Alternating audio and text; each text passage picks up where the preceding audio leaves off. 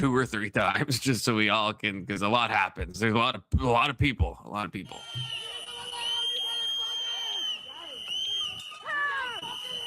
police brutality. They are hitting that observer. They are kicking them in the face. Caleb. What the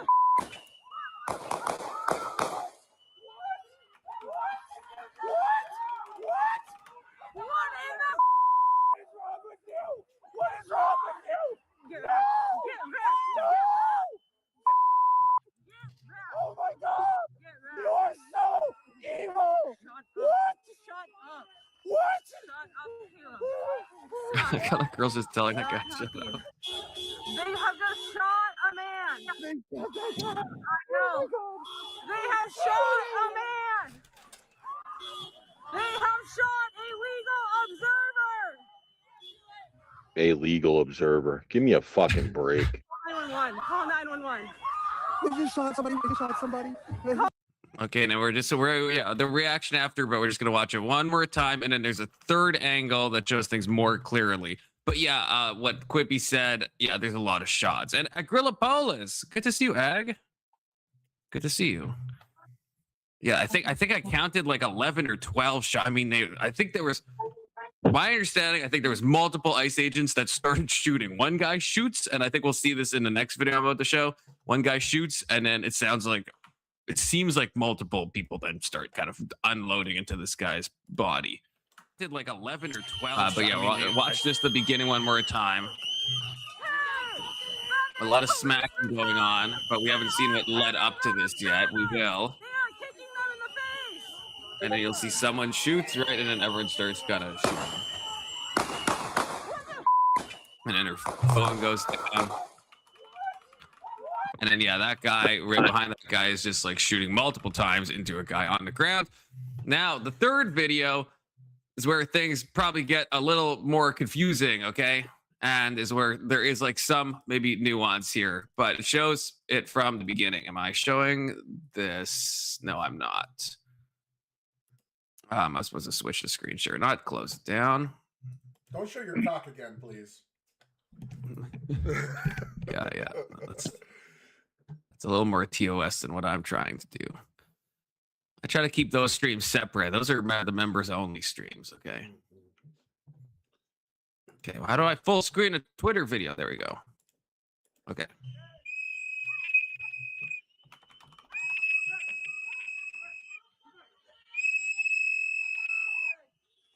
Okay, so we're just gonna start. So, right, ICE agent pushes lady into snowbank. Okay, then this guy with the beanie, then he touches the ICE agent. And that's what starts this whole thing off. Okay, he gets pepper sprayed, right?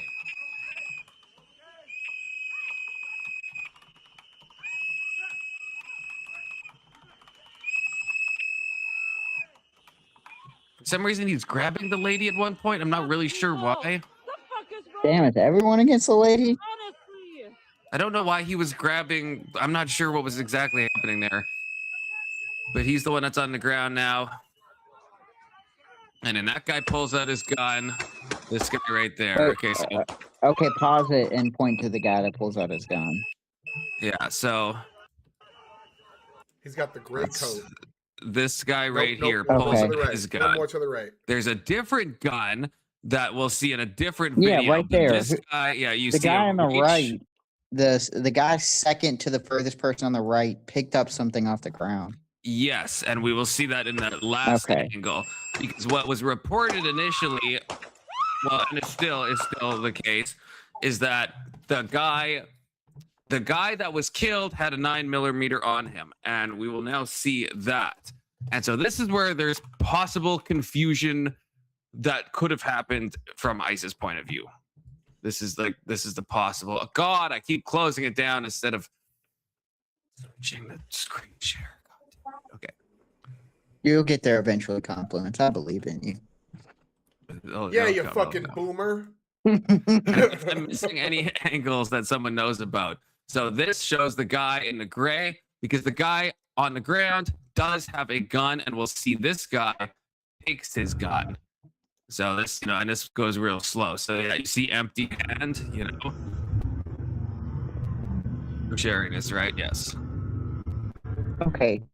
Right, he lifts over, hand is still empty, reaches down during all this chicanery. And then someone probably screams gun. He's taking the gun out of its holster. The dude in the gray jacket is. That's what I'm not exactly sure of. We'll go back and watch him when he grabs his leg, and then he reaches with his other hand to grab something from his waist. Okay, yeah, we will go back, but now he has the gun. You can definitely see it, especially through the window, right? So this guy took the gun away, but now I guess is at the end of the. Yeah, I think this is basically the end. I don't know why it's. Oh yeah, it's just frozen. So now and then after this, there's another video I don't have up where they're huddled around the guy's corpse, or maybe he might be still alive, and they're yelling like, "Where's the gun? Where's the gun?" So that's the only possible thing that could be confusing, is like there's a chance that maybe they thought that he was that he did have a gun, that he, you know what I mean? Like there's a lot of confusion. I think someone was shouting gun. Maybe there's some accidental thing that happened here.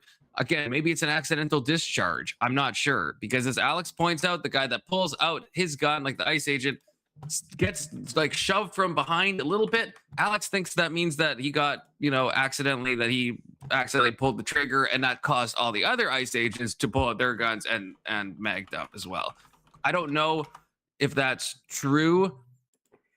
But that guy right there does pick up a gun, correct? Like the guy the guy, and he's taking the gun. We know for sure he's taking the gun from the guy on the ground that's like being detained. But what I don't know, I mean, what Keelan, I guess, is saying that he sees, I don't know if I see this.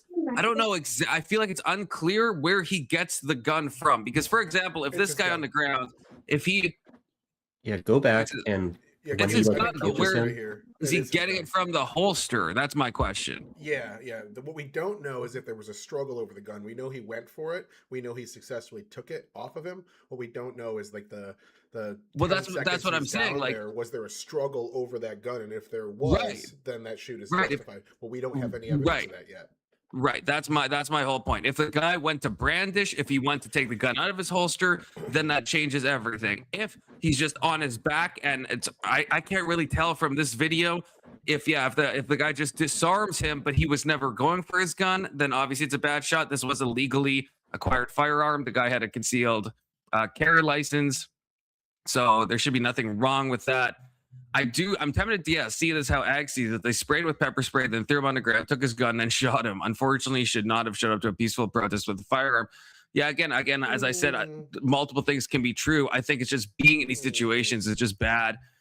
But it's also crazy, yeah, and I actually agree with this to Johnson. Well, he wasn't unarmed, though. I mean, he was armed with a 9mm, but the question is, did he pull it out or not? Because you could be armed, obviously. This is America, okay? But...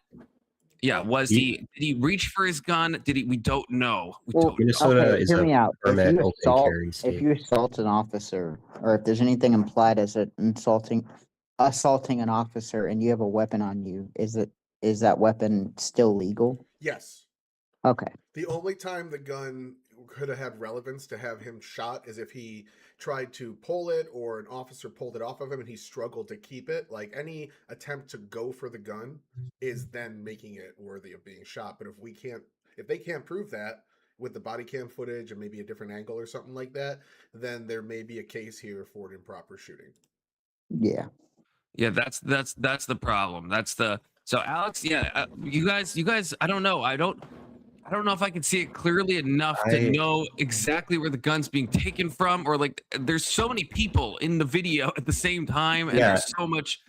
It's unclear to me if he could have possibly been if you go back, you can like see where his arms are, kind of. You can kind of like, I don't know if we can clearly see that he almost looks like he's grabbing his leg at one point with one arm and reaching somewhere else with the other. I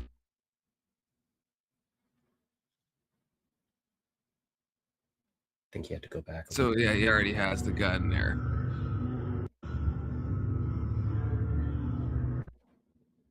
See, I can't see like what the guy on the ground's arms are doing. Like, I have no idea. It looks like he picks it up from his knees.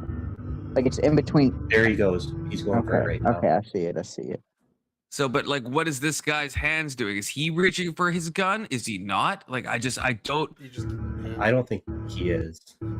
Like, he's trying to keep his head from hitting the ground, probably. That's probably true.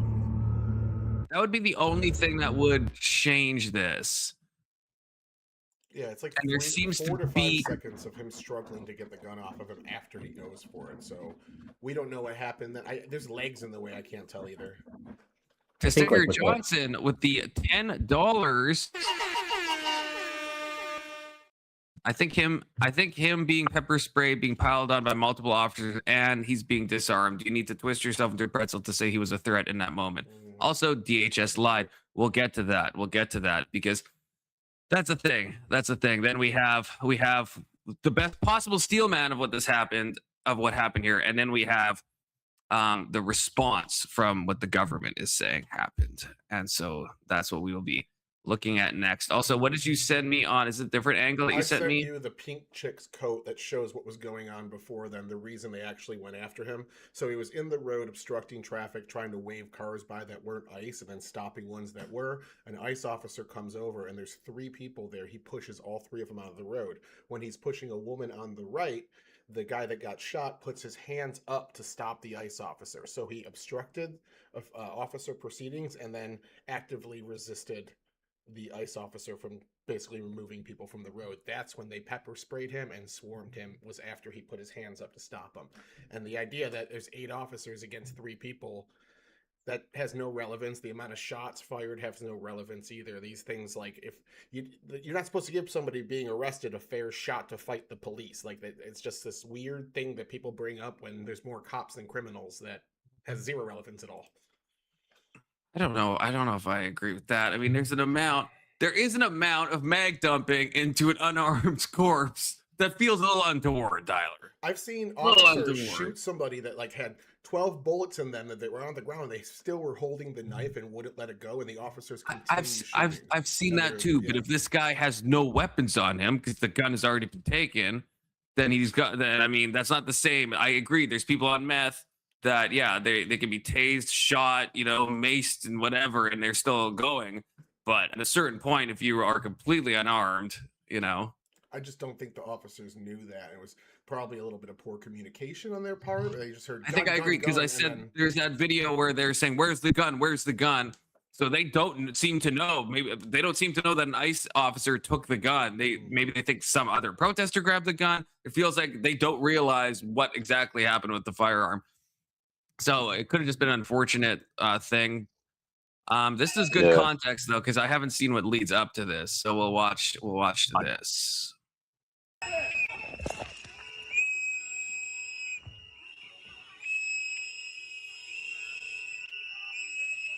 Okay, so Tyler, do you know where this, which one of these is him? Do we see him yet? We saw him. He's on the left of the camera right now, just to the side. Right there. That's him. His hand. That's him right there. This guy? Yep. With that? Okay.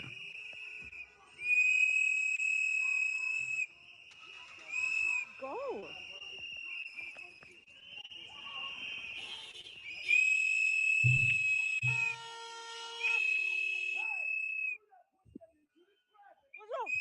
What the fuck is wrong with you?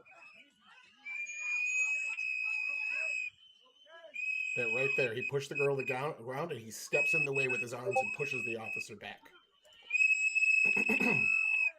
Why is he grabbing the girl? That's what I get. That's what I'm so confused on. Because it seems like he's trying to defend her, because he seems to get... Does he have his arm around her right now? I can't even tell. No, that's different. Okay, so... Right, like he seems to get involved when she gets pushed, but then at a certain point, and then he's like grabbing onto her. And I'm not sure what's happening there. It looks like he's like dragging her. The fuck, people? The fuck is wrong with you? Honestly.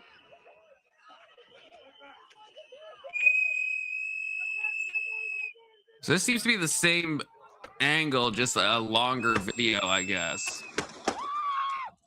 I counted 6 seconds that guy was down there struggling to get the gun off of him, and that could have just been his holster.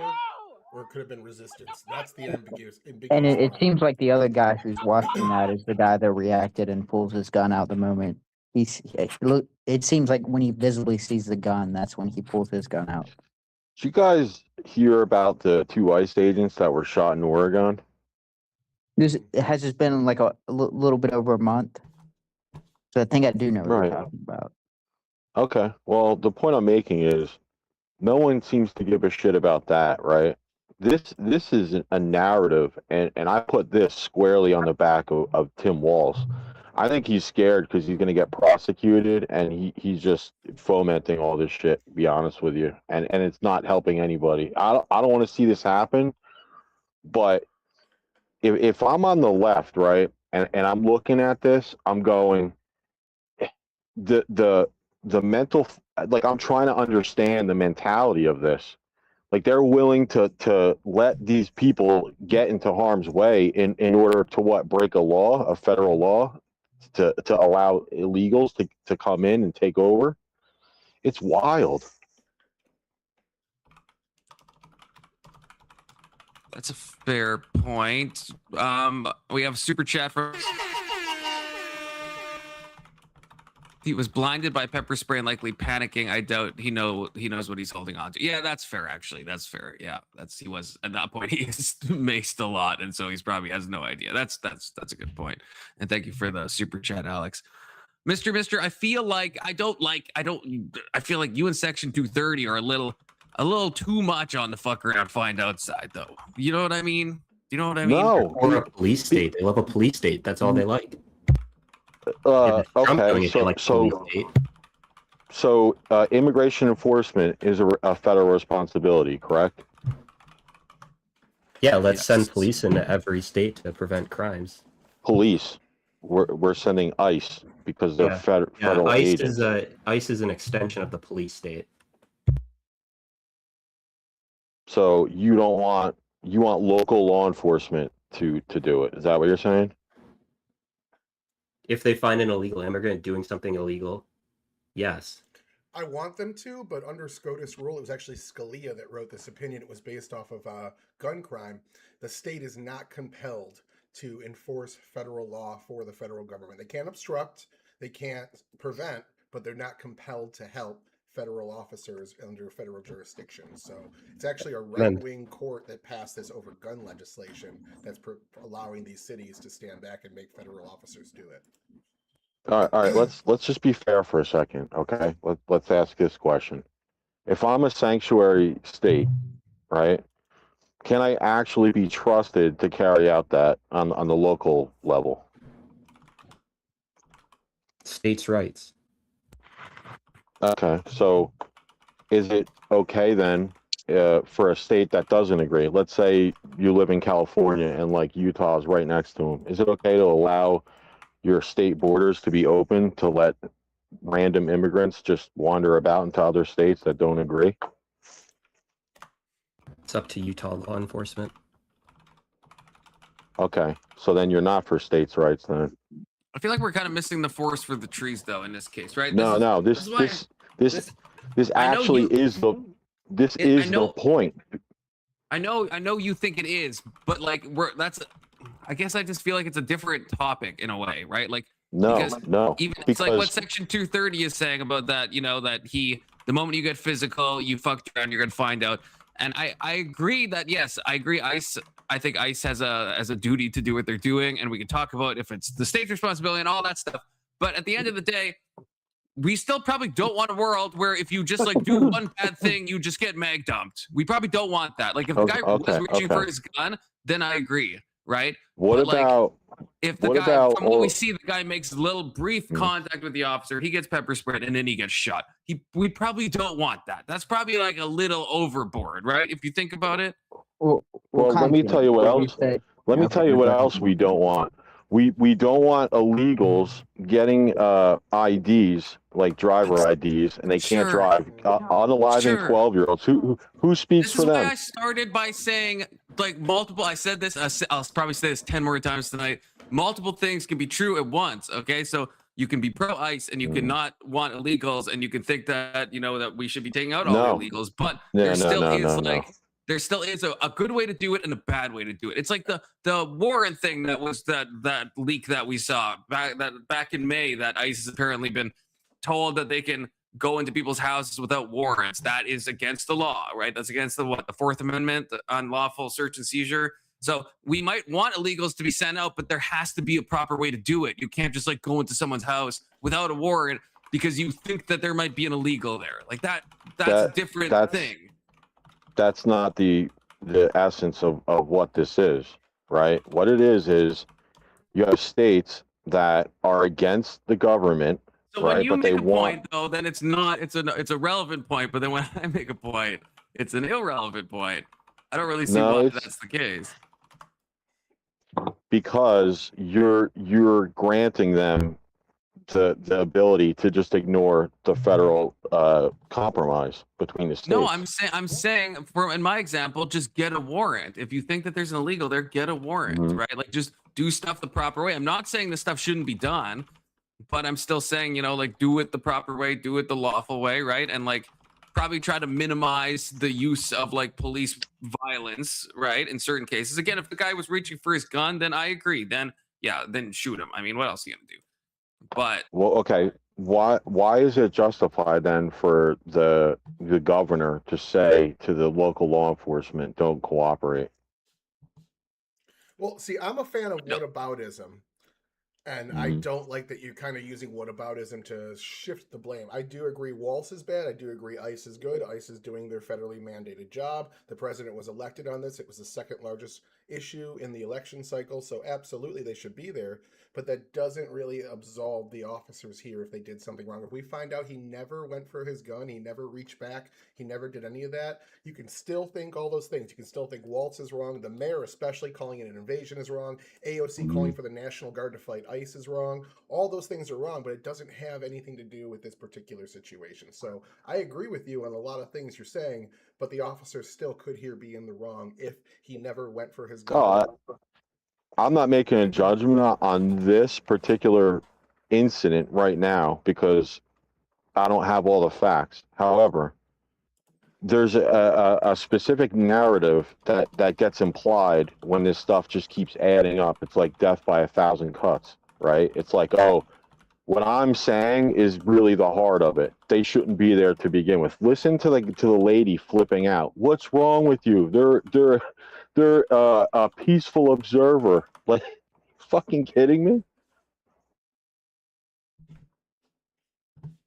Tyler is saying it's not an accidental. What's the word when you accidentally discharge a firearm? What's it called then? No, I get that, but peaceful observers. No, I'm asking Tyler. Tyler said in this circumstance, we don't know what it is, but accidental discharge was used to explain this. And accidental discharge, my brother is telling me, means if your gun malfunctions or you accidentally pull the trigger without intending to. There has to be. That's what I mean. That's what I mean by accidental discharge. They clearly pulled the trigger with intention, though, because they fired. I don't know. The guy. Well, no. The theory is the guy gets pushed. So this is what Alex was saying to me, and if Alex was here, he would say it, but he gave me permission to steal his theory. That the guy gets pushed, he shoots, and then all the other ICE agents hear a shot, then they pull out their guns and shoot. So definitely the other 12 shots or whatever are intentional. The question is the first one an accidental discharge? Well, that last clip, it seemed to somewhat give us an answer. Like the view where you're seeing the guy pull the gun, and you can then see him, I guess, what you would define mag dumping into the person. But he gets jostled by a different ICE agent, I guess, is the that's what makes that possible. He does pull his gun.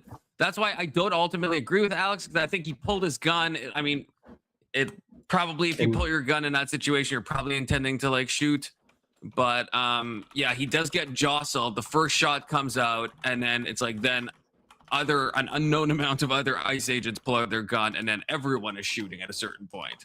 It's not one guy mag dumping. It's like a lot of people shooting, but I don't know how many. I think like the way the shots come out tells us that it couldn't have, like, it doesn't seem like it was on purpose, because the first shot happens and then there's a hesitation and then the rest of the shots happen. Right. That's what makes me think that that's at least possible, that at least the other one, whether the first guy was accidental or not, it seems like everyone else took their cue from that guy. And Yeah. maybe they just heard gunfire and maybe they panicked. I don't know. Not sure. Okay, Not full well- terrorist sending me something. Is this a different angle? The What last is this, point I'm going to make. Voltaire? I just want to make one point and then I'll jump down. The agree or disagree. The guy should never have been in that position to begin with. I agree with you. I agree. Again, this is what I said at the beginning. Like, Okay, all there of you these go. people should just go home. They just go home. Just don't be on the street. No, don't keep blocking you don't have to traffic. go just home, go home. But you can't you're, stay you're, here. You're, Okay, closing you're time. you're physically fighting an ICE agent, right? It's like they don't fathom that there's a risk to all this. You know what I mean?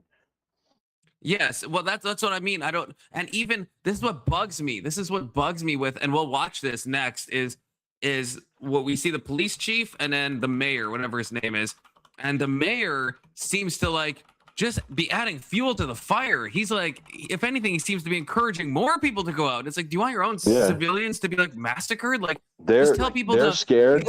Was They're declared by scared. the police to be an unlawful gathering after this happened, because then everyone showed up and they said it's unlawful. You need to go home, right? And then the mayor comes on immediately and he's like, actually, you kind of should like be fighting this stuff. And we'll play it, but it sounds insane to me.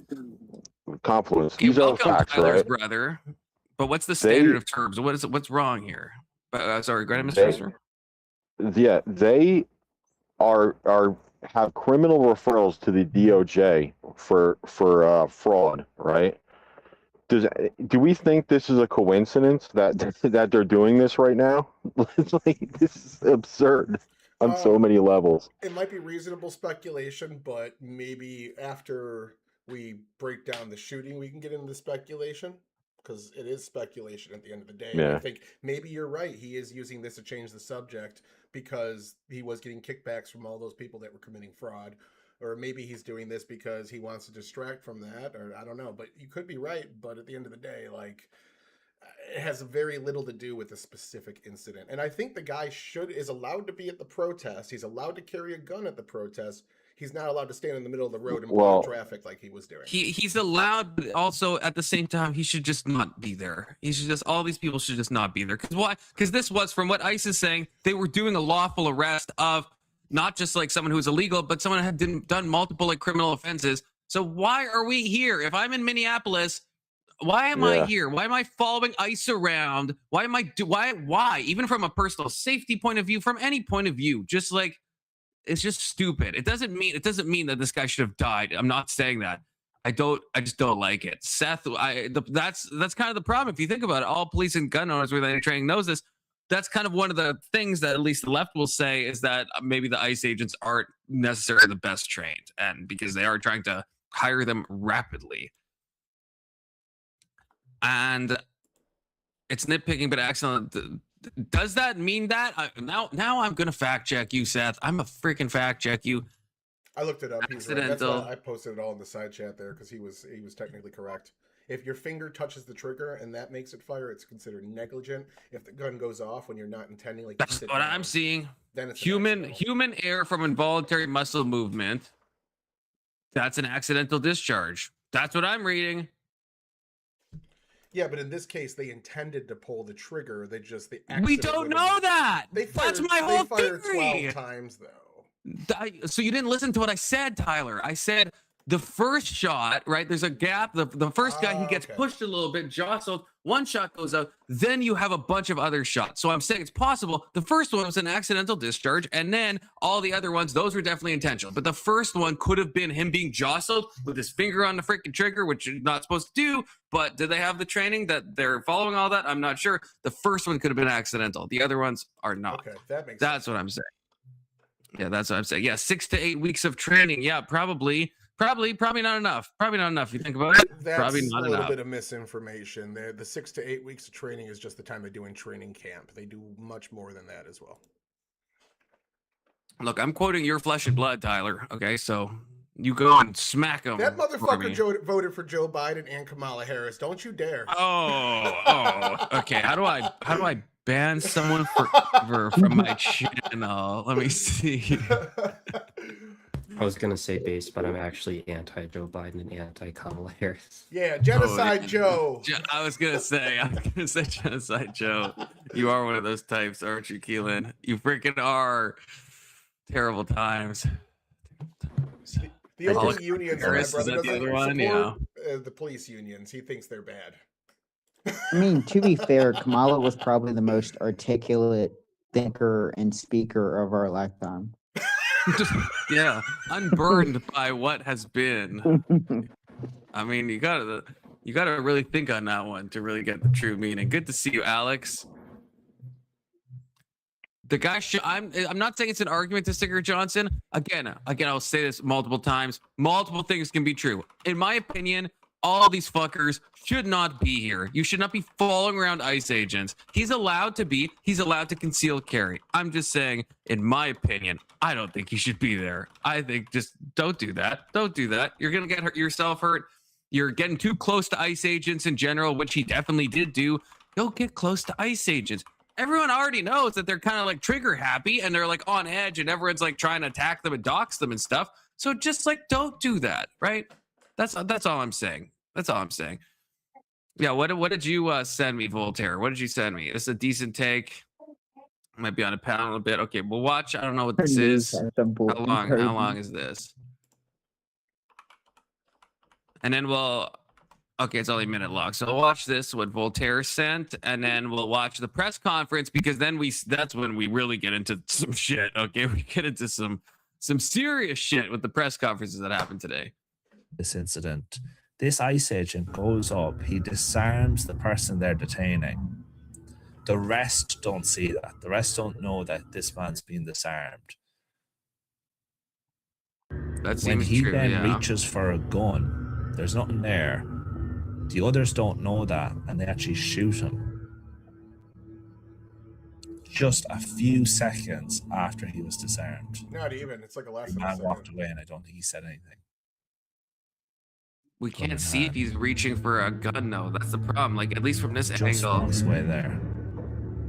And at that very moment, it looks like your man reaches down to grab something. All these people here deserve better. That man should never be in a position where he thinks it's justified or it's the moral thing to do to go out and stand in the way of these ICE agents doing their job. That's because there's a lot of people on the left making it out as if it's the moral thing to do. Obama deported way more people than Trump. Why are we listening to this foreigner? Reason now it's a problem is because you have media organizations, you have politicians in power riling up the public. All these people deserve better. Those ICE agents should be able to do their job. The public shouldn't be manipulated. I hope the IRA gets him. Not How gonna the listen fuck to is an Irishman saying Irishman, yeah. Tell armored me. cars and tanks and guns try to take away our sons.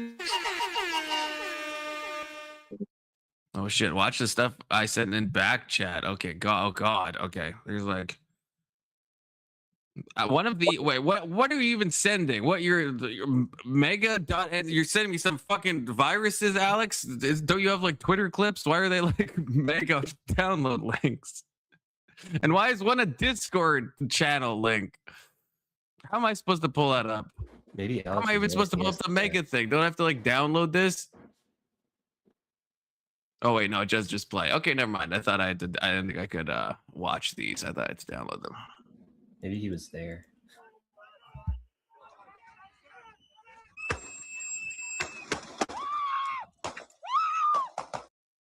Isn't this the one we saw already? No, I've never seen this one. I can't wait to hear Christy Gnome say something fucking stupid. I know. I was searching like for the past few hours to see if either Trump had tweeted something or if she had done a press release. Okay, so this guy.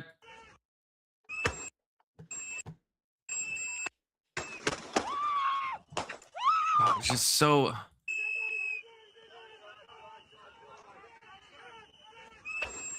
I'm really trying to see if Lil Bro reaches it all, and I just can't tell. There's like always people in the fucking way at every angle. There's always people in the way. Yeah, we can't slow it down, but I don't know if it's gonna. Where's the what is this? There we go. Okay, 0.5.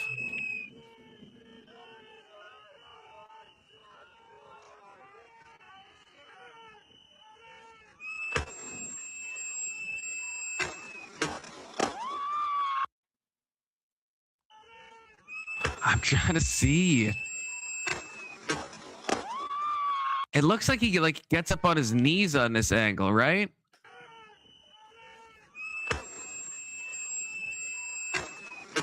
Maybe his right hand, like, is he reaching here as he's falling over? Is he reaching? I don't know. Am I reaching by thinking he's reaching? I'm not sure. Is the T-Rex real? I'm still wondering that. There's so many questions. Okay, there's so many questions. Okay, second Alex video.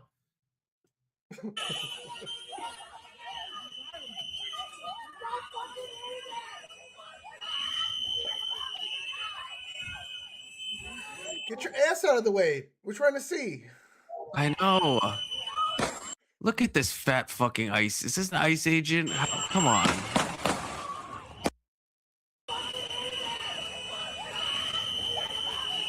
This is just chaos. This is just chaos.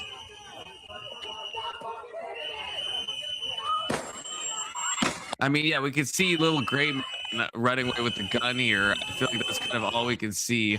Also, something gets tossed. I don't even know what that is. That just got chucked. And then this guy runs off with the gun.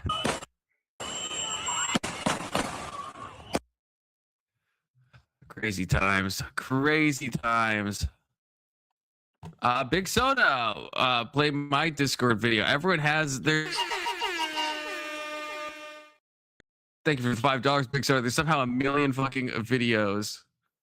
There's so many, but yet none of them. There's just so many people around that none of them show an actual good. Wait, Big Soda, you didn't send me anything on Discord. What you talking about?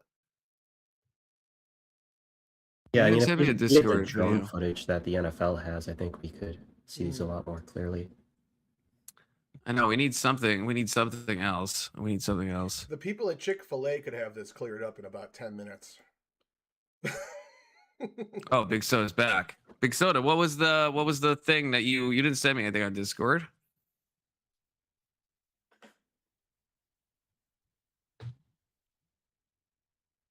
Unless you mean the always sunny in Philadelphia clip from like yesterday. If that's what you mean, I'm not sure if that's like super relevant, but you know, if that's what you mean, hey, $5 is $5. It paints a new perspective on this video, I think. The always sunny one does. Hey, all right, if that's the one you want, that's what you want. How many is shut down for months? Reed Mental Institution was shut down because of statewide cutbacks. Oh, so they just cut all the loonies loose? What? We How can could hear they you, do that? That's insane. I guess it was either that or raise our taxes. What? Raise my taxes? Come on. How much do these vultures need? I already pay a ton in taxes. Well, then I guess they're gonna have to shut down more of these places. What? Shut down more of these? We gotta have somewhere to send our lunatics. Well, then we're going to have to pay more in taxes. What? I'm not paying more in taxes, Dee. I won't do it. Don't speak of it again. Hang on, what is going on here? Your Discord is broken, I think, by the way. But my point with that second video was, do you see that yellow guy get shoved forward right as the gun discharges? You mean Asian? I see him. I see him get. I would say jostled. I would say he moved like a full foot forward with his the most upper I'll body. give you is a jostling.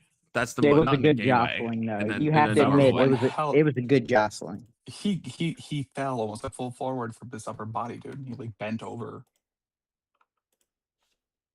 I'm gonna freaking. Which this is the second link, yeah. So put it to 0.5 to slow it down. I sent you a new link that's already zoomed in and slowed down. You can see his arm go behind his back, but there's no audio, so you don't know when the first shot was fired.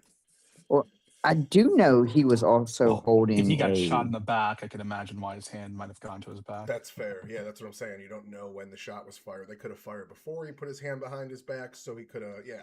And then, if you notice, no, just without watching the video, it says he is reaching for his gun. Case closed. Agent justified. So I feel like that's enough for me. Agent justified. Oh, yeah. Yeah, ignore that part. But if you do watch it about halfway through the video, you can start. That means we didn't even have to watch the video. Does he reach for his back before or after that guy? Because you can see, you'll be able to see his hands on the right side of the dude's legs in a second. And he doesn't pick him up for a bit, but he does. That guy pulls his gun right away. His hand isn't at his waistband yet. When Gray Jacket guy turns around and takes one step, the first shot's fired. And then he reaches. So yeah, it was after. It's like he just got shot in the back. Yeah, well, of course, yeah, this was supposed to shoot him, right?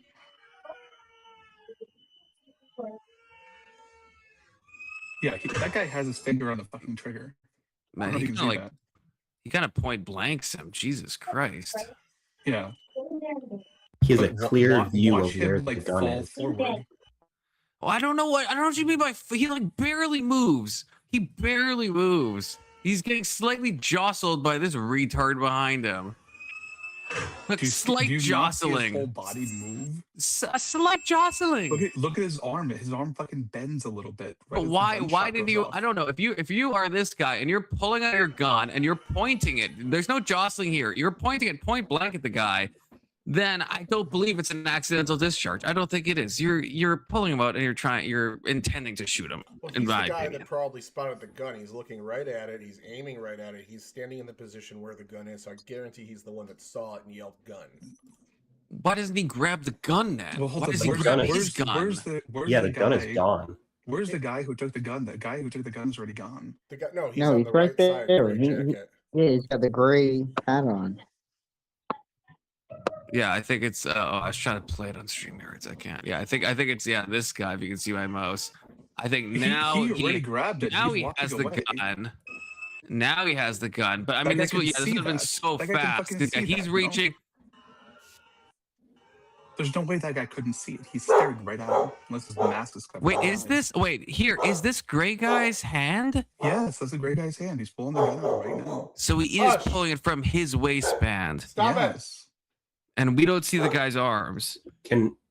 So is this conclusive? Is this conclusive? It's slowed way the fuck down. So like if we put it in full speed, that's all within like 1 second. So I don't think you could say human reaction is enough to keep up with. Well, no, maybe not human, but this is enough to say that it looks to me, unless I'm crazy, that like gray guy is pulling it from his waistband, and dead guy who's not dead yet, but will be shortly, is not reaching for it from what we can see at this angle. Yeah. Can we watch more of the video after? How does the dude who shoots react after the shooting? Well, so he shoots once and then he pauses. And then I don't know if we can exactly tell who fires what. I mean, this was the video we already would have watched. Well, play because we can see his gun. You mean, wait, keep playing the video I just played or the other video? This one. Yeah, he pulled it again. I don't think we're able to tell if he continuously shoots, though. I don't know. He pulled the trigger twice. But just there. He's the one who pulled the trigger right there. You can see the It's so fuzzy. Yeah. You see his arm jerk back a little bit. The slide comes right back up. Yeah, I'm trying to look at. Yeah, that's the slide. It does appear the slide. Okay. Am I crazy? Is this? Yes, they're right there. There's a shot. The slide comes up. No. Okay, no. I see what you're saying, but this thing. Can you see my mouse? Yeah. Is that the freaking round flying off? Probably the casing. Yeah, the casing. Is that the case? Because then that would be from his gun. Because watch, all of a sudden, boom, and then the casing moves. Is that the casing? No, what else would it be? No. What that is the Egyptian planes over the top that are recording. Yeah, the casing pops out the right side normally. I think Candace said something about that. The Egyptian planes. So he did shoot again. So that makes me think his first one then wasn't accidental. This is the same guy that shot originally, right? Yeah, this is the same guy. Candace Owens resist police with a gun? Yeah, so Alex, do you agree? Probably not accidental. It seems like this is the guy who shoots. Based on that alone, it looks like he absolutely shot him on purpose. And now he's just shooting into his back. Yep. I mean, the guy's clearly not a fucking threat. I don't like that. Not a fan. Did you see the little skip he made when he shot too? He almost like he's jumping over him like a kid.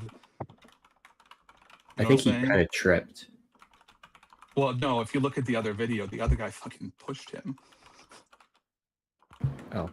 Yeah, well, this is what I kept saying with the Renee Good stuff. So of like, can you show how can you people show the act second after video? is telling, in my opinion. Can you show the second video and just slow it down in that spot? What do you mean by second video? The second video. The second link I sent you. The second. Wait, wasn't that the? Do we just look at that? Oh wait, no, that was Tyler's video. You never slowed it down, but look how much he like moves when that guy touches his back. So, wait, no, I have to freaking share it. I was freaking close it. God damn it. Yeah, this is brutal footage. Yeah, this is untoward. The guy was basically just executed. It does seem like that. I think there's still some ambiguity there. I think we need to see when he starts moving his arm back and not when he finishes too. Because if they see you just move but that guy, the guy in the yellow watched his friend pull the gun out from his waistband. I think there's a little bit of speculation. There is probably some obstruction of his vision and whatnot. We don't know where he was looking. We don't know what. The mask may have been difficult to. Section 230, get out of here! Get out of here, Section 230. Not actually get out of here, but just like metaphorically, get out of here. Easy times do create weak men. That's true. Ivor, good to see you. One question, I guess, is if the government wants to fix the situation, what could they do? Unhire every ICE agent, hire them back one by one with better vetting, or also the mayor of Minneapolis cannot keep telling people that they should like keep fighting. He should tell them to stop fighting and stop being too late. They're not going to listen. Because we're gonna. I know, but he's not. He's doing the opposite. We will move into this. Mark my words. We'll move into his retardedly gay. They're not even out there because of Tim Walz. Which is they're terrible. not even out there because of him. They don't give a shit about Tim Walz at this point. Right now, they're fucking. I'm talking about the mayor. I'm talking about the mayor. I'm not talking about. I don't think they care. They're not even out there because of the mayor. Sorry, they're not out there because of any politician.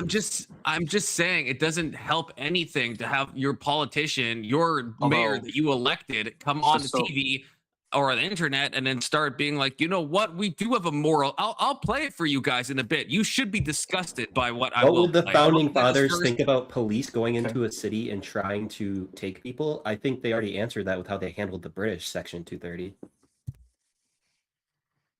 I don't know about that. Especially once we start talking about founding fathers like Andrew Jackson. Yeah, I don't know. That's a silly question. Section 230. If we told the founding fathers that the federal government was sending federal agents into a city and they were shooting people who were citizens who were sitting around, I'm pretty sure if you they simplify would lose it down to mind. that, The states were that weak and unwilling to fight back against the federal government because they were worried most about the federal government. If you told the founding fathers that the federal government was as it is today, they would have a heart attack. It's way larger than we ever wanted it to be. Yeah, they call us Great Britain. That's what they would call us. They'd be like, "You're just like the English were in our time." Yeah, I think there's a lot of one of those stuff about the issues they founding would fathers disagree that, with. yeah, they would not be. I don't know if that's conclusive. There were two groups of people, the Federalists and the Anti-Federalists, and the Federalists had to make a lot of concessions with all I the never saw powers that guy get violent. I'm sorry. They wanted You're to gonna give a have to lot show of me powers to the federal government. The federal government never got because the Anti-Federalists also had a say. So there were definitely conflicting views on how the government should be run, and the Federalists had to make a lot of concessions. He held his arm up. He stepped in front of the ICE agent to protect a woman that just got shoved for some fucking reason. Yeah, I kind of understand why he's doing that. He did not touch the agent. He did not actually touch the agent. Well, I think this view right here. If you go back, I think he did touch the agent. I cut out that part, but if you go back further on this view, he absolutely did not touch the agent. I saw him touch the agent. I saw him with my own eyes. Yeah. It wasn't like a super. I'm not saying he like strucketh the agent, but he. Hold on. Why are we expecting a random dude to act professionally instead of the people who are there to do a job? We're asking him to act legally, so don't stand in traffic and dictate who gets to go by and who you get to block. And then when a federal agent says to get out of the road, don't stand between him and the person he's removing from the road. So those are two instances of obstruction. The detainment was legal. I don't think he was detained, was he? That's what. No. I mean, the initial between the response moment was. when he was on the ground and then being pepper sprayed and shot, I guess there was a brief moment where he was detained, but it was kind of like a detain until we can unalive you, if you think about it. But okay, why we don't have to watch this slow down? Yeah, just for the what's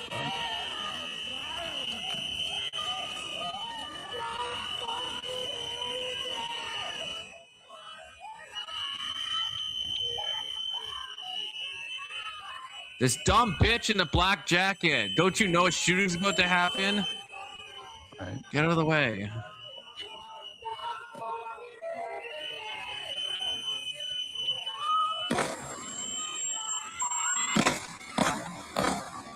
It's so stupid because these are like just basic Minnesotans, and they're all like that.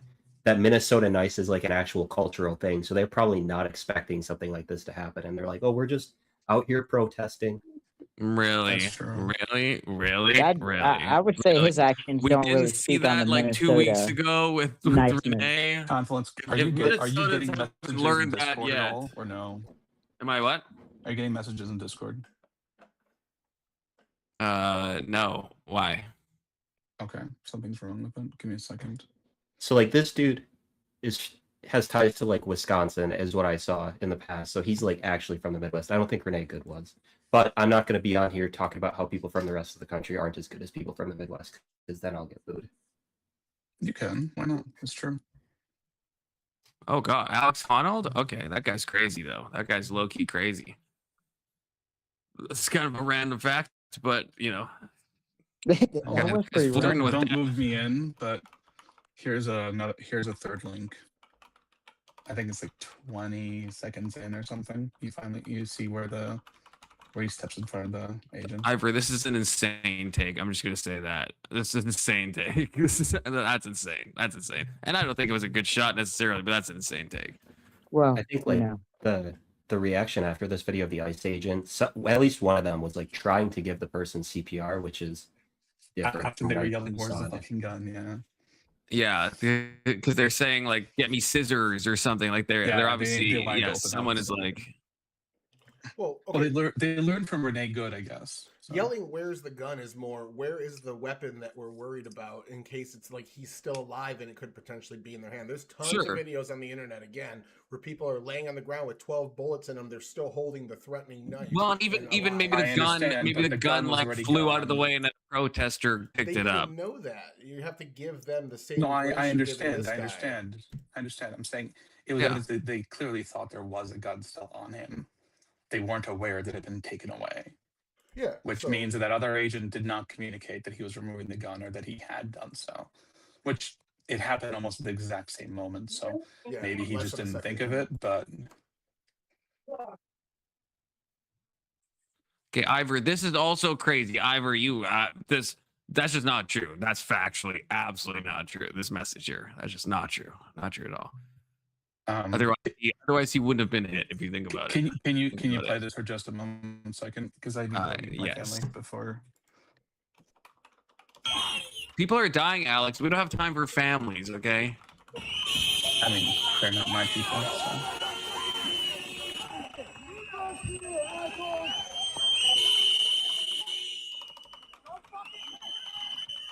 The guy's trying to help her. He didn't touch him. He did, but he wasn't like trying to push him. I don't think he pushed him at all. Slow it down for a second here. He puts his arm in. He puts the near him, kind of. He's definitely touching him. He's definitely touching him. Did he actually touch his back? Like watch his right hand. here. Yeah, he's definitely makes contact with him. Now it's very little, and then he gets shoved. Yeah, and then he puts up his hand. At this point, and he gets like quadruple maced for some reason, because that's necessary apparently. And they shove him down again.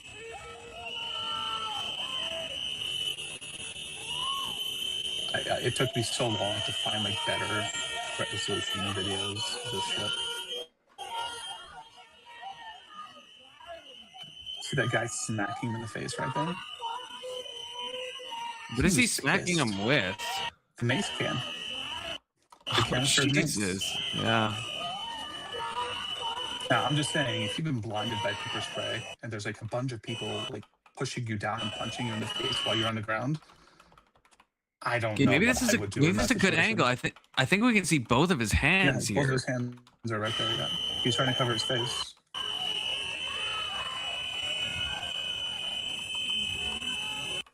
Where are his hands now? I mean, he's probably not This reaching. fat ass just keeps walking in front. I know. God damn it! Isn't there some weight requirements to join ice? Seems like only one person is expecting gunfire here. Everyone else is just walking around like there's not going to be anything happening. It seems likely, especially based on the amount of mace that he was faced with. He probably that was. agent went above and beyond. He was super fucking pissed.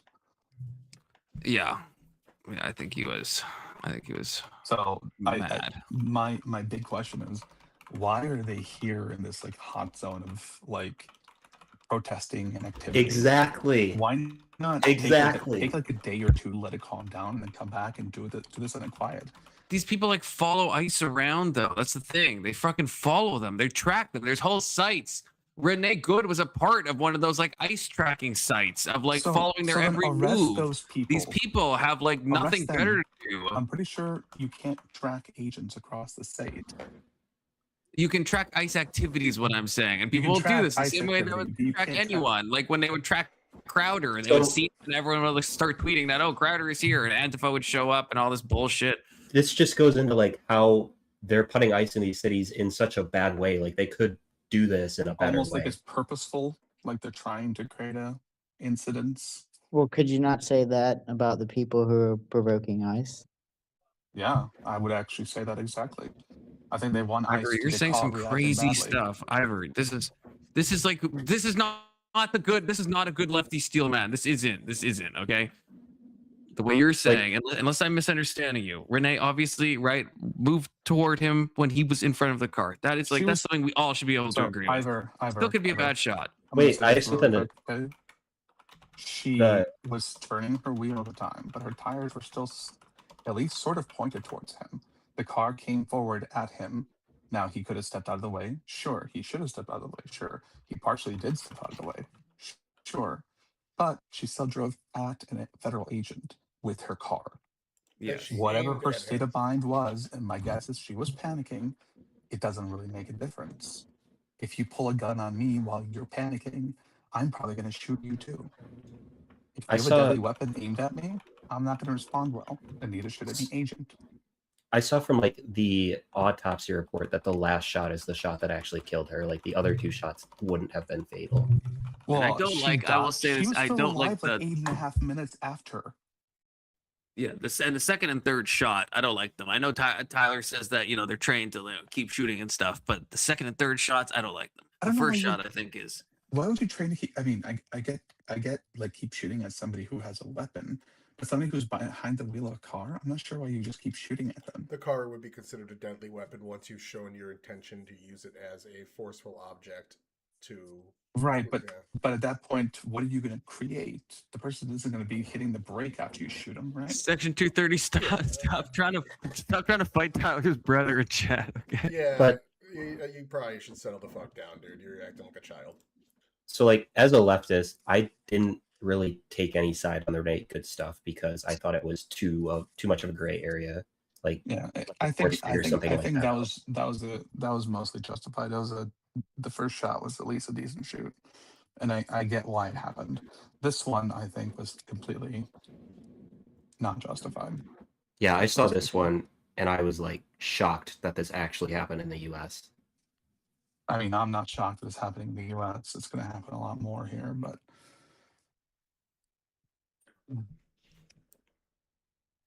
as ICE does this, and as protesters keep antagonizing them, trying to get a reaction out of them, these protesters are going to find out more and more that they're on the end of a gun.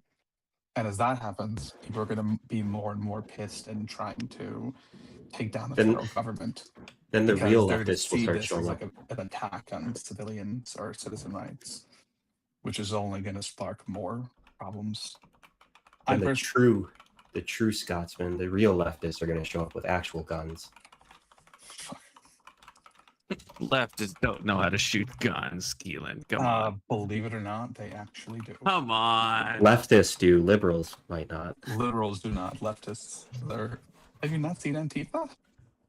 Yeah, the worst, like, piss poor militia ever. Yeah, they weren't a militia. They were just a bunch of random fucking people calling themselves Antifa. Oh, no, wait, don't. Now you're the lefties. No, I'm not. Antifa's decentralized, so it doesn't count as a quasi-militia. I didn't say it doesn't count as a quasi-militia. I said it's not a militia because there is no group of people that actually call themselves Antifa. Anyone There can do is a it. group of people. There is a group of people. That is a left-wing talking point. There is a group of people that absolutely call themselves Antifa. Who? What are you talking about? Name them. What are you talking about? Well, it's probably like the situation with Anonymous, where Anonymous isn't really a group. At least it didn't start as one, but then people kind of created a group out of it. Anonymous is like an idea. Well, I mean, to be fair, there's Anonymous is actual not- groups with meetups with Antifa versus That's what I mean. There's Anonymous like who hide Facebook it. groups of Antifa. groups? Yeah, Yes! we Yes! can find names of groups and local chapters. There's still local chapters. Facebook groups of Well, shit, take them Antifa all with out. I different. don't give a shit. Yeah, well, that's why If Trump that's the designated case, them a take 'em out. domestic terror group, which isn't actually the thing you can designate somebody as, which is the problem. Why it doesn't really I mean, you mean probably need to anything. wait till they commit terrorism too. You can. There's no even list for domestic terror groups in Canada. There is, for example, so we've designated the Proud Boys as one, which is And to crazy. be fair, terrorists America, is it's a all low foreign threshold, just things. political violence. So I mean, there's a lot of things you can name inside that umbrella.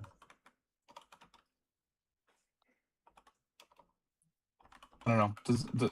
I guess I just like to ask: does anyone think this guy should have been shot, No. I don't think so. or did it No. seem like ICE escalated needlessly here in a way? Yeah, I think it was. Yeah, I think this is a bad. Oh, It's Unlike probably, it's probably the best is that example of Anderson? Yelp argument I've a seen. good shot, but this is a bad shot. I would say. I refuse to donate until There is- Anson does exercises. Oh my god, Boo. I was tricked. I've Fucking been boo. tricked. I got to go eat. Bye. Hanson, where did you go? He's Where running- did you go he's with running your from Hanson. sit-ups? Yeah, Anson's hiding from me because he refused to do his exercises, and I paid donos for those. I demand Anson get on this panel right now and exercise. What did happen to you? You said I'm setting up my exercise stuff. I'll be right back, and then you just fucking dipped. Yeah, I went to sleep. Did you have you had no intention of doing 20? You negotiated with me to go down to 20 sit-ups, and Yeah, then that you was- weren't planning on doing them. That's what made it hilarious. I really enjoyed that. Thank you, Confluence. I I thought you mean, I just laid enjoyed the down and fell donuts, so asleep. I guess it's mutual. It's not, I just don't want Kate to be mad at me because that's not my fault. There's a zero refund policy, okay? Yeah, I don't know. I don't know about refunds. That's not very Blue Jay coded right there. Blue Jays don't refund. Exactly. And we do support the nation of the Blue Jays. It was promised to them a long time ago, okay? Thousands of years. Yeah. Okay, so now next on the docket, okay, we've seen all this stuff. A little bit, this isn't necessarily needed, okay? But you know what? We're going to do it anyway. We're just going to hear just a little bit about who this man was who died. I was thinking when Vivino says that Alex, the victim's name now is Alex Preddy. He's 37 years old. He's an ICU nurse. He says he approached them with a handgun, but we'll go back and we'll try to figure out. In the video we don't see that. We don't see that. We don't see him and that he wanted to do maximum damage. We never see him like approaching the several agents, at least five. Because that's what that description puts in right, your head. Right, and you're having Absolutely. to hear someone approached, and With you, a 9mm semi-automatic weapon, yes. and you think an educated Mhm. ICU nurse, And this who, is unless he was really intent, and we don't know his intent on Crazy, ICU is only one letter off of ice. They're so close to being the same, but they're just not, worlds apart. It's crazy how much difference one letter can make. Really makes you what's think. ridiculous is that you have all these Minnesotans in Minnesota, it's like -15 while this is all happening. They're all out there protesting ICE. Isn't that just hilarious and a funny way? Thank you. I mean, I feel like that's the Minnesota way. I mean, us Canadians would be doing the same thing, you know? No, but like they're protesting ICE in the cold. Oh, I see what you're saying. ICE. I get it. Yes, yes. Well, I've seen all the signs that they have, which they think is cute and stuff, I guess, where it's like, Minnesota's not afraid of a little ice. It's like, okay, settle down. Settle down, Minnesotans.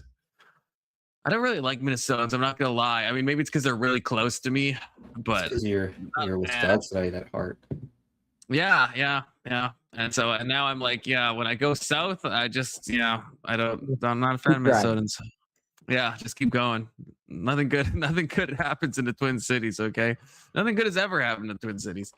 So now this is where we get into the chicanery of it all. Okay, then this is the video we should watch probably before the one we just watched, because this is where the Border Patrol guy, whatever his fucking name is, Bovino, very cow-coded name, says that the guy had like the most malicious of intents, and so we saw all the videos, and now listen to this absolute cuckoldry. Okay, all for being here today. I'm Gregory Bovino, and I have the privilege and honor of leading United States Border Patrol and Customs and Border Protection here in Minneapolis. Some of those brave men and women of Border Patrol and Department of Homeland Security law enforcement join me here today to show support for all federal law enforcement who have been under constant attack in Minneapolis for weeks now. This morning was no different. At 9:05 a.m. Central Standard Time, as DHS law enforcement officers were conducting a targeted operation in Minneapolis against an illegal alien, Jose Huerta Chuma. You can see this illegal alien on the screen to my left and right. That is Jose Huerta Chuma, whose criminal history includes domestic assault to intentionally inflict bodily harm, disorderly conduct, and driving without a valid license. During this operation, an individual approached U.S. Border Patrol agents with a 9mm semi-automatic handgun. The agents... First of all, is that what we saw in the video? Did he approach him? I mean, he happened to have a handgun on him, and he was legal out to conceal carry. Saying he approached him with a handgun sounds like it was kind of maybe drawn or brandished. Confluence, quit parsing it. This guy's a retard leftist who got what was coming to him. I don't understand why you're whining about it, Confluence. I'm just trying to be honest. The Border Patrol guy is being honest. You don't like to hear what he's saying. The guy had a weapon and he approached. He should have minded his own fucking business. Okay, well then just keep listening if you think he's still being. If you're 10 toes down, then hey, let's keep playing the video. But he violently resisted. Violent resistance. Fearing for his life and the lives and safety of fellow officers, a Border Patrol agent fired defensive shots. Medics on the scene immediately delivered medical aid to the subject, but the subject was pronounced dead at the scene. The suspect also had 2 loaded magazines and no accessible ID. This looks like a situation where an individual wanted to do maximum damage and massacre law enforcement. That's in your thoughts. Well, my thoughts. Look, that looks like a situation. That looks like a situation where he wanted to do maximum damage to law enforcement. He was not. That's what it looks exactly like. What it is. Look. Border Patrol. Really? No, Border Patrol is showing courageous restraint by not doing this with all of the protests. It's kind of not really an answer, though, if you think about it. It is an answer. Look, it's an answer. It's not an answer. It's an excellent answer. Look. These people that are defying law enforcement are getting what are coming to them, and it needs to happen more. That's a different statement. Do you notice how you're pivoting, though? Right? I'm not pivoting. I'm saying everything this guy is saying is true. Did he approach? That's not what he said. He said he approached. That the guy approached with the maximum lethality to take out law enforcement. Yeah, he was. That's he just was not armed. true. He was armed, and yeah, that's exactly it. Yeah.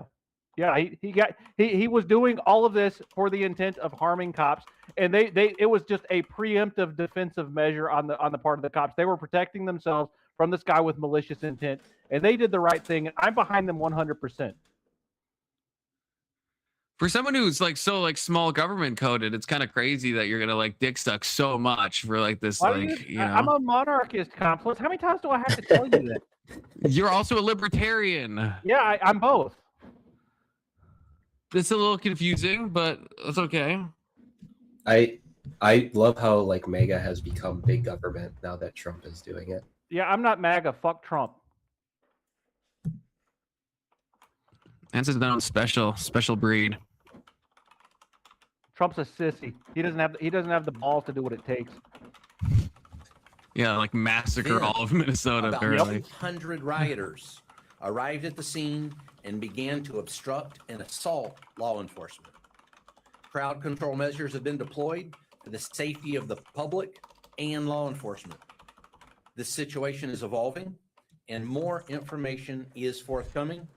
The officer was highly trained and had been serving as a Border Patrol agent for 8 years. The officer has extensive training as a range safety officer and less lethal officer. As mentioned, this is only the latest attack on law enforcement.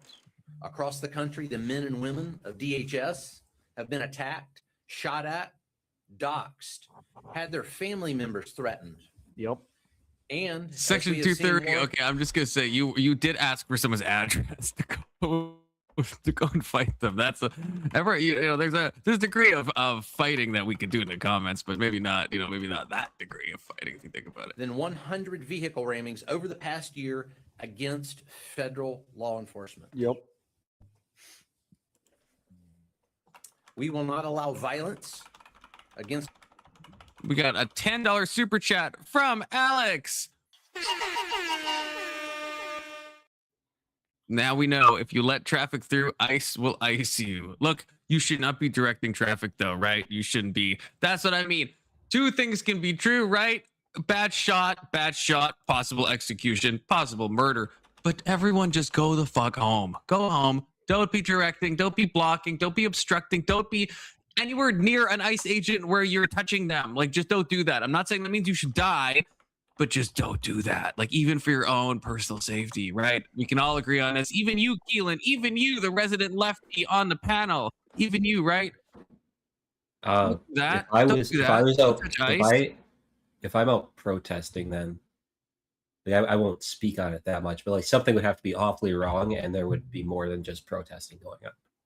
Look, I don't understand why all these lefties are whining about the Border Patrol and them acting like a bunch of fascists, right? I mean, the leftists for generations have been supporting the welfare warfare state and supporting the like liberals, not leftists. Yeah, you people are all the same. Shut up. So y'all have all been supporting all these wars overseas. Basically our government treats these other people the same exact way, and all these people that are whining about the government being turned inward on them, they're like, oh, I didn't know that the government was mean. Like, what the fuck is wrong with you? This is what they do all over the globe. Like, what's the big fucking deal? This is nothing new. Like, as a leftist, I'm against what they do all. Like, I've spoken on it multiple times on this, so I don't think I have to say it, but I'm against the police state internally and externally. Okay. It's very lefty coded of you, Keelan. I'm glad you're holding on to the stereotypes. I appreciate it. He's the also first one. Consistency. I'm also a gay Mexican. Yeah, you're the first one that the commies will purge when they take over, too. Congratulations. You're the feckless one. I'm not actually a gay Mexican, but like it's kind of like a gay. You don't sound like a gay Mexican, so I thought that was a joke. Reasonable suspicion of what? The only reasonable suspicion was that the witness has useful evidence that the police wanted. I'm saying there's two standards. I think Tyler can correct me if I'm wrong, right? If you can enter someone's house, if you think there's like an active emergency going on, then yes, you can enter. Otherwise, you need a warrant. So that the standard, you could say the warrant's but you still need one. And that's the problem with the ICE memo. If we trust that it's an actual leaked for real memo, which it seems to be, is that they're being told to enter without a warrant, which is illegal. Yeah, if there's reasonable suspicion. It's reasonable, articulable suspicion that a crime is happening. Now, a lot of these states have legally documented illegal immigrants, which means they are registered with the state. Minnesota has multiple cities that allow illegal immigrants to vote in local elections. So the state will allow them to register and get an ID and get a driver's license so they know the residency of the illegal aliens. So if you tell your government, look, hey, my government, I have an illegal alien in my house, that tells the government that you're breaking federal law. That is reasonable, articulable suspicion that a crime is going on in that house, and you do not need a warrant to go in there. That's just what it is. Yeah, that's it. I mean, if you're openly breaking a crime and flaunting it, and you're saying, I don't know why the police just walked into my house. They didn't have a warrant, even though I was openly committing a crime. Like, that's fucking stupid. Like, I agree with Tyler. I never agree with Tyler. But I guess on issues of fascism, you know, we would agree. So I'm very pro-authority, and everyone should be, because authority and a government is what's required for a civilized state to run. Yeah. And all these people, like, there's someone in chat saying bootlickers, but as soon as you bring up January 6th, they're like, no, that protest that turned into violence was bad. Those people should go to jail. But when it's left-wingers, they shouldn't, and you're a bootlicker. It's just double standards across the board. Yep. I'm not even gonna say about being against authority. It's a long you'd have to have on a different time. Yeah. Keelan, you're definitely on the Yeah, but I believe everything that Greg is saying right now. He's obviously articulating facts, and he's not being emotional, and I appreciate his straightforwardness. You are so funny, Anson. Well, that's the thing, Alex. I think the memo is secret because I think it's a violation of the Fourth Amendment, and so that's why it's something that was kind of, not exactly in the manual. It's not exactly by the books, but sometimes you have to be a bit of an offbeat cop, and kind of like go your own way and vibe it out. I think that's the idea. Yeah. You got to break a few eggs, to make that. I mean, omelet. The states are basically declaring war on the federal government by openly flaunting the security of our borders, right? So, I mean, I would have no problem with the U.S. military going in there and taking over Minnesota and arresting the governor and trying. This isn't how warrants work. Sorry to interrupt you. It's so crazy because if the federal government took over Minnesota, all of the things that are good about, like, Minnesota's the best in so many statistics, those would all fall because the federal government take over. Yeah, well, same thing happened when they took over my country, right? They came into Alabama and basically ransacked it and ruined it, right? So it's y'all's turn. I don't, Alex, or actually maybe the panel, did anyone disagree? Like, it has to be the standards of entering someone's house without a warrant. It can't just be you think there's like some degree of, it has to be like an imminent, like, there's some, I don't know, I'd have to look up the exact standard. Probable it can't just be like you crime think being committed. There's other things too, like personal safety in that, but that's out of the context of what we're talking about. Yeah, RAS needs to be established. And when you admit to your government you're committing a federal felony, if you don't go after it, that's absolutely fine. That's what the states are saying. I'm not going to go after you for federal crimes because the Supreme Court told me, Scalia's opinion, we shouldn't have to. But if the federal government sees you're on this list of people admitting to committing federal crimes, felonies, they can enter your home because you're admitting that you're breaking the fucking law. That's RAS.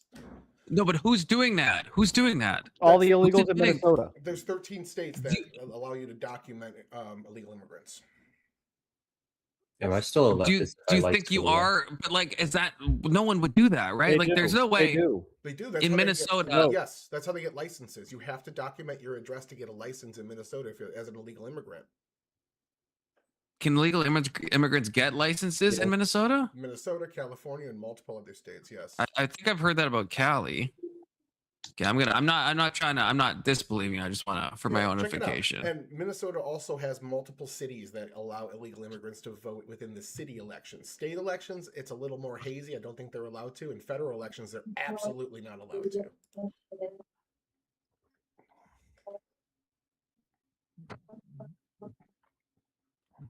Because I guess that would be, I guess there's two questions here.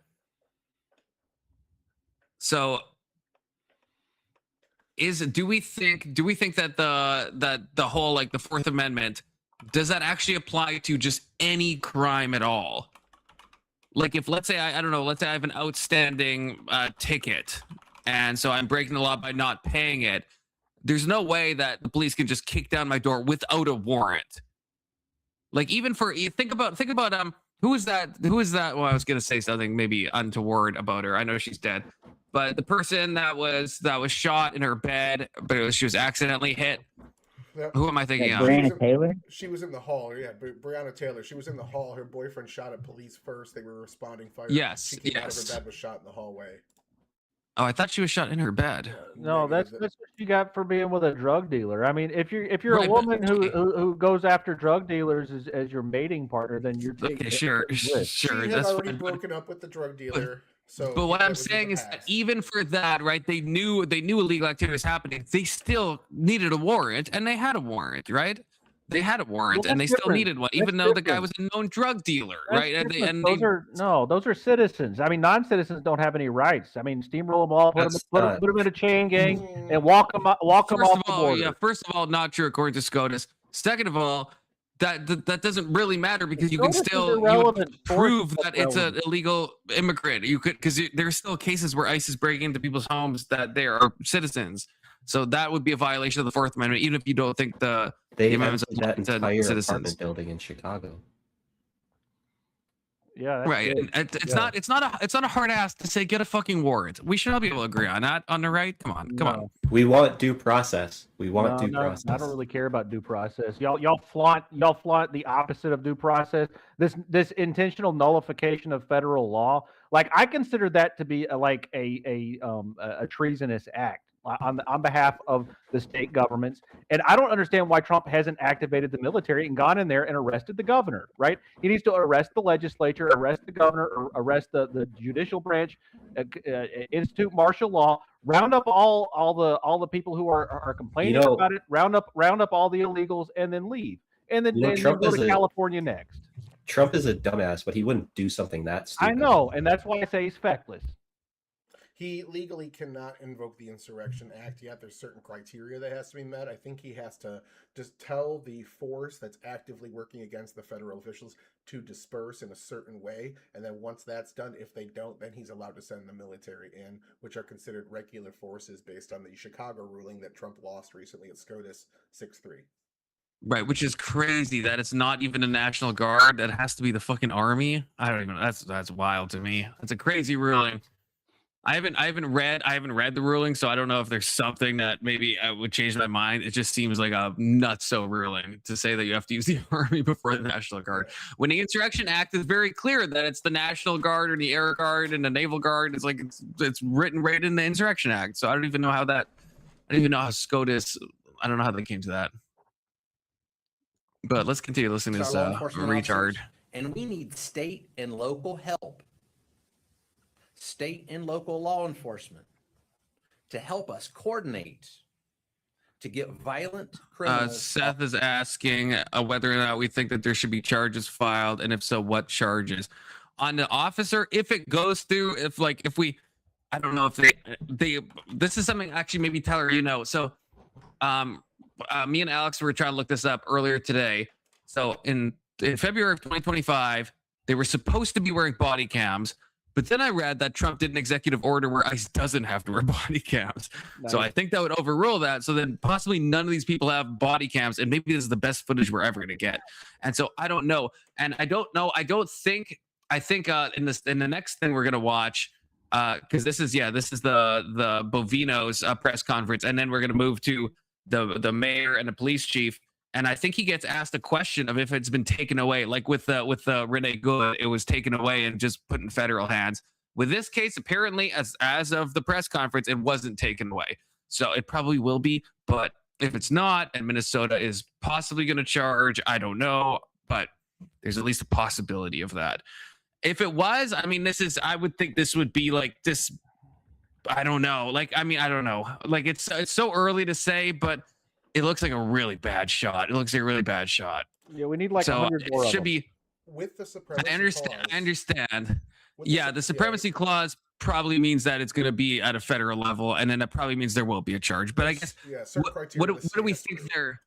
Yeah, what do we think the charge ought to be, though? I guess is the question. Alex, with another 10. Honestly, with how quick it all happened, I don't think being reasonable to the officers, which the court will be, it's going to be reasonable to both sides. Being reasonable with the officers, the compressed amount of time this actually happens at full speed, and the lack of communication because of the chaos that was being invoked and blah blah blah. I could see no charges resulting even in a perfect world from this. But what do you think? I guess, and also, Alex, what do you mean with this message? Do you mean that like ICE can break the law to punish it because we don't like it, or do you mean that we can break the law by punishing the ICE officer even if he's going to get off? Like, which side are you on here? Pause on what? Oh, you say? Did I say something? Did I say something gay? Yeah. Yeah, usually, yeah. What did I say? If the He ice doesn't off, even realize it. Yeah, it just comes out. It comes out of my mouth. the ice off. Then Or out the end. Sometimes it comes in his mouth too. Oh my I god! beat you to it, Tyler. I beat you. I preempted it.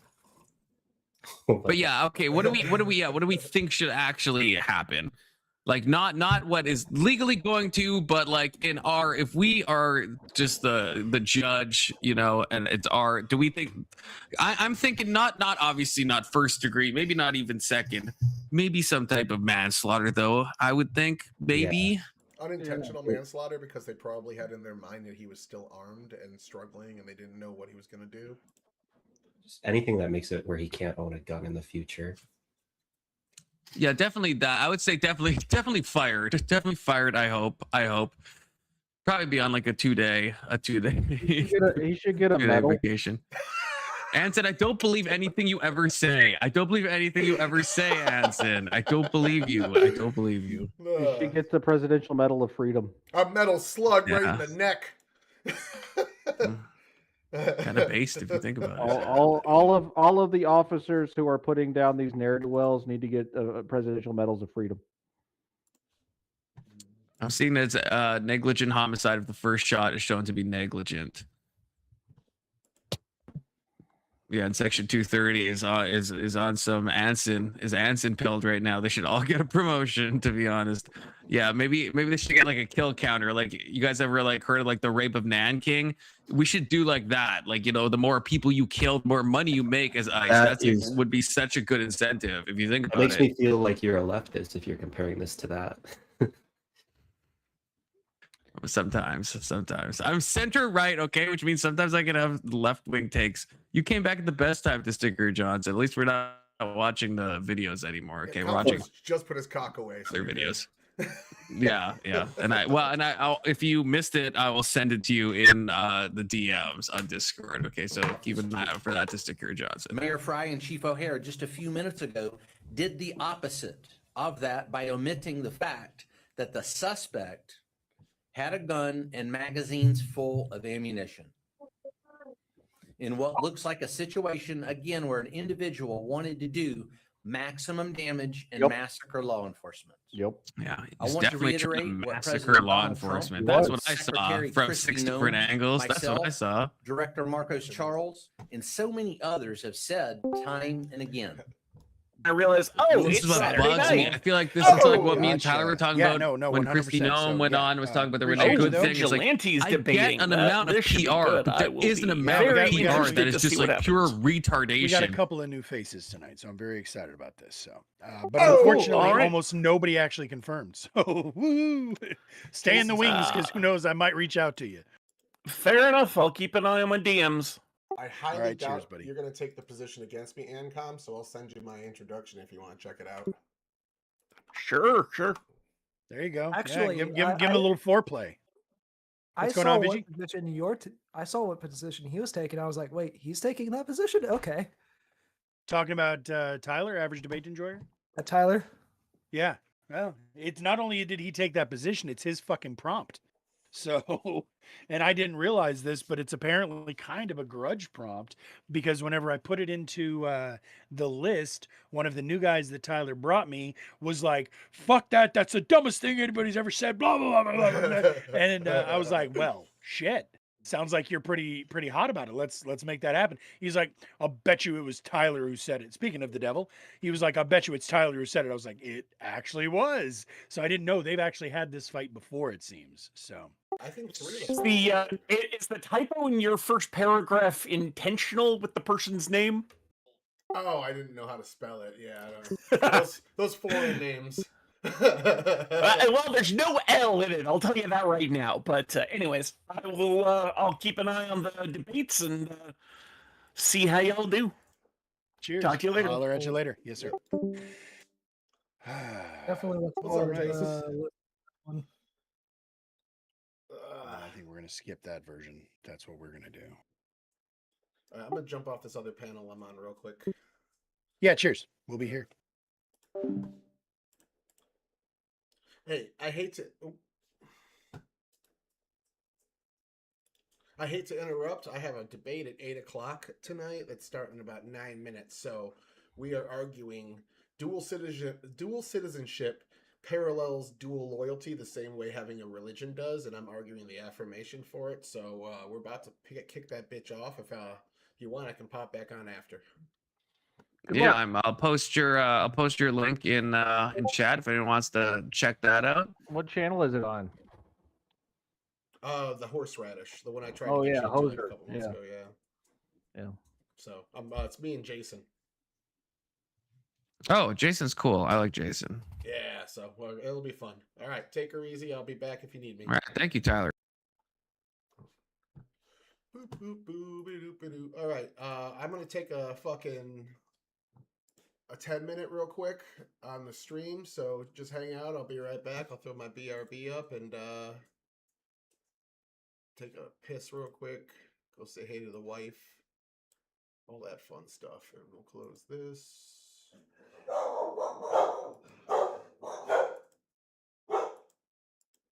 Oh, shut the fuck up, dogs.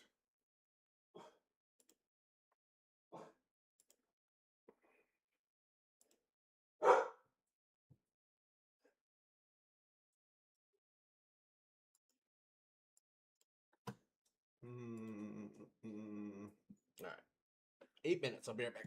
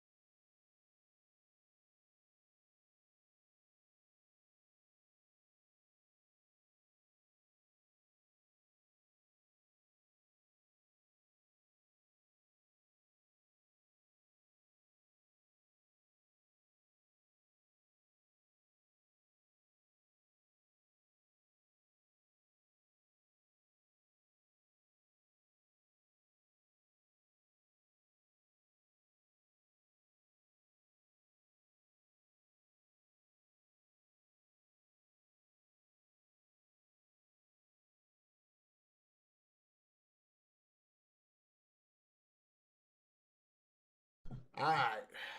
My fucking dog pulled me over on ice in the middle of fucking walking. Asshole. How long? I'll go 'Cause last. no, honestly. you didn't. Yeah, if all I have to do is change the order, I will. I had the order this way for a reason, but you know, I keep having to like herding fucking cats, people. Doing this is like herding cats. Hey, Bam Margera, dog. I was a fan years ago. All right, I can give you 5 minutes. I don't even know what that meant. The dude below Yeah, you, he looks like Bam. Bruh. He looks just like him. We don't all look the same. Stop it. Yeah. Bam Margera. Yeah. Who looks like Bam Margera? Hammer. No. Oh. Doesn't he look just actually, fucking Hammer. like him? He's nowhere near fat enough to be Bam Margera these days. No, but like young, handsome Bam Margera. Yeah, well, back when he was Bam still Margera on skating. cocaine, He's maybe. never but- really handsome, but you know what I'm saying. Yeah, CKY2 Bam Margera, yeah. Yeah. No, I hate to say it, but I actually do kind of see it. Now that you mention it. Jess Margera's a cuck. Sorry, Hammer. Are you a Bam Margera Sorry, fan? I was like not paying it. I was don't know like, who this my is. attention was split. I don't know what was said about me. Oh, just that you look like Bam Margera, a young Bam Margera. Hey, Lethy. Yeah. were you- So were you apparently wiping he's your heard that face? before Does it start all the way up here or? No, I don't know who that is.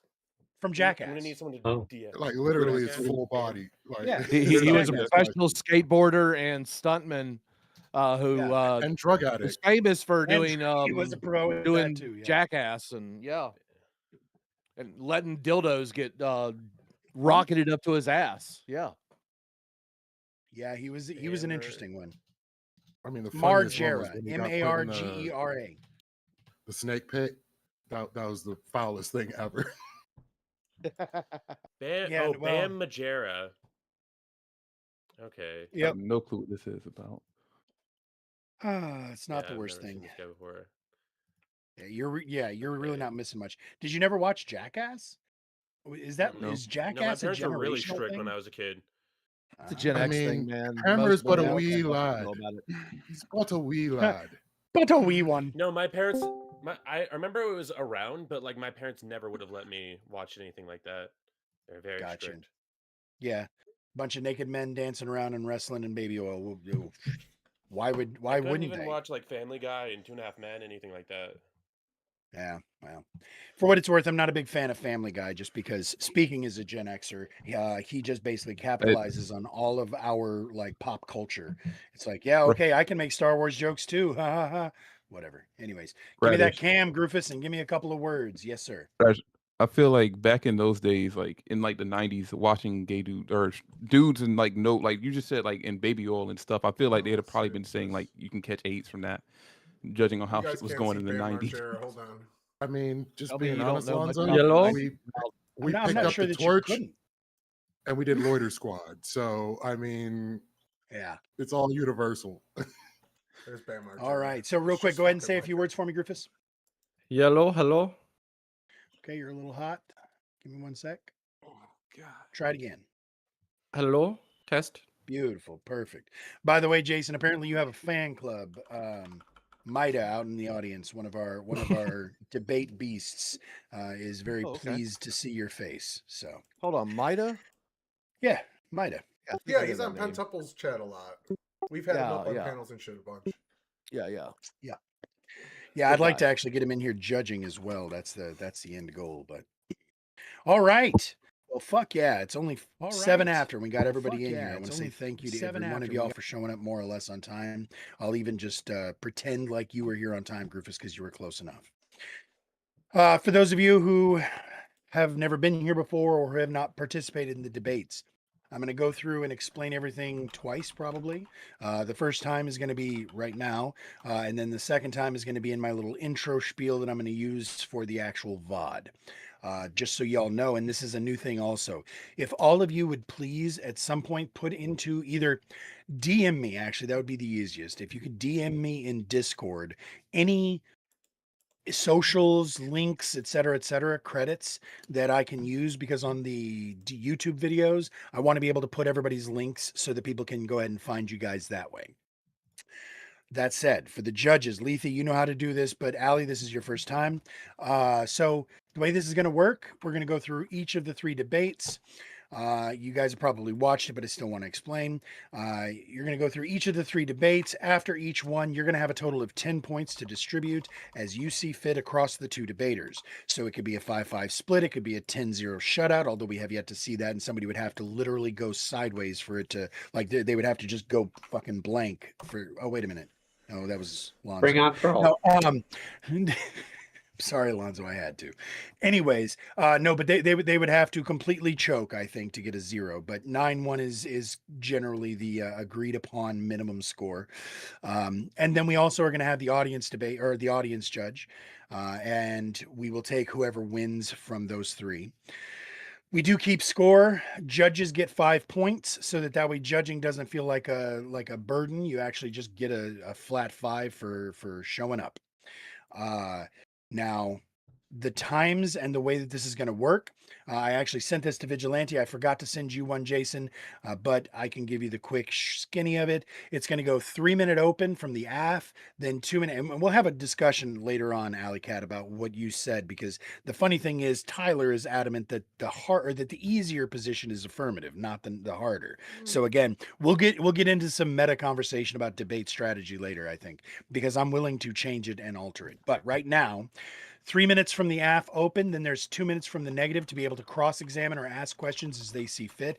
I recommend people use that time to set up their traps or to poke holes in whatever was just said. Then the negative gets 3 minutes to open, and 2 minutes goes to the affirmative to be able to do the same thing, to cross-examine. And the reason that still exists is so that you can have a controlled time. Then we're going to go to a 10 to 15 minute open conversation time between the 2 debaters, where you guys just talk whenever you want to, control it as you see fit, back and forth, et cetera, et cetera. During that time, if the 2 judges have any questions that they think did not get asked or that they need to have clarified, they can DM those to me, so that and I will ask them, not the judges, so that way we don't have a situation where the debaters are debating the judges. I will ask those questions. I will give you a minute on the clock for each of those questions. Once we are done with all of that, then each of the 2 people gets a 3-minute close as well, starting with the affirmative again. Afterwards, we go through the judges. We put the audience's vote in the chat. The 2 judges go through and tell us their thoughts on the subject. Then we refer to the audience, and then we're going to go straight into the next debate. Then, after the actual all 3 debates have been completed, we're going to have an open panel after party where anybody who is either vouched or vetted can jump on in here and say all of the things that they think didn't get said, right? I don't want any bad ideas to get carried on just because they were defended by a shitty debater. So people, we kind of have a more fulsome conversation, a less structured conversation about the 3 topics of the night. And if we're not too drunk by the end of that, sometimes we'll even go on and have more conversations as well. So with that said, I'm going to go ahead and read my little cold opening that is my editing prompt.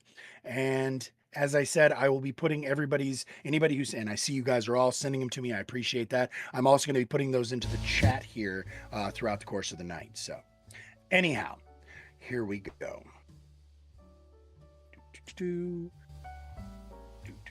And here we go.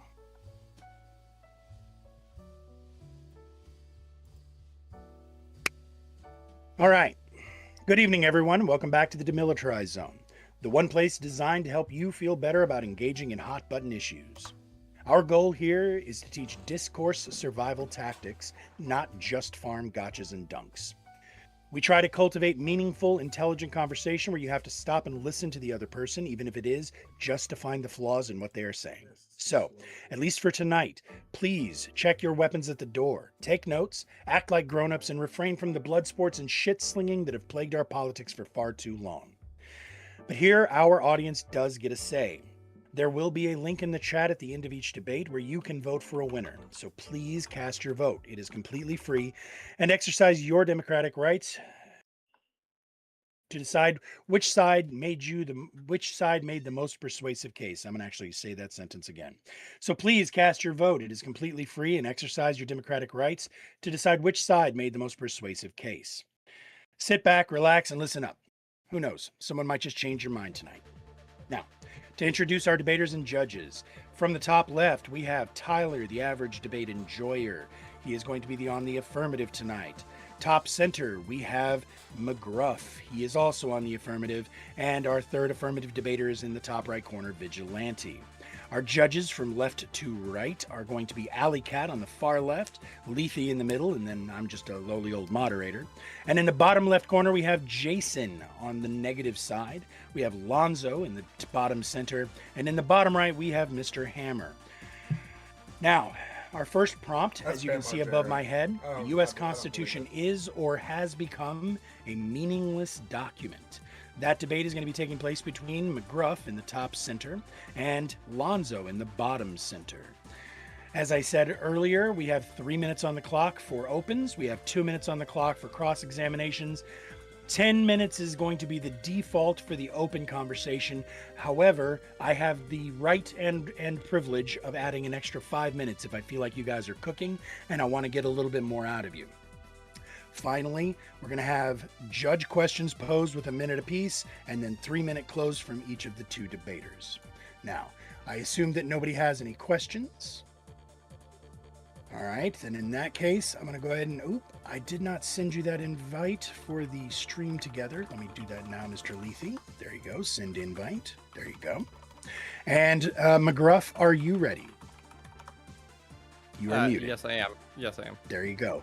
Lonzo, are you ready? I know, right? It's silly. Lonzo is on the argument. Is that a yes nod? And Lonzo's pretty fucking stupid. Cheers. All right. All right. And did you get the request, Lethe? Yes, you did. Very cool. And sharing chat. There we go. All right. So we have 3 minutes on the clock. I'm looking at you, Groofus. McGruff, I'm going to get used to calling you that eventually, I promise. I will start the clock when you start to talk. Lysander Spooner said it best in 1870. But whether the Constitution really be one thing or another, this much is certain, that it has either authorized such a government as we have had, or it is powerless to prevent it. In either case, it is unfit to exist. This single phrase captures the true resolution of this prompt. The U.S. Constitution has become a meaningless document. Recent polls highlight the disconnect. 94% of Americans say the Constitution is important for protecting liberty, yet only 22% trust the federal government most of the time. That massive gap shows symbolic affection for the document as an idea, but not evidence it actually functions as a restraint. People love the symbol, while the reality, unchecked powers, remains unchanged. Mathematician Kurt Gödel discovered a logical loophole in the Constitution. No one quite knows what it actually was because he was consistently paranoid about saying it, but he says that the Constitution could have been legally transformed into a dictatorship through legal steps. If the supreme law permits its own suicide, how is it that as a meaningful restraint? The Commerce Clause, meant only for interstate trade, has been stretched far beyond enumerated powers. Gibbons versus Ogden preempted state laws under a broad commerce reading. McCulloch versus Maryland upheld implied powers for a national bank via necessary and proper. Wickard v. Filburn declared a farmer's homegrown wheat affects interstate commerce, justifying federal limits and private activity. Today, this clause authorizes vast regulations on healthcare, education, and more, rendering enumerated powers meaningless. The Bill of Rights fares no better. Through selective incorporation via the 14th Amendment, the court has applied some protections to states, like free speech in Getlow versus New York, or right to counsel versus Gideon versus Wainwright, but inconsistently. Others remain unincorporated or weakened. Third Amendment is rarely invoked. Second is under regulatory pressures constantly. Selective enforcement means that the Bill of Rights only protects liberties when the court chooses to. Cases like Dred Scott versus Sanford use judicial power to protect slavery or deny citizenship. Slaughterhouse cases in 1873 gutted the 14th Amendment's privileges or immunity clauses limiting federal protections of rights. These show a pattern. The Constitution either authorizes expansions or is powerless to prevent them. Gonna put 2 minutes on the clock now for you, Lonzo. Use it as you need to. I'll start the clock when you start talking. Rufus, does an expansion of the rules, like by extending the rules of what the Constitution is to fit the parameters of what you're doing, constitute the Constitution not working, or does that just mean that you're abusing the limits of it? It would mean it's not working because it's meant to restrict the power of the state, and if the power is growing, then it's not. Then the self-enforcement or the Bill of Rights, or not the Bill of Rights, the checks and balances aren't working. It has failed. Okay, but the issue is if they're trying to work within the parameters of the Constitution, within the rights, because you said that they're extending what these things mean within the Constitution, which means they're working within the parameters of the Constitution to extend what they can do. That is an issue, obviously, but that means that they're still using the parameters that the Constitution sets for their own power. They're just trying to abuse where that goes. Does not mean that the Constitution does not work. It just means that they're trying to find loopholes. That's like saying that regulations on businesses don't work because occasionally a business tries to find a way around them. That's not the same thing. They still are there. They're there for a reason, and they do work. Clearly, they know that they have to follow them and that there is repercussions for not following them. That's why they're trying to find reasons to justify their way of kind of using loopholes within it. Would you disagree with that? The issue, I see where you're going with this. My issue with that statement is what's if you can continuously reinterpret the Constitution, what's the point of the Constitution? If you can say this is constitutional via this interpretation, what's the point of having a constitution if you can constantly reinterpret it? That would be saying that's like comparing that a lawyer who finds different interpretations of the law in order to defend their client, is also, there's no need for a law then because they find their way of bending what it means. It's an absurd statement. And that's time. So I'm going to go ahead and put 3 minutes on the clock now for you, Lonzo. It's your time to open. Start whenever you're ready. Okay. I believe that the Constitution has been expanded and extended. The powers of the government has extended the use and range of what the Constitution actually allows them to do. However, I do not believe that the Constitution is some invalid document that we now completely ignore. If it was, then there would not be any fear or justifications being made by the actual administration to justify their actions within the Constitution. It is not a perfect document that will always hold everything that we consider to be unacceptable accountable. However, the purpose of the document is to make sure that no matter how far somebody tries to stretch it, there is an actual basis that they can then be held accountable to. That means that regardless of what currently is happening with the abuse of it, it has not lost its value until it is no longer a existing threat to the abuse of power currently happening. So whether the perception of it by the general population is that they believe it's an important document, but also that they don't believe the federal government is being held accountable while doing that, I think he said 20% or so believe that the federal government can be trusted to be held accountable or something by it, whatever. Even if that's the case, it's not about what the general public thinks will happen with the federal government. It's what the federal government themselves know that they cannot get away with. That is why when, like, for example, when police officers abuse your rights and they find ways for arresting somebody for resisting arrest, something like that, the absurd things that they might use that are considered completely unconstitutional and not lawful at all, that is an abuse, right? that right there does not mean that the law does not matter, that it is not valuable, because the follow-up to that is that you can then sue them for breaking the law, right? Does it mean that because they were able to do it in the first place, that that law no longer, that it's not a real document anymore, it's of no importance to anybody? Or does it mean that the reason that that law exists, the reason why the Constitution exists and limits their power, is so that in the interim, I guess is the right word, the follow-up to what has happened, you can actually hold them accountable for their actions?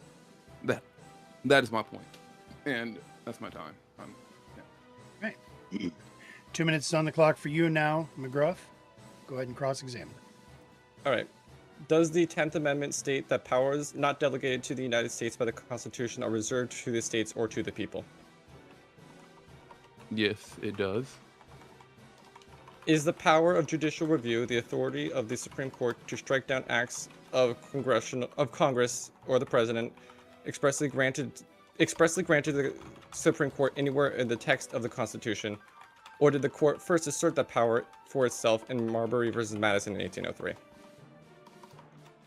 Are you asking me constitutional questions for your... Yes. Yes. So since that case, since 1803, has the Supreme Court ever repudiated or surrendered that self-asserted power of judicial review? Or has it effectively gone unchallenged as a core function of the court for 223 years? I actually don't know, but I'm going to assume that the answer to that is yes, though I would say that... No, it's no, never. actually, yeah. No, because I was going to... No, go ahead. Go ahead, continue. I want to see where this is going. Go ahead. So, in other words, the Constitution has either failed to prevent the Supreme Court from claiming power not delegated to it, or to correct that expansion once it has already happened, allowing federal power to grow unchecked for more than 2 centuries. Is that fair? Okay, but... So what's your point? My point is that the court. My point is that the Constitution the Supreme Court granted itself power. It was not explicitly granted within the Constitution, and would be not allowed after the 10th Amendment was passed. So you're saying that the Supreme Court is in defiance of the Constitution, and that itself makes the Constitution an invalid document. That's your argument. It's and an it's argument, been for yes. and the Constitution has been an invalid document for 2 centuries. That's your argument here. Yes. Okay. I mean, your time's up. So Oh, yep. Sorry. I go ahead, and 10 minutes is on the clock. Y'all just keep talking. I feel like history completely refutes that statement, but I don't understand. So, in the past 2 centuries, this is wait. When was the what was the year? 1803. This first 1803. Okay, so since 1803, the Constitution. See, I would think that you would argue this from maybe in a more recent time, maybe since the 1950s, since the president has declared war numerous times without congressional approval. That would be sure. the I defiance of the have a bunch of Constitution. cases. But my confusion here is that your addressing of this is the Supreme Court's overreaching power for the 10th Amendment. I mean, this is something that, if anything, at this point, if it is that big of a difference to it, because our Constitution, let's be honest here, has only really been, in my opinion, of any real importance since 1865, since it was already denying the rights that was supposedly in the Bill of Rights to a large chunk of the population. So, I mean, from 1865 to the current day and age, I think that's the time that I'd really consider the Constitution to be what it... No, actually not even then, even later than that. But my point being is that if that hadn't changed and they have not ratified the Constitution to give the Supreme Court that power since then, and they have had that, then there's likely something here that because I don't know the Constitution entirely, that is probably there that grants them that power in the first place. Now, you could argue it's implied within the Constitution, the power of judicial review, but it is never explicitly enumerated within the Constitution. And after the passing of the 10th Amendment, so it would be about 12 years between the passing of the 10th Amendment and that SCOTUS case. There would, if that case has happened before 10th Amendment was passed, I could see the argument where the implied powers would work. But because it was passed after the 10th Amendment and the enumerated powers have to be explicitly enumerated to the federal government.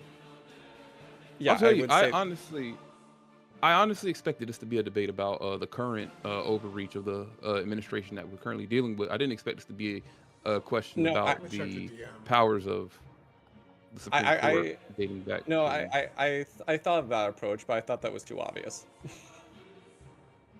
Well, Last okay. week. But shit. The same. No, but the same token. Yeah, we could talk about the war powers and executive overreach from the Korean War onward. The declaration. No, there hasn't been a declaration of war since World War II. Yet yes. Korea, Vietnam, Iraq, congressionally Afghanistan. Where Yeah. the fuck is it? Oh. War power resolutions in 1973 tried to restrain power, but it has either been ignored or, at most, weakly enforced. Yeah, it was him, McGruff. Mm-hmm. Now, what I was going to say about this, and Yeah, he's honestly, a fucking libertarian.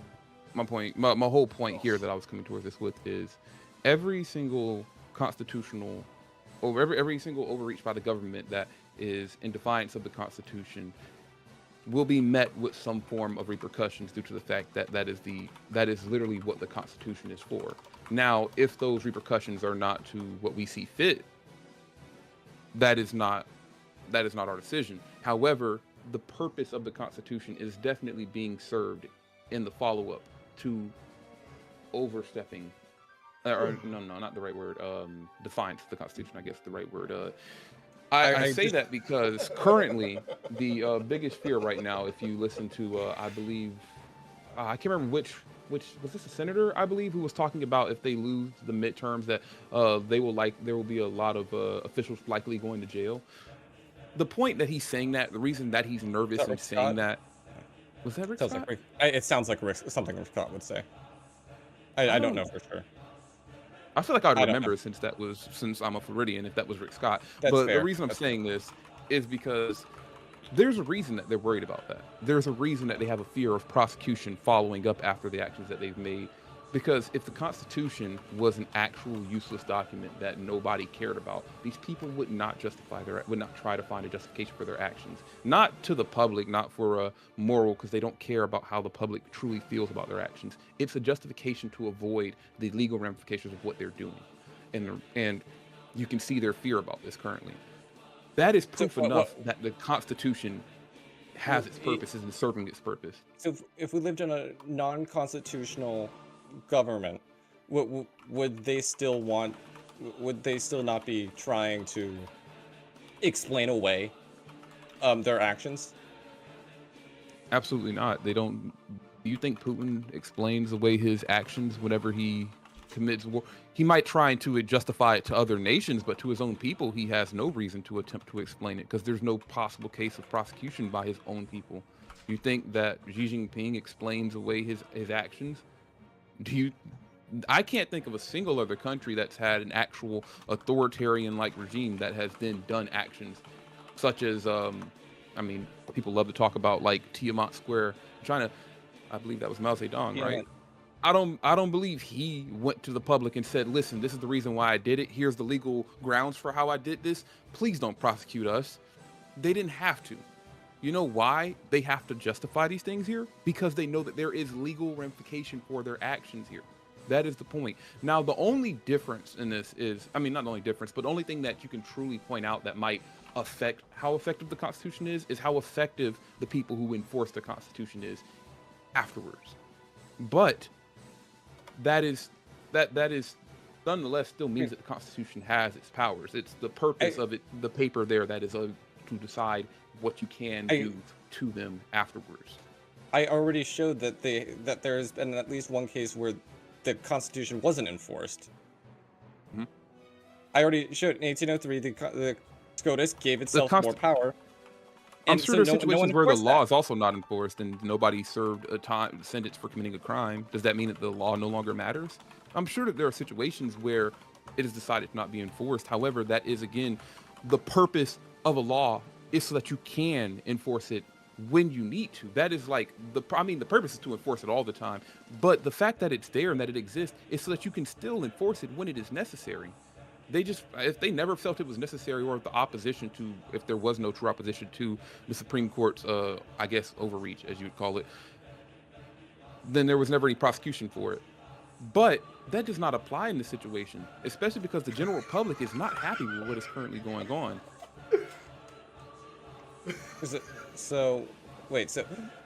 Only necessary. So is there a point where someone could break a law and it becomes unnecessary to punish them for their actions?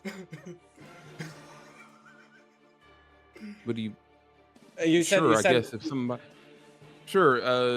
a situation where somebody breaks a law and it was unnecessary to punish them for their actions, I guess, intoxicated, walking around or something, nothing happens to somebody. Like, it's illegal to be intoxicated in public, but if you saw somebody passed out on the sidewalk or something, I mean, you don't have to prosecute them. You don't have to arrest them. It's not that big of a deal. Honestly, I mean, there are that. minor things that the government can commit that would not be that big of a deal to most people. There are numerous cases I could think of that were definitely overreached by the government that didn't face repercussions. I mean, we literally talked about like declarations of war that were not congressionally approved, that were not followed up on. But the fact is that even in that case,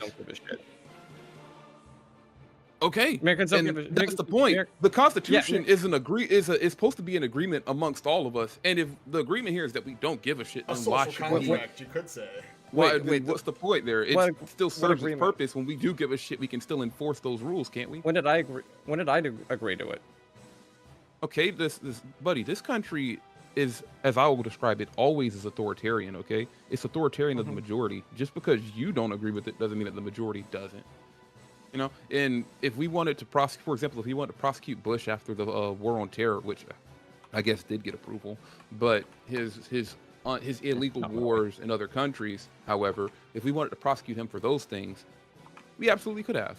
But instead, the decision that was made afterwards was to rebuild and come together, which I don't agree with. But I'm not the majority of the country now, am I? The Constitution is an agreement amongst all of us, which is it has to be a majority. Sorry, but that's how the country works.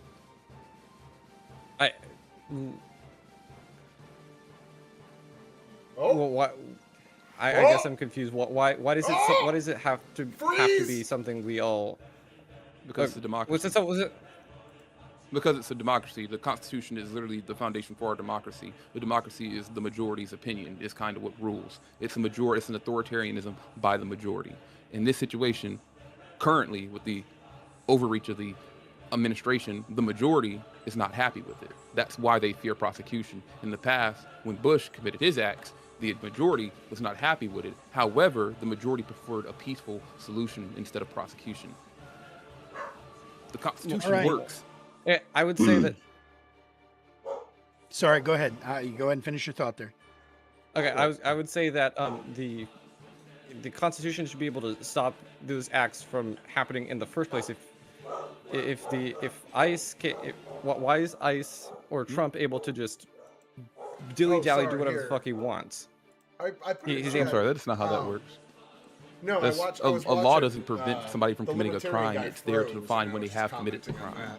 The Constitution is just the law for our government, so it's there to define whenever they have committed the crime. It's not there to It should make them not want to commit the crime, but it doesn't stop it. That's not how that works. Slow talkers in the just like how regular laws are. It was noticeable that he froze. It's there to enforce it afterwards so that they don't repeat it.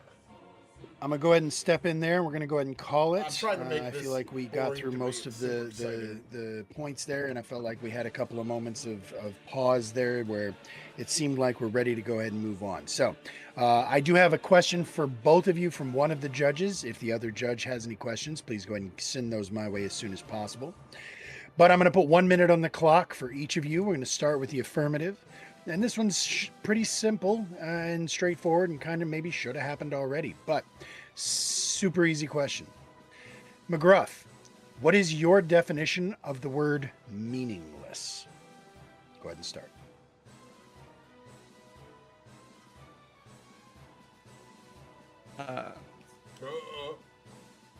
I would say it would be lacking effective force, binding authority, or practical consequences as a restraint on a government power. Okay, nice and clean. I had that written down. I just had to find it. That's all. Perfect. Nope, no worries. And now I'm looking at you, Lonzo. Same exact question, sir. You got 1 minute. How do you define the word meaningless? Well, purely in reference to the Constitution, I define meaningless as in it is completely absolved of its power. It has no actual use or practical use in this country and cannot be used to hold anybody accountable to their actions. Okay, sounds good. Looks like we might have gotten a question from the other judge now. Nope, apparently they just wish they had a question. All right, so in that case, we're going to go ahead and put 3 minutes on the clock. We're going to look over at you, Groofus, for your closing. The clock will start when you start talking, sir.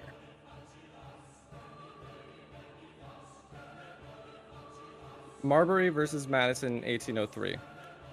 The Supreme Court asserted its judicial review, striking down a federal law without any express grant in the Constitution. The 10th Amendment reserves undelegated powers to the states or to people. Yet the court claimed this one for itself. That self-granted authority has gone effectively unchallenged for 223 years, no repudiation and no reversal. If the Constitution can't stop its own enforcers expanding beyond the text, it's meaningless as a limit. Kurt Gödel's loophole exposes a deeper flaw. The Constitution can theoretically legally permit its own transformation into a dictatorship. A document that can amend into tyranny isn't a safeguard, it's a suicide pact. Enumerated powers were meant to confine the federal government, yet the Commerce Clause, intended for interstate trade, has ballooned into Gibbons versus Ogden, McCullough, and Wickard v. Filburn to regulate private wheat grown on a farm. The necessary and proper clause became a blank check. Selective incorporation applies to some Bill of Rights protections to the states, but leaves others weak or unincorporated. Protection on the court's whim. These aren't isolated glitches. The pattern is constraint, self-expansion, loopholes, selective enforcement, unchallenged overreach. There you go. The Constitution either authorizes power growth, as we see, or proves it's powerless to prevent it. In either case, as Lysander Spooner said, it is unfit to exist as a meaningful restraint. I yield the rest of my time. 3 minutes on the clock now for you, Lonzo. Start when you're ready. I don't know how he had the time to, and I am doing my time here. I don't know how he had the time to come up with any of these court cases and stuff. It's only been a day, but I will say that when it comes to the Constitution, just like any law or parameters that are set for just any civilian within any country, not just America, people will bend them. People that have bad intentions or even good intentions will find ways to bend what they mean for their purpose. The idea that a document such as the Constitution, which is a living document, in cases where it has been bent or used in ways that are not considered to be the proper way that you interpret it, does not mean that it does not hold its purpose. If it is not being used properly and it is clearly in defiance of what the Constitution, the actions of the government is clearly in defiance of what the Constitution is actually saying, then they will face repercussions for it. That is the purpose of a document. And it is not to completely prevent exactly these actions. Just as a law isn't completely to prevent you from doing something, you absolutely have free will to do things that would go against the law. However, it is there to make sure, one, to hopefully instate in their mind that there will be repercussions so they won't do those things, but also so that you can do something after and make them face repercussions. That is the purpose of our Constitution and many other things that were not brought up in this discussion that I don't feel the list at the moment, but I think I basically got to the purpose that I wanted to state here. That's it. All right. Well, that concludes our first debate. I'm now going to go ahead and put the link to the vote into the chat for everybody. For anybody who is streaming but not on this platform, please go ahead and do me a favor. Grab this poll link and put it into your chat. It is free, everybody, so you have no excuse, no reason to not click it and tell us who you thought won. Now, I want to be clear, voters. Ultimately, it's your choice how you want to vote, just like in America. But what we are looking for here is not just who you think is the prettiest or who you necessarily agreed with. We are specifically looking for the people who brought the best rhetoric tonight, the people who put on the best performance, the best critical thinking and reasoning skills. That's really what we're looking to reward here. But ultimately, reward whoever you want. Just like that, I'm going to look to the judges, and same thing goes for y'all. Reward whoever you want to, but I like it whenever we reward the people who debated best. So, Alley Cat, are you ready to render judgment, sir? Yes, this is a good one. So, when I first heard the affirmative opening speech, I was pretty much like really happy with it. Especially he invoked my favorite mathematician and all that, and he brought up very good examples for where he thinks the Constitution is failing.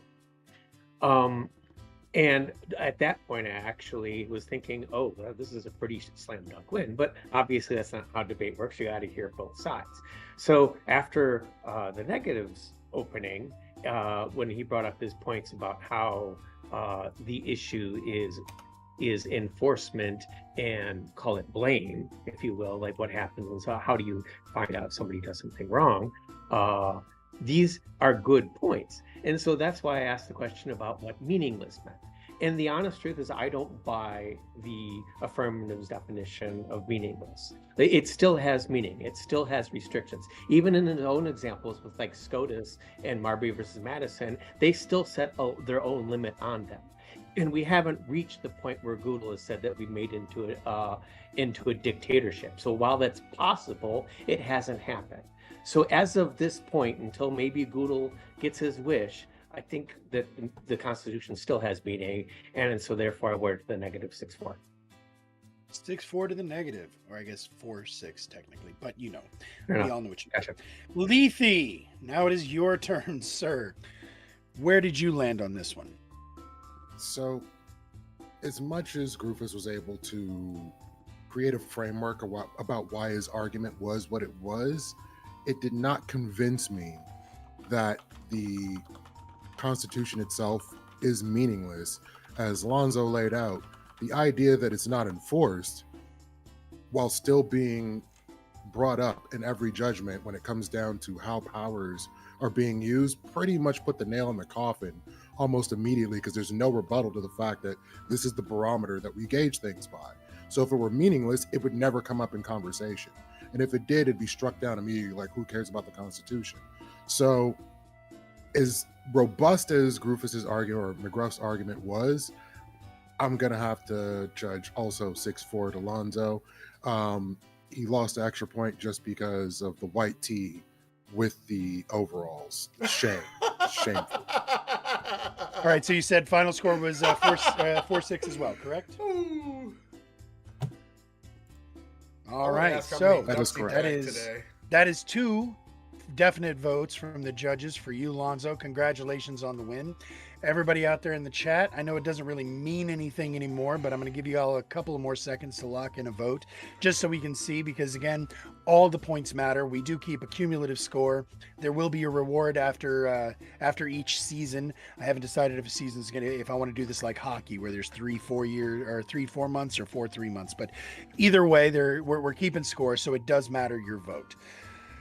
But either way, just like in America, your vote is mostly just for show and doesn't actually matter. So looking back, we're going to go ahead and head over and see where you guys landed. The audience has spoken, and their vote was 70-30 for the negative. So it was a shutout, but you impressed them a little. No, actually, you impressed them less, Rufus. Okay, so yeah. So unfortunately, 3-7 for the negative there. I'm sorry, Groofus, but yeah, it seems like tonight was not your night. this was not a prompt I was expecting to win. I want to be clear. No, I do. It's too Nope, absolute. and I do also, I absolutely, and I do want to two quick caveats before we roll straight into the next one. Number one, I want everybody to know that we had a different debate that was scheduled for tonight. It was going to be a 2v2 debate. It was going to be our first 2v2 ever, but two of the people had to cancel. So Lonzo and Groofus came in for me yesterday morning. That's what Lonzo was talking about. How the fuck did you get all these? How did you get all this evidence? I've I was read about to all say, of are you them kidding already. me? This is shit that he just has written on the back of his hand. He probably has those court cases tattooed on his fucking shin. hand. So anyway, second of Banana all, I hands. just want to say, and this is just because it's kind of funny, for those of you who have been following the debates for a little while, the person who actually presented this prompt originally or suggested it was, I spelt this wrong. Who no longer debates with us. That's a whole nother story. But that's the joke that I was looking for. So it's just kind of interesting that he's no longer with us, but I finally got his prompt in front of the people. So great debate, gentlemen. That was actually, I think, both of y'all's best solo debate yet. That's all I'm going to say about it. We'll get into more of it in the after party, but both of y'all put in a hell of a performance. So thank you for that. Now, we're going to go ahead and get going straight into our second debate now. That is, give me 1 second. Control copy.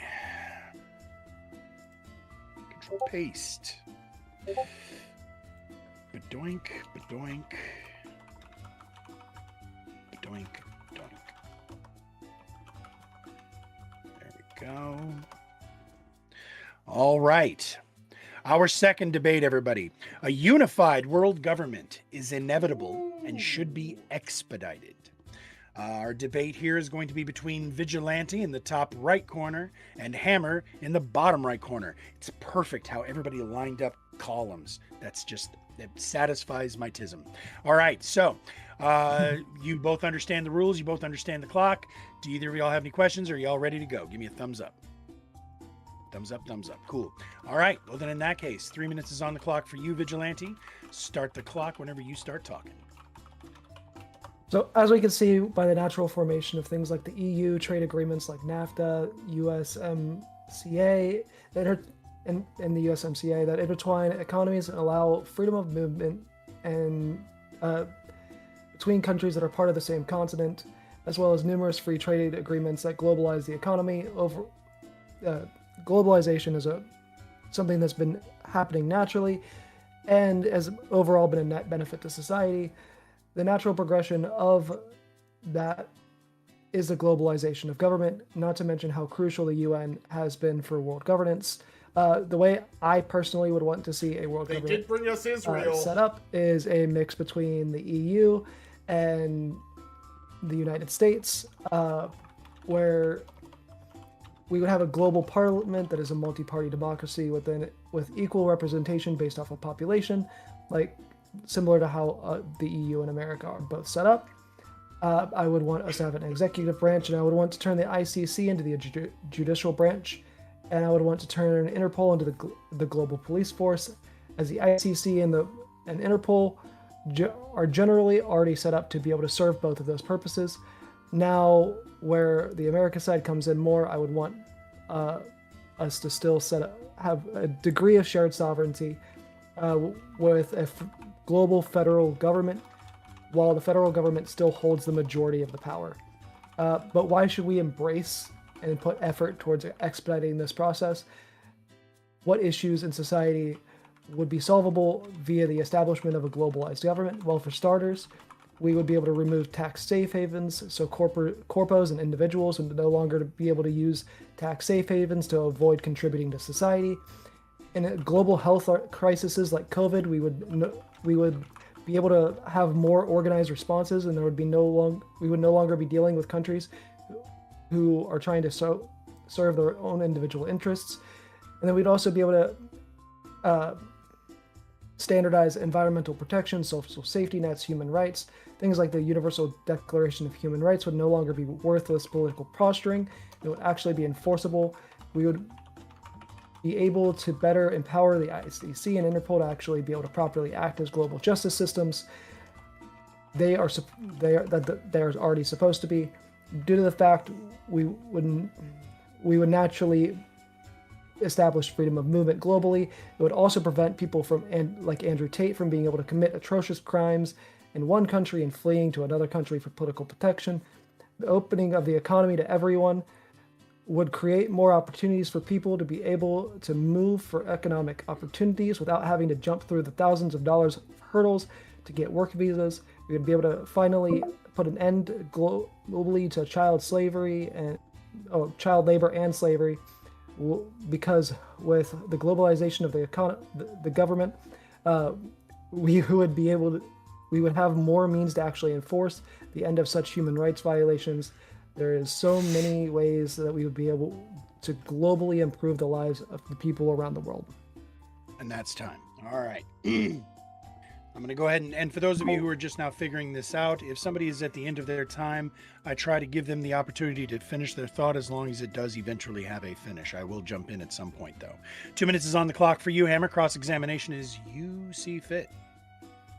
Okay, so my first question is, do we need a overarching federal government to establish free trade between different countries? In this example, they would be They're like not the states greatest. or whatever. I've gone against Lonzo twice and McGruff In twice. the example that I'm going with, yes, it would make it easier. So for the economic aspect, not necessarily, but I'm not just focusing on the economic aspect. I'm also thinking about like the standardization of laws, specifically so we can remove things like slavery and child labor as well. Okay, just for the question's sake, we can have free trade agreements between separate countries, right? We can just have Right. free trade agreements, yes. Right.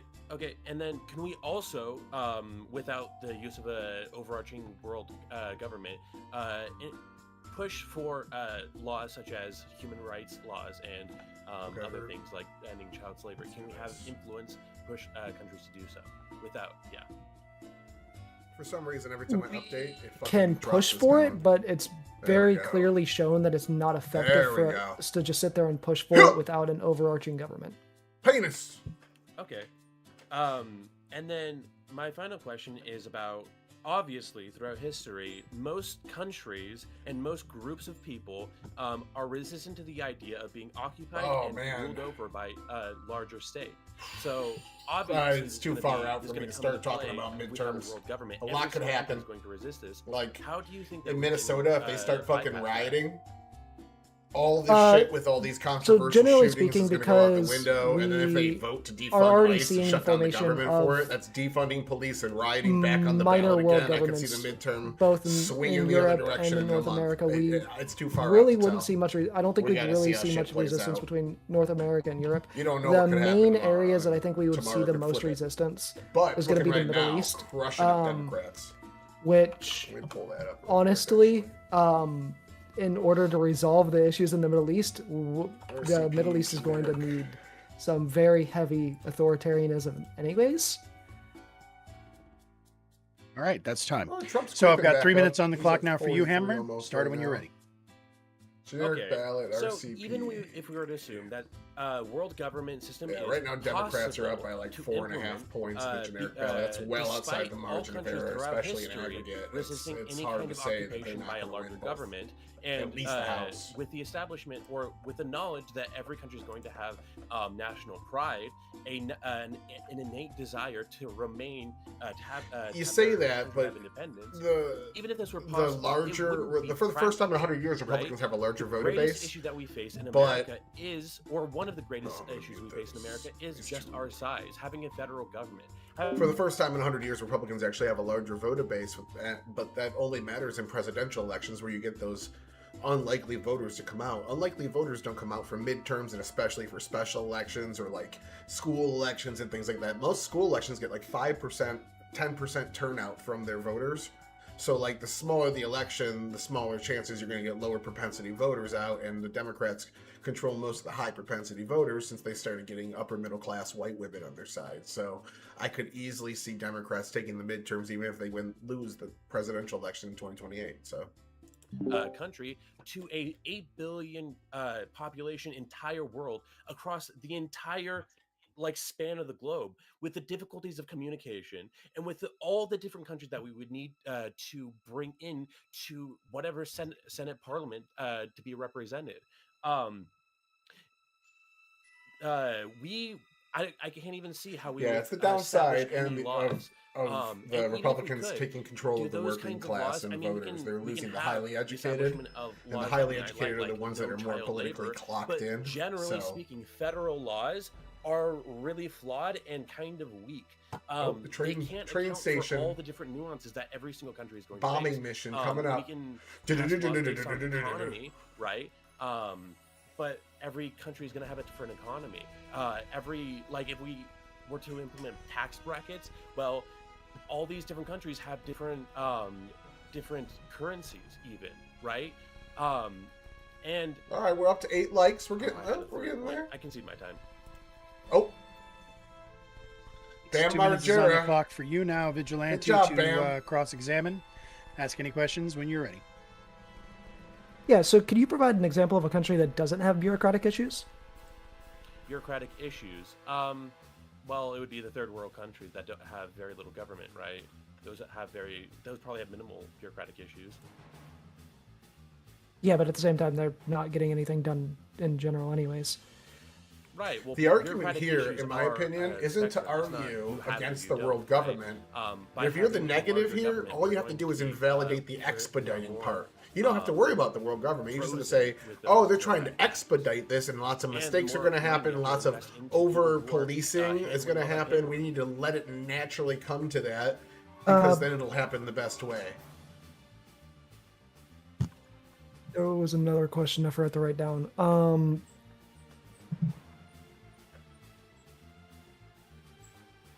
Yeah, I'll cede that for now. Not on sure. The rebuttals. All right, no worries. 10 minutes is on the clock for both of y'all. Go ahead and start talking and sort it out. There's so much time they're both leaving on the table. Okay, so you said that. Wait, here's my. Okay, I just remembered what the last point I was going to make during my opening was, and I would like an answer to this.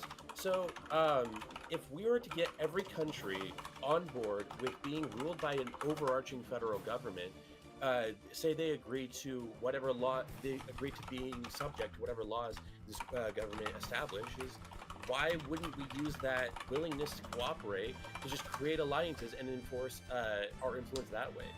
If a country is saying, okay, yeah, you can rule over us and implement child safety laws, couldn't we just do that without implementing this great federation by just saying, hey, we're America, if you want to be in an alliance with us, you have to implement these kinds of laws, which is something we do already. So we do that already to a degree, but as I mentioned earlier, that's not something that really necessarily works. I mean, like a great example of that is like we have alliances with a lot of African countries, and we do a lot of work. Yeah, I with dropped a lot out of of high African school, countries, so I never got but poisoned by university. The number one place that we have that still has like slavery and fucking child labor is Africa. We have alliances with countries in Africa, but they're very temperamental. The reason that we can't implement laws, that we can't enforce our will as much as we would like to on these countries is because our relationships are so weak. Could you imagine if you were to go to these countries and instead of saying, hey, implement human rights, we say, hey, you're a part of the world government now? They would never agree to it. And if at any point You don't have they to force it on wouldn't them. agree with it, they're probably so willing. You they're offer probably incentives. So, we're not going to give you free shit strongly anymore. We're going on to cut off board all with this the aid we're alliance giving with you us, unless that you there follow a certain set of that rules. they We already are do that. You just willing to change the implement rules those that they're anyways. following. I mean, we were allies with China for the longest time, and they China. still utilize child labor, and we never, even China. before all of the issues that Trump caused, where we started fighting with China. China, because if you actually look at the history between the US and China, China. Trump caused all of those, the majority of those issues in his first term. We never even attempted to push for China to end child labor. I mean, I don't know if we were ever in an alliance with China in the same way that we're in an alliance with European countries, right? It was always, like, we had trade agreements. I don't know if we were in a full-on alliance. We would have been still economic rivals. We still would have been. I mean, after the Cold War, one of our biggest opponents, because they were a communist country, was China. There was actually threats of nuclear war between us and China. So no, I don't think that. Yeah, of course we can't like enforce our. We never had the ability to enforce our will on China, and we were never at a position where we could say, like, bring them into a fold of a world government. Again, I mean that's really the core of it. Why is this the solution? It seems like a very poor solution. To a degree, the thing is, like, to a degree, we already have a world government with the establishment of the UN. The whole reason why the UN is as ineffective as it is, though, is primarily because of the US and Russia's veto powers. And the whole reason why I would rather switch to a more updated system is to be able to get rid of those powers, because without getting rid of those powers, the UN is going to continue to be useless, and the US and Russia are not going to get rid of those veto powers. Well, the uselessness of the UN is the reason that it's allowed to exist. The UN is in my opinion, the UN is nowhere close to being an overarching government that can have authority. Yeah, I'd say Democrats are in an America's alright not going to be position still. subservient. Did I already to address the this? I UN. don't And if the UN decides They're still in to, the winning position. We decides to see pass laws, or I wouldn't them pass mess laws. up. You can't pass I laws. think In order before to we see make the a Republicans decision rise that up, I think the America Democrats didn't will take the agree with, midterms at this then point.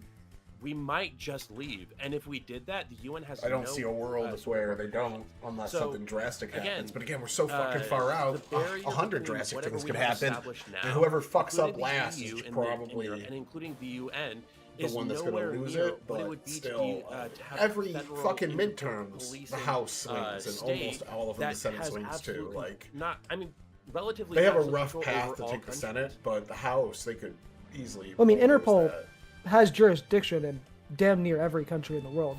The harder part is going to be outside of like the establishment of a world government would be getting the ICC to actually have The jurisdiction ICC? in more ICJ? countries than it already does, because we see more problems with The ICC is the now- ICC not being able to be utilized properly than we do with Interpol. I'm sorry, can Interpol, so say that a country is, like, a major country is, and I'm actually ignorant on this, if a major country, like a world power, is committing war crimes, what power does Interpol have to step in and stop them, like, immediately? So it doesn't, but that's only because of the ICC. So the way that works is the warrants have to be issued by the ICC, and if a country is not signed on to the ICC, then Interpol really cannot do shit. We see that a great example of that is with Israel. We have the ICC warrant out for Israel! Benjamin Netanyahu's arrest, but Interpol cannot do anything about it because of the fact that Israel is not signed on to the ICC. Woo, Israel! Let's take the example of Russia. I would assume Russia is a part of the ICC, right? Yes. So obviously, Russia is committing war crimes in Ukraine, and I'm sure Interpol has many regulations against so much of what Russia is doing to Ukraine. What power does Interpol have to come in and say, Russia, you have to stop. You're not allowed to do this. What recourse does Interpol have right now? Well, they would need a warrant from the ICC, and to my knowledge, they don't currently have a warrant from the ICC for anybody in the Russian government. Okay, and if they did, they could come in and could they come in and say and disempower Putin? They could potentially go in and arrest Putin. Yes. Potentially arrest Putin. Okay, I mean, I think there's a lot of potential there, but I don't. That's part of the purpose of Interpol. Right, I get that that's like a potential, but Your I mom don't could think take that this Interpol. Any force has the authority to come into a country and enforce laws all on its own that the country isn't going to agree to, right? I mean, I would say at this point, Can I if that change were my to Discord happen, the most background? practical result would be if the warrant wasn't Oh, I can't add a initiated picture from Interpol to Russia without- against Putin, Fuck that. then I'm paying for Russia fucking would Discord. probably leave the ICC. And if the ICC still came in with Interpol and tried to like attack them, it would probably be resistance. It would probably be war, right? Something like that's the reason. Again, with the ICC, with every other country, with the UN, the reason that they sign onto these agreements is because of the lack of authority that they have, right? It's general agreements, it's general handshakes in the dark about, hey, let's not do this sometimes, and if I change my mind, then I there's ain't paying nothing for to do. fucking nitro. They're I not can going to kiss agree my- to Yeah, and- an absolute Kiss authority my over them. small white It's cock. a completely different realm. I mean, that's the whole problem with the way that the ICC and Interpol and all that is set up currently, is the fact that it generally has no authority. So we don't have any ways to prevent things like war crimes. We don't have any ways to prevent things like child slavery. We don't actually have any actual way to fully enforce international law because, as you said, they can just pull out of it. That's why we need a unified world government, is to actually prevent those things from happening. Don't you think that, like, obviously, no, like, China's not going to agree to this. I mean, with the system that you propose, this is like a democratic system where every country gets into a parliament and votes on this stuff. Like, Russia's never going to agree to that. China's never going to agree to that. And these are major world powers. Don't you think that even if we could practically implement that, it would be massive, like it would definitely be World War III, right? And it would probably be more violent than World War II, right? Again, like, this doesn't seem like the most practical solution. I mean, at the point we're at now, World War III is pretty much already inevitable because of the actions of our current administration. So this is likely something that would be able to happen Are we after in talks the to fact anyways. enter, like, are we in talks to enter, like, on-the-ground combat with China or Russia? No, but NATO has actually been threatening military action against us because of Trump's actions against Greenland. Did you not hear about that? Well, no, I'm aware. Threatening of, military? the issues between us That's not what they and, did. Greenland, and Yeah, honestly, what? I mean, it's up in the air, but I think that a lot that's mostly posturing, right? It's not an actual plan to engage true. in military combat with NATO. I don't think that it'll actually come to that, right? Whereas Yeah, at the end of the day, if you're NATO anti-war, allies you have better already get used to moved getting troops run to over. Greenland. And France, Yes, Germany, I just don't have it set they up on would, here. right? Hold on, Obviously, yeah. if their country is if they're You gotta be good faith. We only do good faith chat. I have a lot of people that disagree in there. But I think that it's silly to think that Trump would actually go to war with our NATO allies, and I don't think that like our president, Congress, and military generals are going to sign off to that, right? Versus like a actual plan, like that kind of thing is ridiculously stupid and a horrible idea. Starting World War III, like mobilizing our troops against a country like a force like NATO is a horrible idea. There it is. Mobilizing our troops against China, Thanks, horrible Druid. idea. Mobilizing our troops against Russia, I mean, it's up in the air. They're not as strong, right? But again, so justifying that against all the countries that we oppose and probably some that we are currently allies with, that doesn't make that any better of an idea, right? I mean, like I said, it's more likely to be something that happens after World War III already happens. Like it's something that's it is inevitable already down the line, but it's more than likely not going to happen until the conclusion of World War III, assuming there's anybody left, and it's not a nuclear war. So that's going to be time. I gave y'all a couple extra minutes there because I wanted to see where you were taking that. But we do have some questions from the judges again.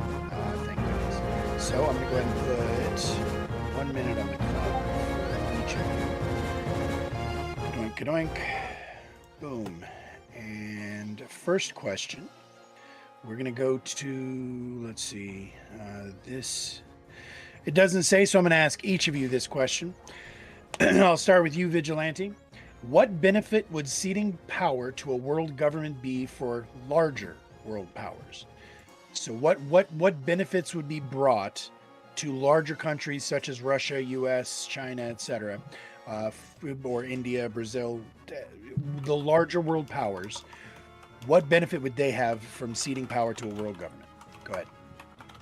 Yeah, so one of the things that I didn't really get into, or we didn't really get into, is like the currency aspect, because in one of the things that we would end up doing is likely shifting to one global currency, which would eliminate currency risk. If you don't know what currency risk is, that's the exchange rate between currencies. And what that would allow for is basically when specifically with the corporations doing business in other countries or in their own country, there would be no currency risk between moving currency between countries. And so like with a lot of the countries like here in the United States, them doing business in like Europe or Africa, then they would not have as much of a lost profit, and it would positively impact our economy. All right.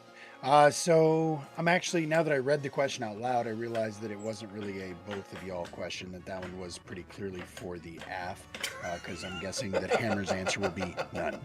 So I'm going to look over to Ali. Oh, do you want to answer that question? No, absolutely. Then 1 minute on the clock. What benefit would the big countries have? So I'll make this quick because it's more probably more aimed at Vigilante, but generally there are some benefits, but these are benefits for the populations of those countries. The major downside of implementing this force would be to disempower these countries, and that runs counter to what these countries want. These countries want to gain power; they want to establish power, and so no practical element is going to override that desire that every country has. Okay, all right. That is actually a relevant answer, so good stuff. Now we're looking over at the AF again. So that's you, Vigilante. This question, what countries have veto power in the UN? I'll tell you Do this. you happen to know? I'm the type of programmer that doesn't Technically, know all what countries those fucking have, terms mean. I just type the code. a downvote, So when people ask me but about specifically the polyamorization, ones I'm that like, have what the fuck override is that? And veto then when they powers explain are it, I can the talk US about and it. Russia. I am a back-end I object-oriented actually mentioned programmer. that during, Java, during PHP the are the ones I know conversation. best. SQL, You did. Ajax, Didn't know if there were Python, any other JavaScript, countries shit like that you Everything know you need that did as well. to do So, web all right, now one development. question over there to the negative. What powers do you think a federated government would have to have in order to enforce the law? I'll ask that again. What powers do you think that a federated government would have to have in order to enforce their law? So a couple of them would be free movement of federal of like worldwide federal police, right? Or not police, military, right? And police to implement anything that they Okay, want, what music right? we wanna So throw if a on country doesn't here? do what they want, they can just mobilize troops into their country at will. Another one is For our debates. like Oh, let's kind of do what that. the American federal government has, which is like the establishment of laws that override any laws within any individual country. So anything that the parliament passes takes priority over any law that any of these countries take. Those are the big ones. Fuck yeah. All right, good stuff. Well then, in that case, we're going to go ahead and move straight on into our closing arguments. 3 minutes is on the clock for you first, Vigilante. Put a cherry on top for us, bud. And you can take your time, collect yourself started when you're ready. Yep.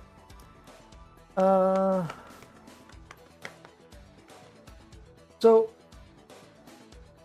realistically, the only way that we'll ever have a chance to ever like end world hunger or have truly ever actually be able to force world peace upon the world would be through a world government.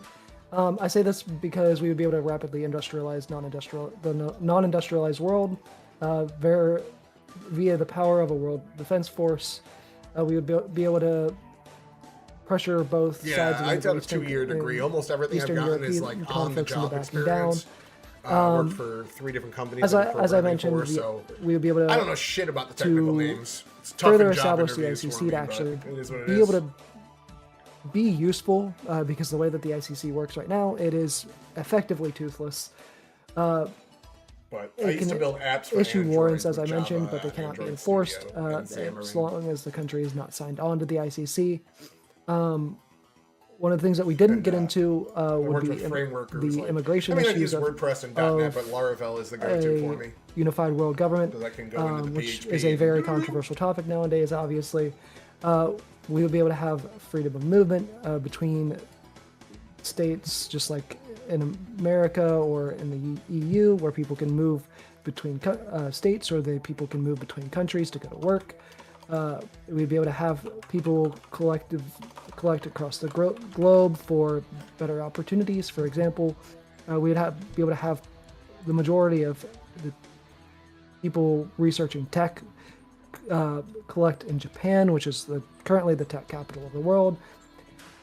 We could have people researching science or medicine collect here in the United States, or we could have them collect in China or wherever the country is that the majority of medical research is happening. And with a lot of the jobs for like factories and stuff moving overseas, people would be able to more easily move to where those jobs are, especially because a lot of the resources for those jobs, especially if we talk about like mining and stuff, are primarily in Africa. They're not primarily in the United States. It would make it a lot easier for people to be able to move for getting better jobs in general. I mean, also we'd be able to institutionalize like a global minimum wage and push up the living standards of the non-industrialized world in general. Yeah. Is that time? All right. And 3 minutes is now on the clock for you, Hammer. Bring us your closing, sir. Okay, so in my opinion, this debate kind of showed to me, at least, more that my main point of the downsides of a world government are not worth the upsides, especially when those upsides can be achieved through other means, through more practical means. It's like nuking an anthill, right? If you want a country to start implementing human rights laws, the way isn't to dominate them and to occupy them, right? You can do that through diplomacy. He brought up how in his plan, the way that we would establish a world government is by allowing World War III to happen, and then once it's happened and completed and finished, then we could, and we've defeated these other countries, we can implement a world government and take them over, right? But that's, again, it's not that simple, assuming that World War III happens, right? Our plan to implement a world government is going to have a major impact on that. Say that we get into conflict with China and that ends up resulting in troops on the ground. Well, how that's going to turn out is based on what our goals are. If our goals are to stop whatever conflict and resolve whatever occupation that happening that we don't like, then they might just pull back because it's not practical. But if our goal is to bring them into a fold of an overarching federal government, then it's not going to be that simple. They're not going to pull out, and they're not going to end the conflict in any reasonable time. It's going to need to be Yeah, so I really feel like a lot of mistakes were made here. So the affirmative could have argued for, instead of just some world government and expanding the UN, he could have argued for like a fourth article of government that was the world government, like a world constitution that would allow people to have their localized government, allow people to have their state government, allow people to have their federal government, and then just a general guideline everyone has to follow to work together, as opposed to the UN specifically that's trying to force world governments into positions. One. Two, if I were the negative, which Bam Margera is down there, I would have argued for against the world government part and more for the against the expediting part. When you expedite things, you get mistakes, you get problems. Look at the Trump administration trying to do all this shit in this limited amount of time and all the fucking mistakes that they're making. You could find other examples of that and just keep hammering down on those. This is why you don't want to expedite. This is why you want to let the natural process play out. We want government to move slow so it's more efficient in terms of the legislation we get and not efficient in terms of like a market moving fast. Like, the government's not supposed to move fast and we don't want to expedite things, and that should have been his through line, I feel like. And it would have been a much better debate if we went those routes. Establish a universal currency. Like, imagine the type of work that we would need to do that. We need to literally, even just the printing of the money, but also all the logistics. I'm done. All right, time. That was great. Okay, that's second debate in the books, and both of them tonight have been absolute fucking fire. Thank you, gentlemen, for bringing it tonight. So I'm going to go ahead and drop the link in chat for the vote. Everybody out there in chat, please click that vote Okay, I'll drop for this in who chat you too. thought was the most persuasive tonight. Not necessarily who you agreed with, not necessarily who you think is prettier, just which one you thought was the most persuasive arguments. And you've got until the judges are done rendering their decisions. This is going to be a tough one, I think, for them. So we went with Alley Cat first last time. We'll go with Lethe first this time. Lethe, are you ready to render your judgment, sir? I usually think the affirmative is the easier All right, stance, let's and I hear it. voted for the negative both times tonight because I just think the negative All right. was able to. So it was hold pretty up. close in the beginning of everything. Like, It was. the details laid out were basically just competing ideas. I want to say the internal critique that Hammer Yeah, pick gave who in you his like- pick who closing you thought won and get in destroyed there. so many pillars of the efficiency of this argument, even stating, like, to the point where World War III has to happen for this to be the case. I don't think this was addressed as to how this implementation is going to actually be tenable when it comes down to the larger world powers. And as Hammer also refuted to the statement, the question that I asked, when it comes down to, you know, who benefits or how do larger countries benefit, literally just saying that it disempowers these countries and they would not like that one bit. There's no way they're going to release power. The powerful never release power. So, to where I really appreciate what Vigi was saying, and I think it is a very strong inevitability. I don't think his arguments as to the tenability, the functionality, and the overall framework stand up against Hammer's cross-examination of this and internal critique. So I'm going to give it to Hammer 7-3. Okay, so that's 3-7 for the negative from Lethe. Alley Cat, it is your turn, sir. I assume you are ready. Go ahead and render judgments. So to me, this was a very difficult topic for the affirmative. I'm sure we talk to Tyler about this later on, how it is very difficult. The reason why it was difficult is because there's two things he had to prove, both that it is inevitable and that it should be expedited. And I think he failed on both. Like, I think that the whole idea with the resistance for larger powers and such like that doesn't show that it's even inevitable. And expedited, it wasn't shown that this couldn't be done otherwise. So all the advantages that he gave him for being expedited wasn't good. And I also thought that the negative had better delivery also. So I also score it 3-7.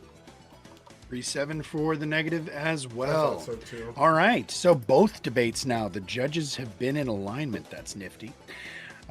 Which means, once again, your vote didn't matter after all, audience. But I still want you guys to keep All right, voting because it's good to see and it's good to hear, and I like to know where y'all land. So with that said, go ahead and lock in your last few votes. Let me go ahead and Do pull your up the civic duty, results. people. That's right. That's right. Do your civic duty. All right, and the results are 60-40 for the negative. So that was a three-way shutout as well, but at least it was a little bit closer for the audience. So it was 60-40 for the negative. So that's 4-6. And I am sorry, Vigilante. You did a great job, sir, and I will give you tons and tons of feedback and Ricky kudos versus in my Bam. time later. But there were definitely some. I got a shit ton of notes for that. This is his name, Ricky to go Burnwis or over something. later. Burnwick. So Mickey, I'm super the guy excited to that discuss that further. the fucking hands. I felt like there was definitely some stuff left on the table, and there were some amazing quotes there that that I actually am going to. I don't think so. Jason and I are probably going to do a much better job because we all argue right. a lot. These Great guys job, don't know each everybody. other We're like almost that, done now. We got one more debate. I saved this one for last because, as I mentioned earlier, it is a little bit of a grudge match. Apparently, the two of them have had this conversation before, like 3 so they've at times, least had the chance to stretch out their general arguments against each other and see more or less where each other is going to go, which means that this has every reason to be a banger. So, our last prompt for the night. Religious people have a dual loyalty that parallels dual citizens. Our debaters are going to be the top left corner, Tyler, the average debater, on the affirmative, and Jason in the bottom left corner on the negative. We got 3 minutes on the clock. You gentlemen know how this works. I assume both of y'all are ready. You've been waiting patiently, and I appreciate that. Whenever you are ready, Tyler, the clock starts with you, sir. Dearly beloved, we are gathered here today to expose hypocrisy. First, we have seen that a far-right bubble led by Nick Fluentes demanding the U.S. go past its constitutional authority granted by the 14th Amendment and upheld in Ephraim versus Rusk 387 USC 256 in 1967 and demand the people leave their citizenship to another nation behind when they come to the U.S. The same moral principles that don't allow the government to strip you of your citizenship from another nation are the same moral principles that don't allow the government to strip you of your freedom of religion. These two constitutional rights were given to us by two very important amendments, the 14th and the 1st. U.S. moral principle laid out in the Declaration of Independence also backs these as well. As stated in the Expatriation Act of 1868, the right of expatriation is a natural inherent right to all people, indispensable to the enjoyment of rights of life, liberty, and the pursuit of happiness, which was passed 18 days after the 14th Amendment was ratified by the exact same Congress. The second argument we're going to be using here after we talk about the actual legal layout here is the practical arguments that I'll be making using the constitutional comparisons that line up almost perfectly. There's several different forms of authority: family, community, city, state, federal, government, religion, and tons more. These often conflict and vary greatly. But the reason why these ones are so similar is because federal government authority and religious authority are massive systemic structures that scale with both operate on how your lifestyle is, on your culture is, and both are direct, but later down the line, reflections of your nation's morality. The examples we're going to be using here is we're going to talk about a few different things from the Abrahamic religions, and we're going to go through lining them up with the laws of nations. When you enter the U.S., you must swear primary allegiance to the United States, full jurisdiction. That means authority conflicts with your previous nation. It's handled the exact same way as religion. We accept the federal government's law above everything else, including religion and the nation of origin or your other nation's citizenship. So advocating for this would be fine, but allowing these other authority structures to go against the federal authority is illegal in the United States, and everybody has to adhere to that. So the examples I'm going to use there are going to be a little bit for everybody. We got slavery, we got usury, we got abortion, and we have the Sharia courts. We're going to go through all four of those hopefully tonight. The laws and government of a nation are a delayed reflection of the nation's morality. You could still follow other guidelines as another system of authority, but they are lesser, and these two are so closely tied. With new cultural changes down the line, we see changes to these rule sets of authority with religion and practices as well, just like with a nation. So to recap, we have two sets of authority that have to take the backseat to the nation, the law of the land for each nation that you're primary residents of. Both are granted under the U.S. moral principle and given to us by amendments. Both are large systemic authority scales for all the people under that umbrella. Both are moral reflections of the nation that change with time and people's practices, but also shape your upbringing and values. And both are still practiced to a degree, but have to adhere to a greater authority, the nation. This isn't going to be an exact one by one, and I feel like a lot of the consequences and distinctions we're going to hear from Jason are going to be non-consequential when it comes to the base root of the argument. He's just going to name off differences and not so much be able to explain why they're invalidating. So we have great parallels in inception, practice, and conflicting with the primary authority on multiple levels, and I'm going to prove all those tonight. So sit back, strap in. And that's time. All right, so 2 minutes is on the clock for you, Mr. Jason. use that time as you see fit to cross-examine. I will start the clock when you start. You are muted, just so you know. No one is questioning the legality of the ability to practice your religion. The only thing that actually exists, considering what you have brought to the table so far, is are there provisions to exempt some from certain actions considering their religious observance? Absolutely, and also if there's something that does that, it makes the law of the land unconstitutional. Is there are there any provisions for those who happen to have dual citizenship? Is there certain limitations to what positions in the government they can hold? No, I don't. Maybe Absolutely the president. there are. Is it It's the called the president? Maybe. presidency. Yeah, Yeah. the president. Other than that, you can hold the Congress and everything like that. Yeah. Yes. The presidency happens to be the only one to where you have to be only a citizen of the United States in order to be the president. However, are there any exemptions for religious activities? No. Okay, so they are not the same, therefore not equal. We're done. All right. Then 3 minutes is now on the clock for you, sir. Jason, use that 3 minutes for your opening. Starts when you start. All right, the concept that religious people possess dual loyalty parallels dual citizenships, a long-standing, often negative and controversial trope. Historically, this charge has been used to question patriotism, trustworthiness, and civic belonging of religious minorities, most notably Jews, but also has been extended to Catholics and Muslims, by alleging their true allegiance is to their faith or a foreign entity rather than their home country. This is, there's actually some truth to this assertion. However, for the godless, they tend to not comprehend why. I personally don't see any contradiction, mostly because, like most people, I can wrap my head around the concept of a tiered loyalty system. For religious priorities, the loyalties are as follows: God, family, and then country. Okay, let me go ahead and repeat that again: God, family, and country. Why? Because the closer you are to your personal relationship to something, the more important it is to you. A person will always choose their religious beliefs over anything else, provided they take their beliefs actually seriously. Family will be a close second. Who would have thought? The more personal things are, the more important it is. Country that you give your loyalty to is quite impersonal at the end of the day. Many will never leave their home country, and those who choose to immigrate to other nations tend to leave their homelands for some reason for the betterment of their personal lives. Some of those migrants may never actually become loyal to their new homeland. However, many end up doing so out of being grateful for being accepted into this new land. Ultimately, it's offensive and immediately consider national loyalty should be questioned based on one's individual's personal faith.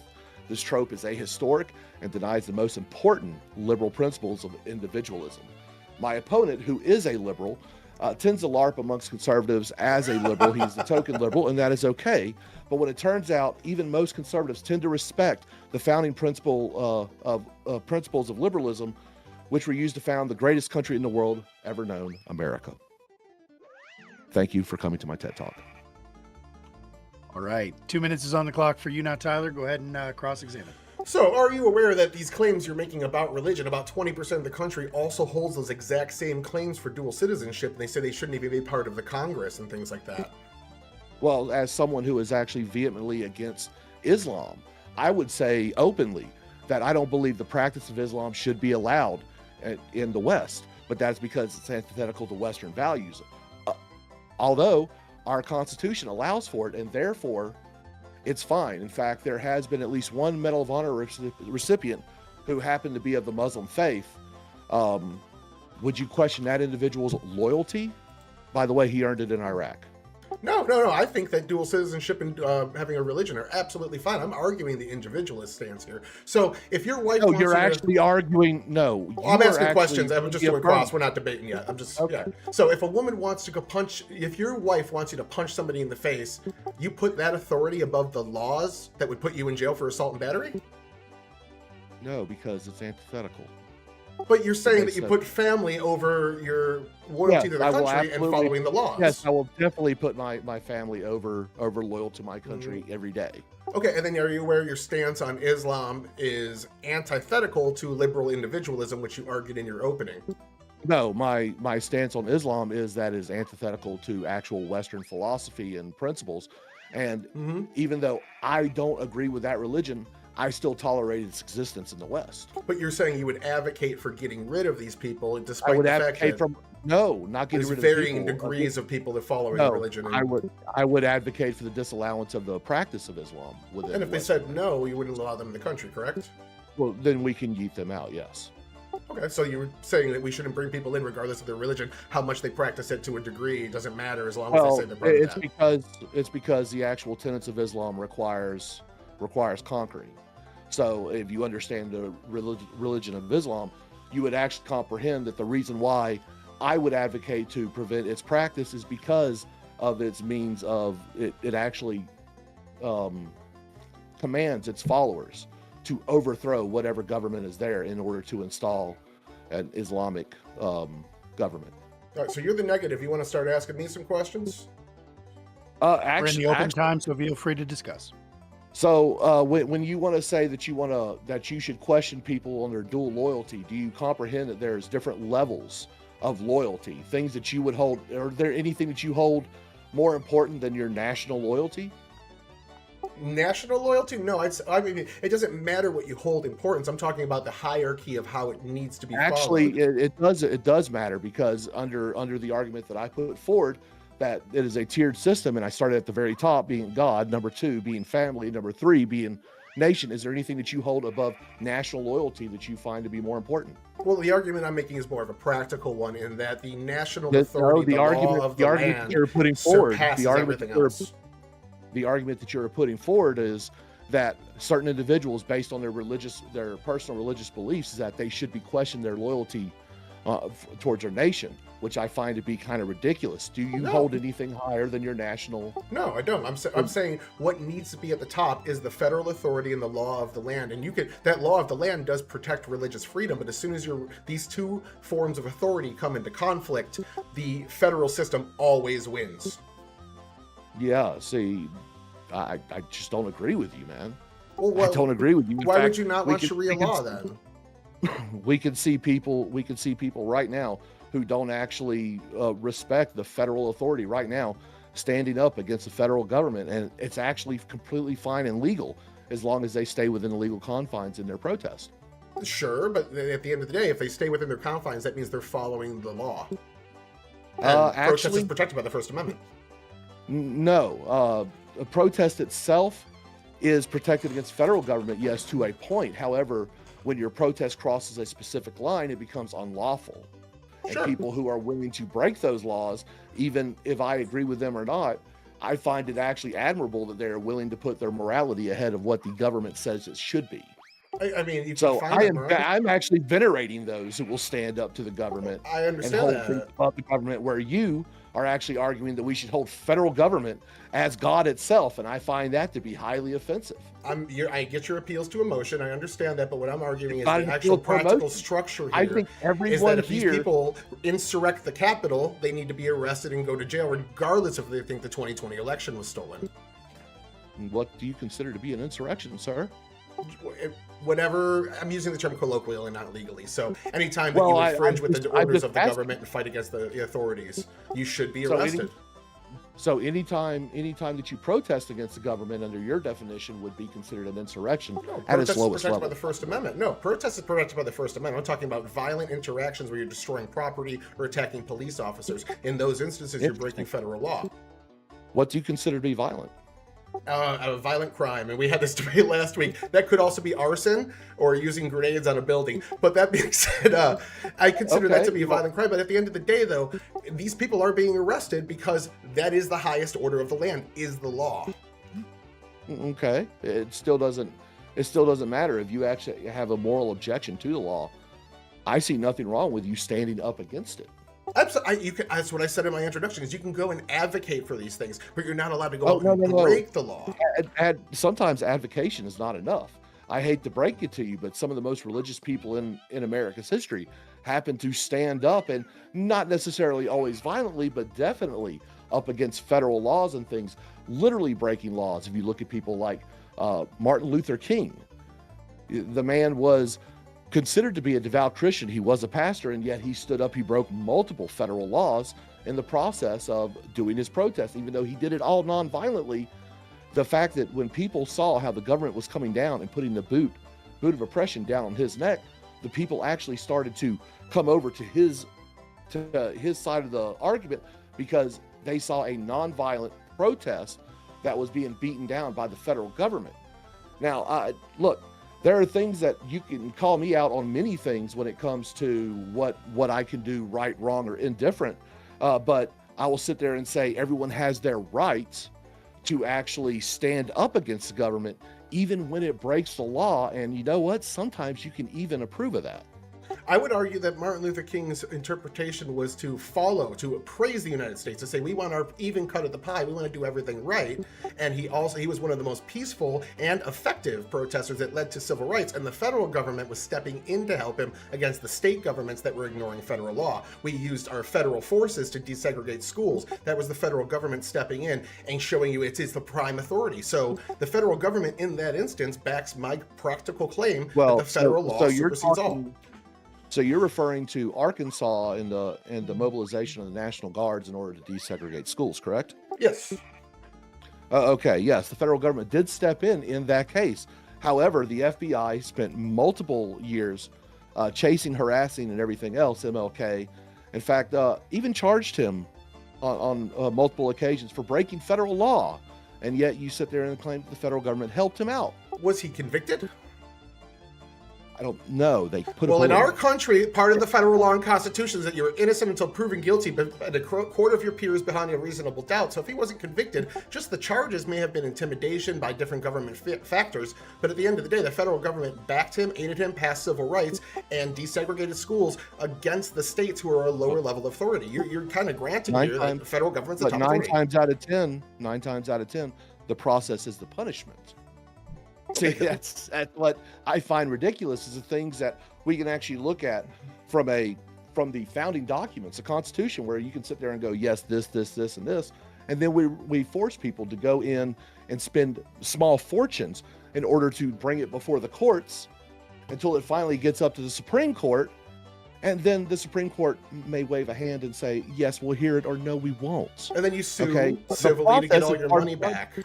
That isn't how that works, and you never can win that. Okay, you are not allowed to sue because you made me go through the legal process. Yeah, you can sue individuals. You can't sue the government for that. Civilly, you can sue for court fees if a lawsuit was done, especially against the government. If a lawsuit was done to you unjustly, you can sue for court fees, for wrongful arrest, for all sorts of things. Absolutely, if you're the one, if you're the prosecution, you cannot sue the government because you're the one bringing forward the legal actions. That's kind of how so let me bring up your favorite subject here, Sharia law. What we saw in Europe when there was a bunch of asylees that came in. Now, asylees aren't like normal immigrants. They were unvetted. There was a lot of problems initially with this at first, but when they brought these asylees in and then they started to filter out, we saw Sharia courts rise up. Now, after about 20-30 years of these asylees being here, abuse against women has plummeted. All these factors that are problems from the asylees when they first show up are slowly disappearing over time because the law of the land, which is supreme, the federal law of the land, is slowly moderating these people and assimilating them not by force, but just by the fact that you're in a new country and you have to follow our laws. They are supreme to your religion. But earlier you argued that religion is supreme to the federal government. That just the practical reality of it is Sharia law is being moderated. On the individual, actually, no, Sharia law is not being moderated. If you look in Afghanistan, if you look in the UK, they have rape gangs going on, and the government actually covered it up for several years. Now, that isn't part of their religion. That's actually more of a cultural thing. So I'm not going to blame Islam for that. I'm going to blame the culture from which they came and the immigrants refusing to give up those cultural things. Well, yeah, we see that in 2015, but those numbers are plummeting as time goes on, as they arrest these people, as they kick the bad ones out that are doing these bad things. And the vast majority of Muslims, because again, I'm an individual, what you argued for in your introduction, is that most of the Muslim community is not like that. The largest Muslim countries in the world are not jihadi countries. So yes, you have some problems with a couple jihadi countries in the Middle East and West Africa, but the vast majority of Muslims are not like that. And what we see is when they come into other countries, they submit to the supreme authority of the federal government, and it tamps down their extremism. And you want them banned, which would be anti-constitutional.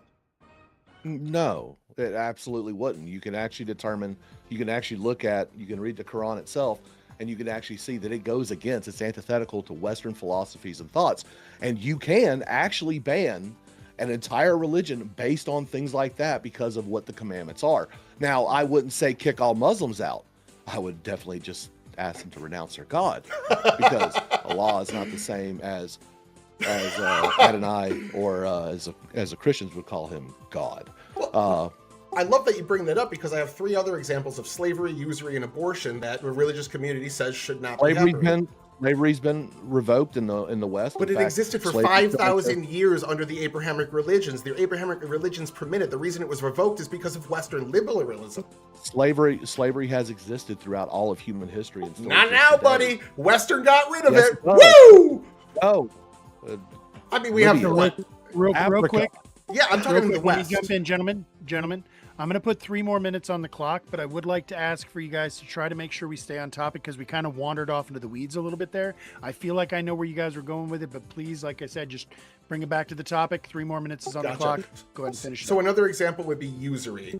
We see that usury is banned in the Bible. This carries over to the New Testament. If you look at what Jesus said in Luke 6:34 and 35, talking about these unfair lending practices. But under capitalism, usury is how people with no or bad credit get loans. You pay a 25% interest rate on your car, which is ridiculous to anybody. But if you don't have credit, that's the only way you're getting a car. It allows somebody to build credit. This is for you libertarians out there that don't want to vote with me because I'm talking about the federal government.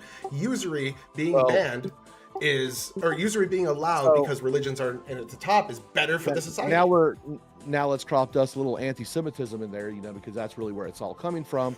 The actual practice of usury was only acceptable within Europe through the Jewish community, where there's nothing in the Torah that actually says anything against charging interest, where in Christian doctrine prior to, I want to say 1923, if I remember right, the church actually came out and said, okay, usury, we'll be okay with that.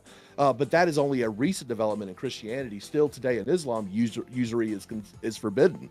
Therefore, there is no major Islamic banks because there's no money in it. Now, another example of religious moderation here is also the supreme law of the land moderates the most extreme tendencies of religion. We see that with abortion. We are a 70% Christian nation, and only about 20% of the nation wants to ban abortion. There's massive crossover because our supreme form of authority, which is the federal government, allows it to be legal, and thus, over time, it moderates people.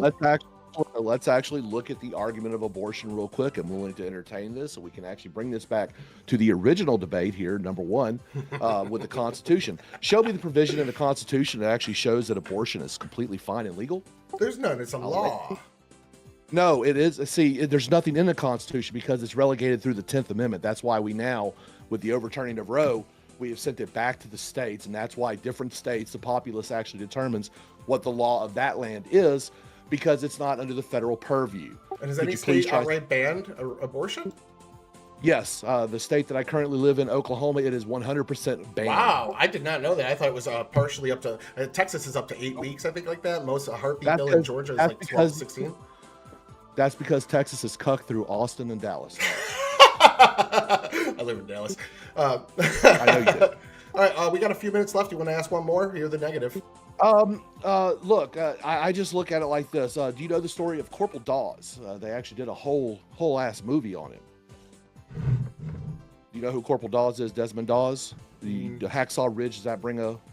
I've heard of it.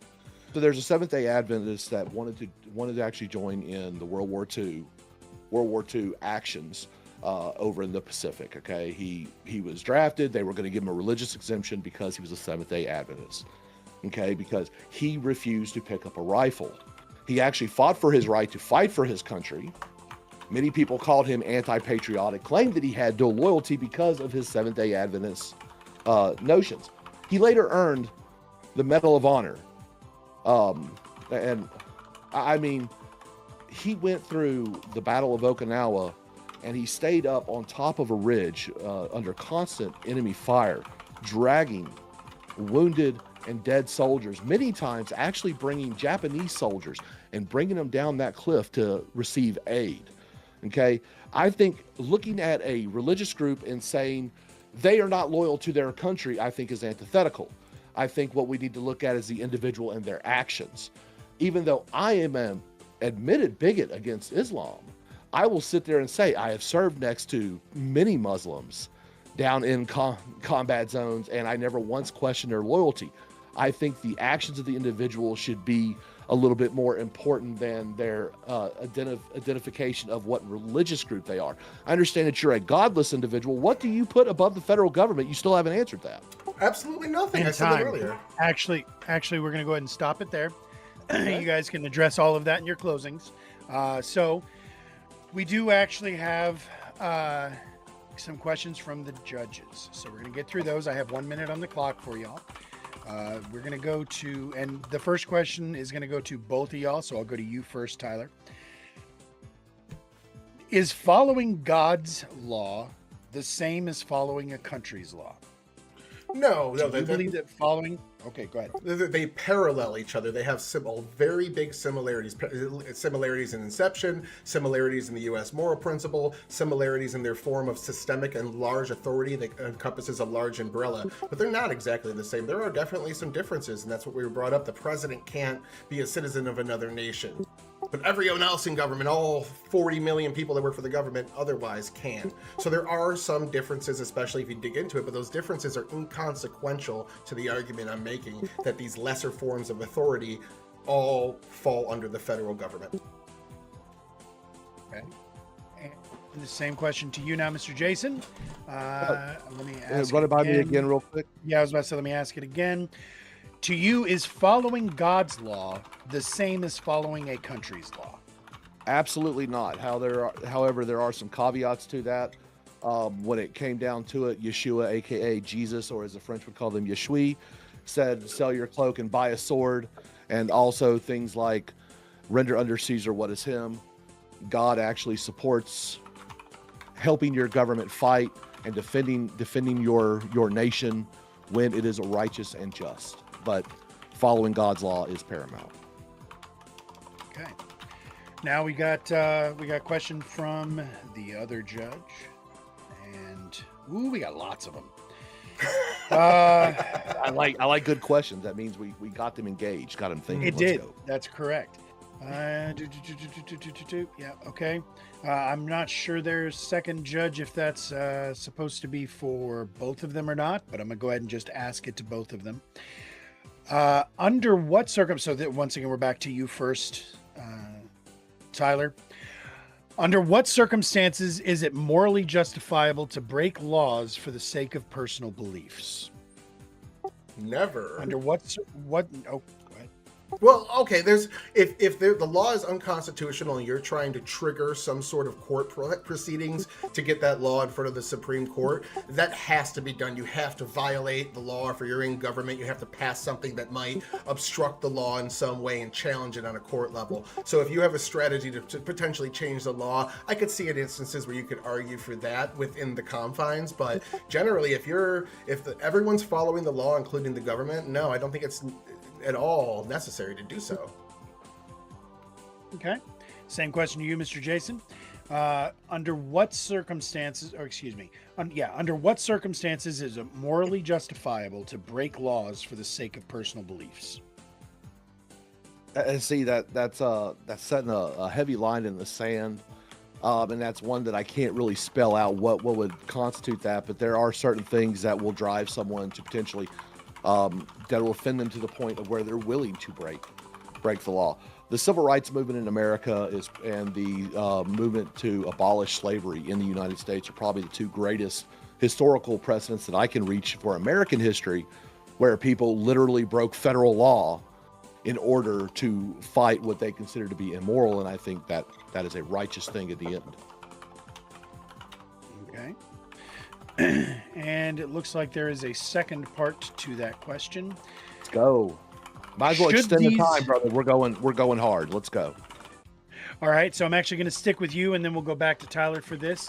Right. So should those beliefs be quantifiable in a court of law? Honestly, can I pull the judge who asked that for phrasing, because that's kind of a broad question. Can we narrow that down just a little bit? Yeah.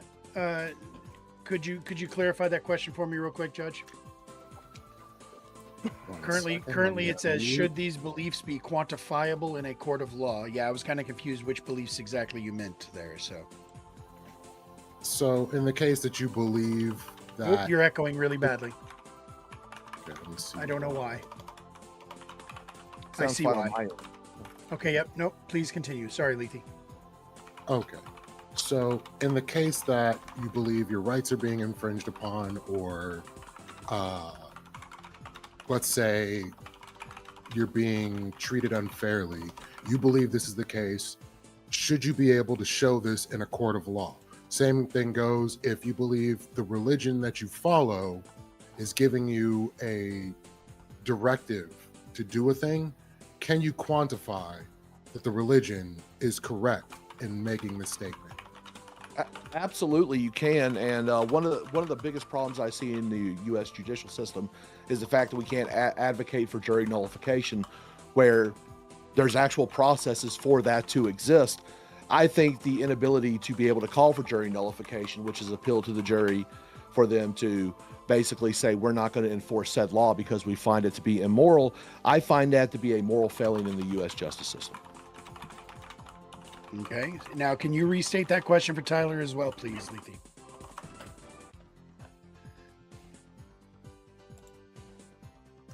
I remember it. I Okay, can consider you're it. unmuted. Okay, never mind. Okay, go He ahead. remembers the question. Go ahead. They absolutely can be if that's the will of the voters and it's within the U.S. moral principle. If there's certain things that religions push that fall outside of what our Constitution will allow, what the moral principle will allow, what certain things will allow, then probably shouldn't be made into law because, I mean, the Supreme Court would strike them down or other instances in our check and balance system. But if there are certain things the nation can agree to, even if they are rooted in some sort of religion, absolutely they can be. That's what democracy is all about. All right, good stuff. Well then, 3 minutes is on the clock. We're going to start with you, Tyler. Give us your 3-minute closing. I'll start the clock whenever you start talking. Benjamin Franklin, in his early days, pushed the argument that Catholics had dual loyalty. He said they were papists and that they were loyal to their religion at the same degree that they were loyal to their country, which invalidated them. Benjamin Franklin admitted that his stances on dual citizenship were antithetical to his stances, and he had cognitive dissonance, so later changed his views to be more aligned with mine, that dual citizenship and being a religious person were both lesser degree than the federal law and both perfectly acceptable. The moral principle, as I read in my introduction, dictates that both of these things should be here. They both come from amendments. So their inception is almost exactly the same. They come from exactly the same place. Now, moving forward, we went around a bit and kind of got into some smaller arguments. Again, Jason and I have had this discussion a couple of times, so we kind of know each other's points. We were arguing a little bit of a meta level. It seemed like it got off topic there, but that's because we've already done this a few times. But these religious systems, just like being a citizen of another nation, vary in degree. You can ignore certain things because they're not actually part of the federal law. You can be a moderate. You can be somebody that's Christian and for abortion. You can be a Muslim and not follow extreme Sharia law, just like you can be a citizen of another country. And when you're here, you don't have to adhere to the Iranian anti-speech laws or the Russian laws that'll put you in jail for being gay. These citizenships are a privilege that the government does not have the authority to strip.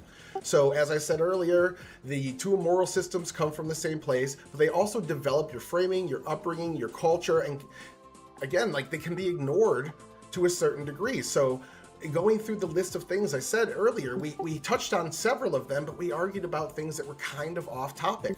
These greatly parallel. They're not perfect. The only strong critique I heard of my argument on the practical level, because a lot of these were appeals to emotion, is the president can't be of two nations, which is absolutely fine by me. But there was also a giant taboo that the president couldn't be a Catholic for a long time, and that's why it took so long for JFK to become the first president.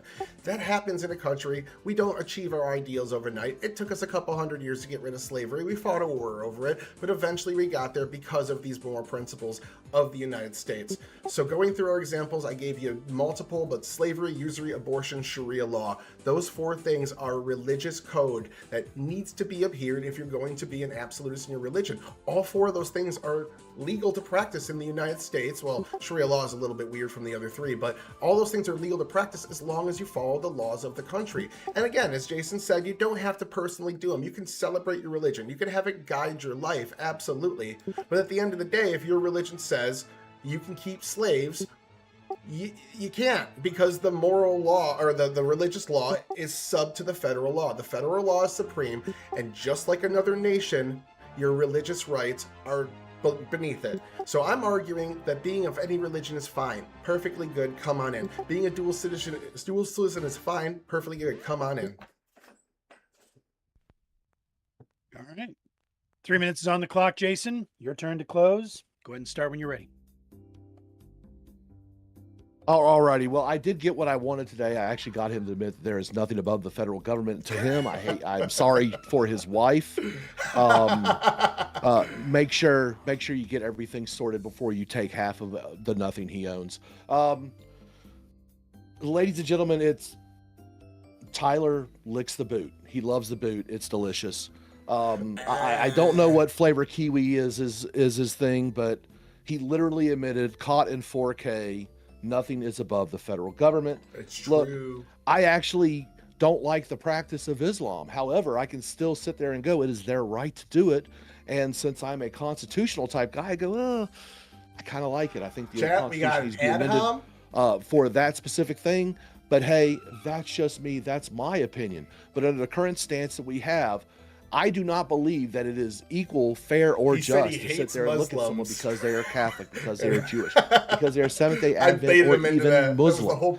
I do not believe that you should sit there and question their loyalty based on their religious affiliation.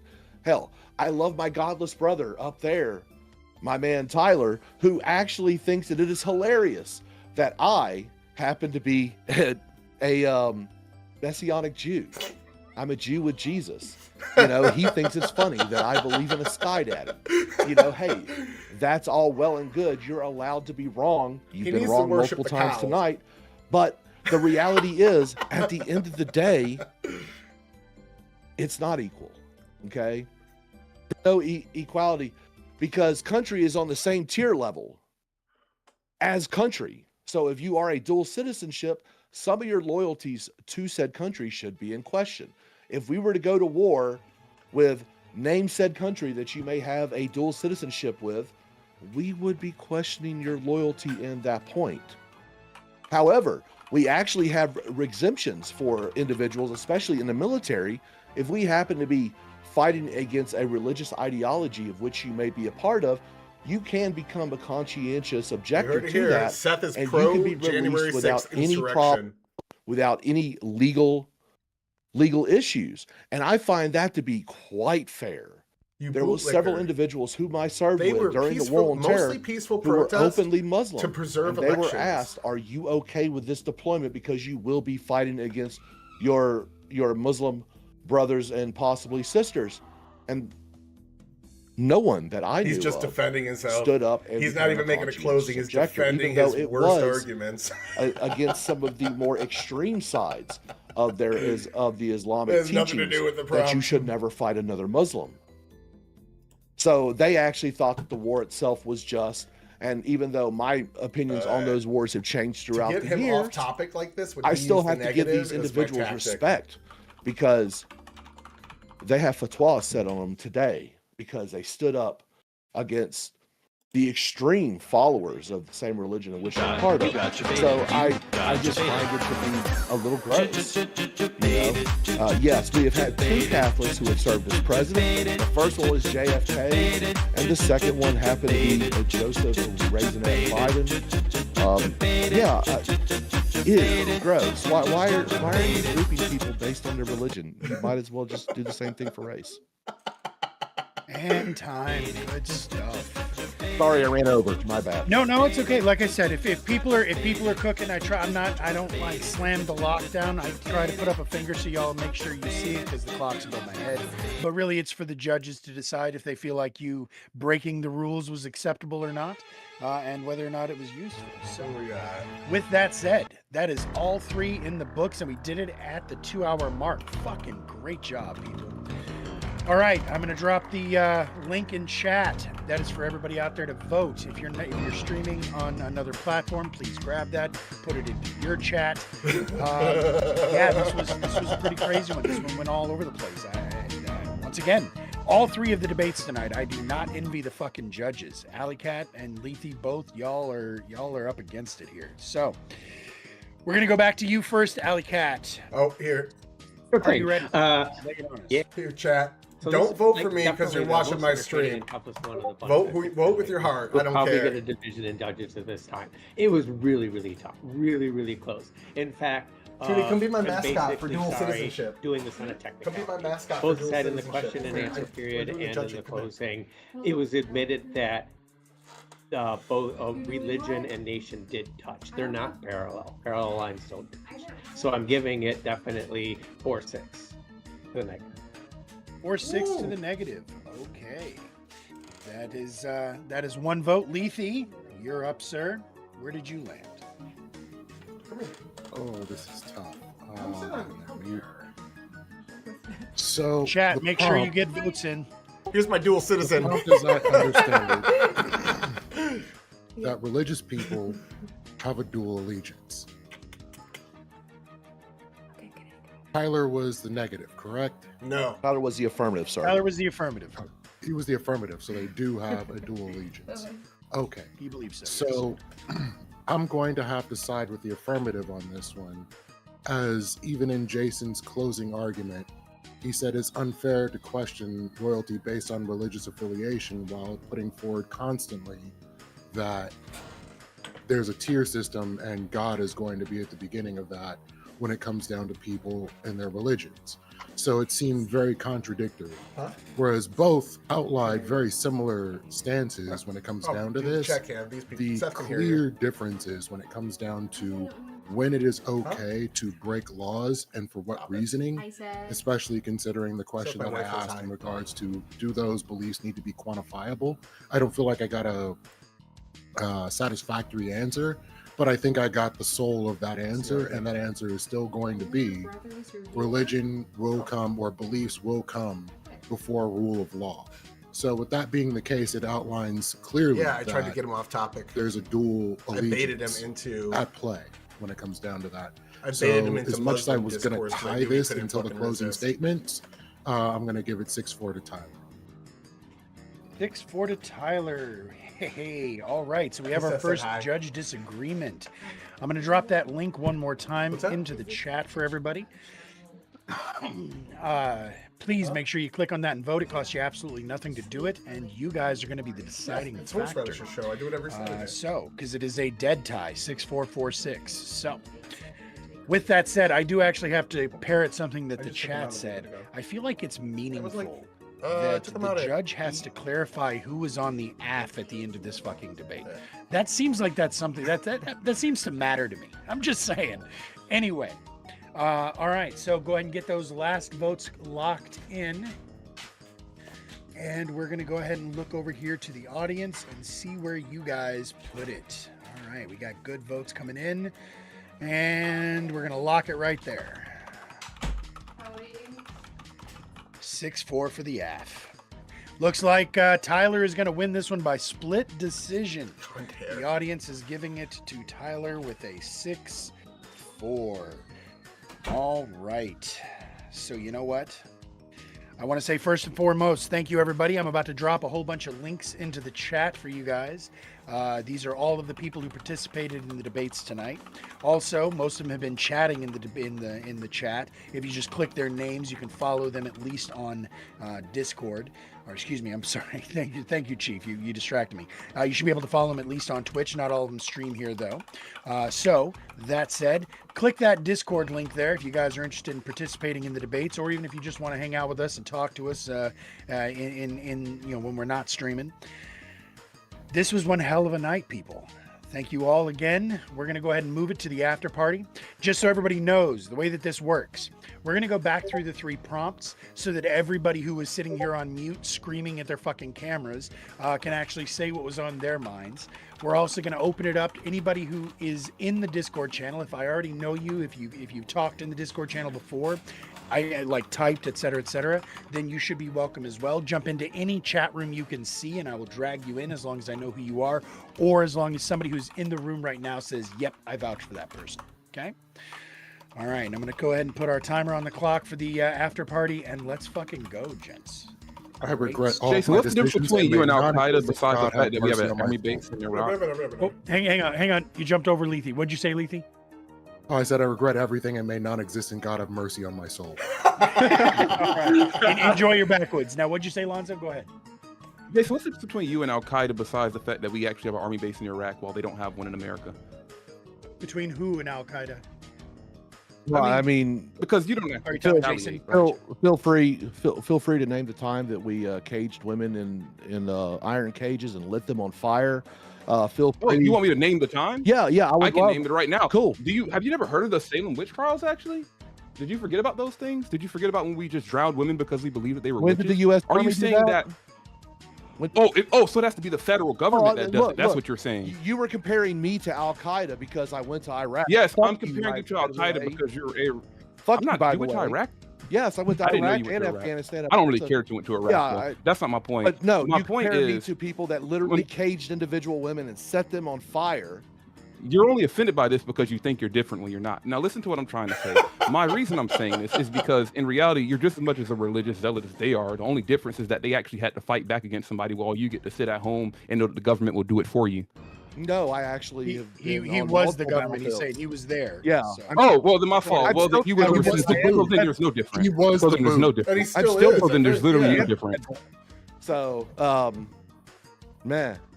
So real quick, if you're getting, I'm sorry, let me try to clarify what Lonzo's You'll saying. sit and bitch at a fucking webcam. Yeah, I was about to say, give me a second. Let me try to clarify what I think he's trying to get at here. In both cases, people are fighting in that war based on their personal religious biases. Is that what you're getting at, Lonzo? Is that the comparison you're making? I believe they're both religious extremists that believe that the other side are enemies that must be destroyed because they're completely incompatible with their own beliefs and their own land. And the only difference between Al Qaeda and him is that he has the power of the government, or he has the belief that the government will do it for him, or he can do it himself, while they are in the weaker position where they actually have to strap a bomb to their vest, go out there and blow them damn self up to do it. And if he was in their position, he'd be doing the exact same thing. Well, I think they're both evil. That's my I would opinion on that. say that when you look at the Salem witch trial and you actually look at the historical references of it, it was actually women talking shit on other women that more than likely were prettier than themselves. Well, women And didn't carry it out really the didn't have much. right? Yeah, in the no. book, yeah. Okay, now who was the person who passed? Okay, now who's the person who came through and passed these beliefs and said that the ones who carried the trials, the one that said that, oh, there is actually witchcraft happening here. Was it not a priest that they brought in that came there and decided these things? Usually there was a judge. There was usually a judge that oversaw these trials. Of course, most of them were kangaroo trials. And if you actually look at how the proceedings went, Cotton Mather. I mean, look, I'm going to sit there and tell you, Christianity's done a lot of bad shit. I'll openly admit that. Okay, I have no issues being critical of even the religion that I follow. No. You're comfortable being critical of it in the past tense while not accepting that the only difference between it and Islam is the current societal position that we're in due to the economic stability that we have as being the world powers and being the ones that hold the wealth while oppressing the ones who live in the other states. You don't actually accept the fact that we do share the exact same evil views as them. That's the part that you're denying. I would actually claim that we don't share the same evil views, and one of the big parts of that is there's a lot of cousin fucking going on in the world of Islam. And there wasn't happening in Christianity. That's what I'm hearing. No, it didn't happen. It did happen, but the church. So the Habsburgs didn't happen. That was all made up bullshit. Outlawed that. The church outlawed that. So again, something that was a progressive thing that happened due to the actual societal changes for our material conditions. That is the difference here. That is the only fucking difference that you can name every single time, and I guarantee it. Actually, going by modern standards, cousin fucking is the progressive stance. So real quick, I just want to ask a question to you, Jason, because again, he's coming at it a lot more passionately here. I'm trying to distill what he's getting at. Would you agree that and I understand this is reaching deep into history, even further back than the Salem witch trials, but based on things like the Crusades and such, would you agree that Christianity is just as committed to the idea of ideological expansionism as Islam? No, Christianity wants to make more Christians as bad as Islam wants to make more Islamis. Yes and no. Yeah, yes and no. So under Islamic doctrine, it is a mandate that you actually conquer lands through religion, where Christianity did have that stance, I believe, up until about the 1600s. I believe the 1600s is when that started to go away. But Christianity also existed approximately 600 to 700 years before Islam was even created, was dreamed up in a fever dream by a failed Jewish prophet, Muhammad, peace be upon him. So do you believe that white Christian nationals of today do not actually qualify as Christians? Because they also believe in current day expansionism of Christianity, right? So I you do don't not think share that I don't share the belief of the white Christian nationalists. I don't understand all of their stuff. I haven't really looked into it all that much. The arguments of an incel sitting in his basement in Chicago has nothing to do with me. Yeah. Okay. All right. Cheers. Fuentes. Welcome Hello. in there, Vince Wilson. Give me a few words just so I can make sure your mic is right. Oh no. I'm sorry, everybody. Hang on one second. Vince, say something for me. Okay, say like words. Not just... He just came. Don't. I was gonna say, don't just goon, bro. Fucking words. I don't know this man. All right. I don't vouch for him.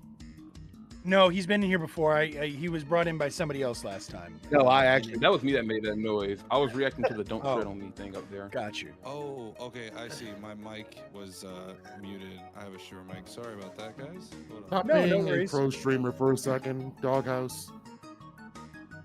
Wait, I have something to say. There you are. Welcome in, Vince. Hold on, amigo. Well, so some of y'all I haven't seen in quite a long time. we're going to be kind of working our way backwards, just so you know. I don't know how much of the debates you were actually tuned in for. So we have some commentary and some pushback on the debaters from what they were saying during the debate. But real quick before I do that, do any of the debaters have a hard out? Because we can do it out of order if some of y'all need to go like sooner rather than later. I would rather you be here for the conversation about your debate if possible. Anybody? I'm good for a while. Beautiful. Cool. Also, Lethe, I know you're muted right now, but I just want to say Lethe and Alicat, both y'all were fucking great judges. I appreciated y'all's ability and your lack of bias here. Your questions were great and pressing. In general, your feedback was spot on. So as long as you guys are okay with it, don't be surprised if I tap you guys as judges more in the future. So I do still love my main two judges, but I also want them to be in here debating as well. So now.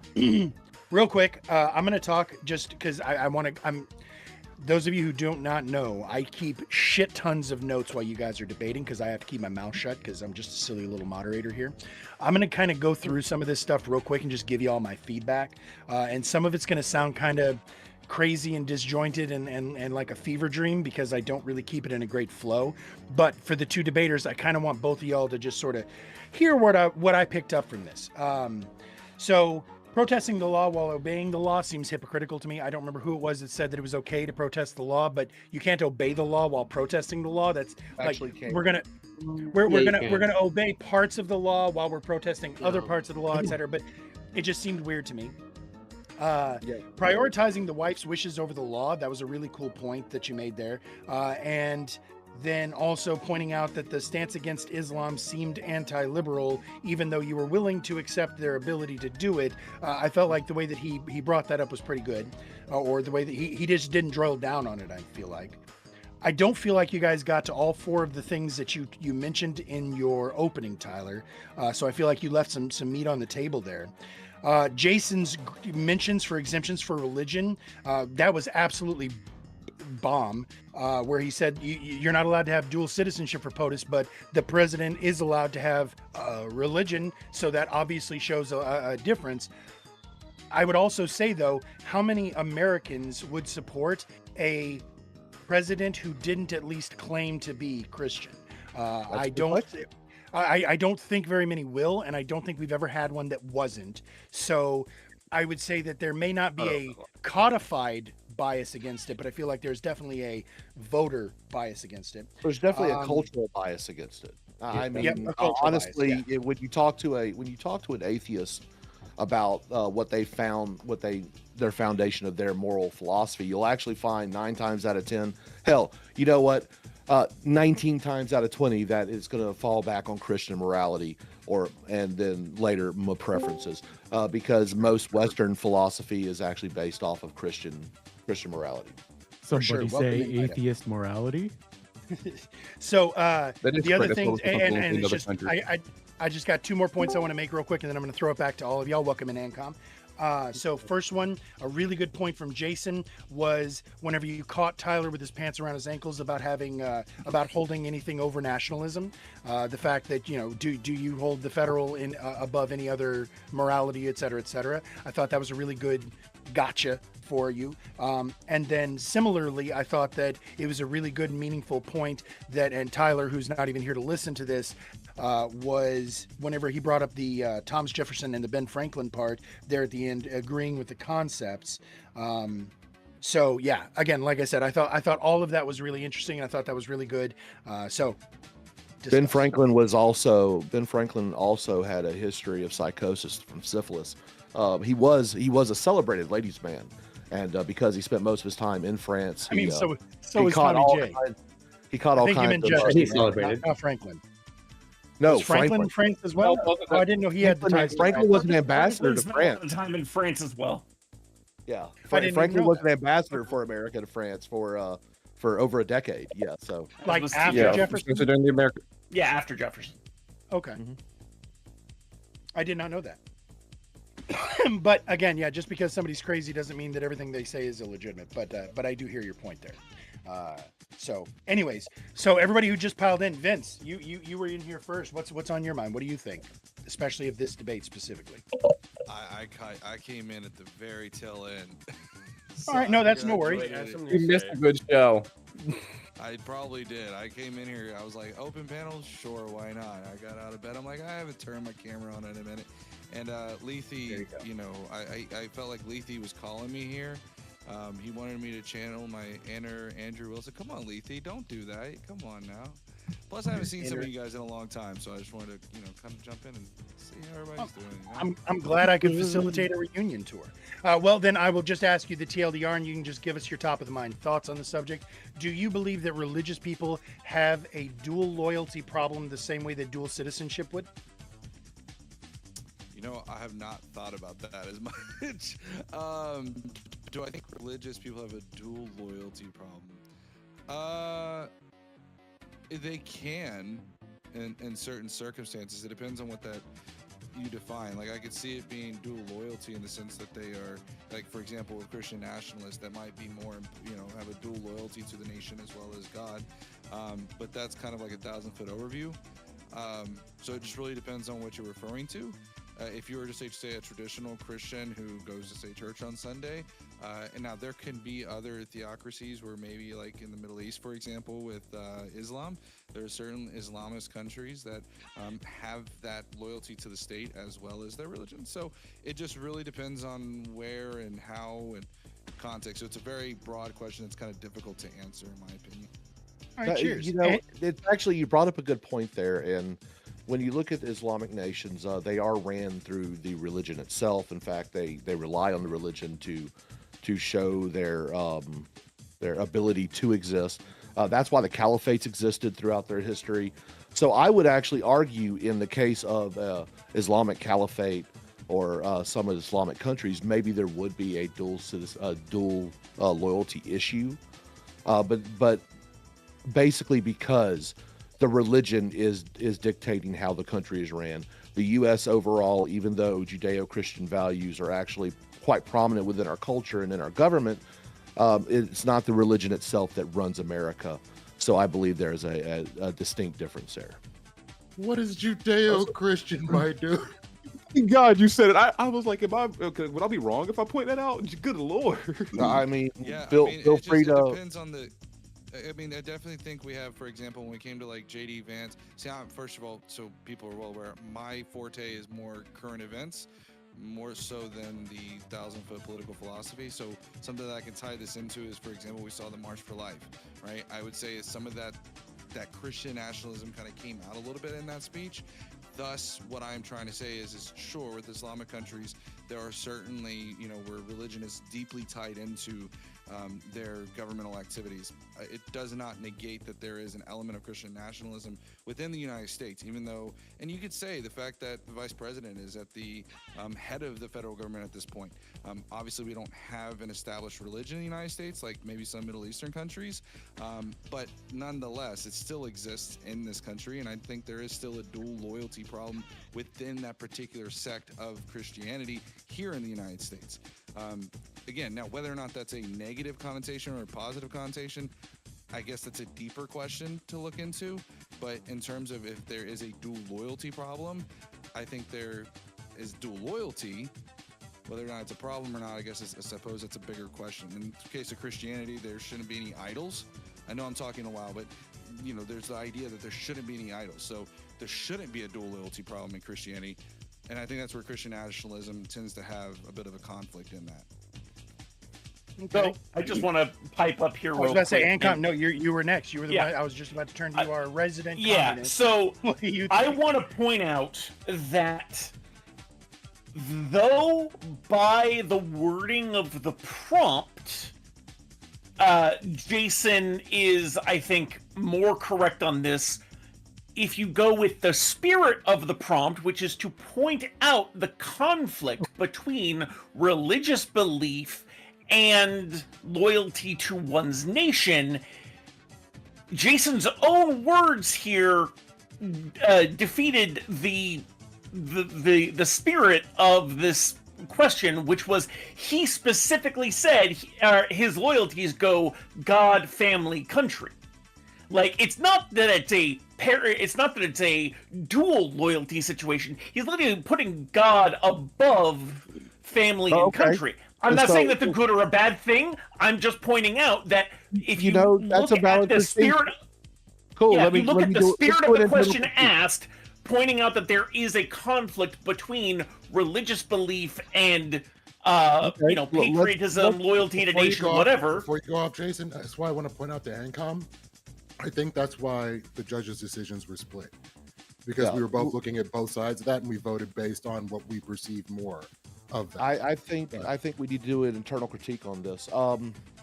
What do you hold higher than the federal government, Mr. Ancom? Is there anything that you hold higher? I mean, that assumes I hold it in high regard He in the doesn't first believe in the place. state. There's lots of things I hold. There's lots of things I hold in higher regard than the federal fucking government.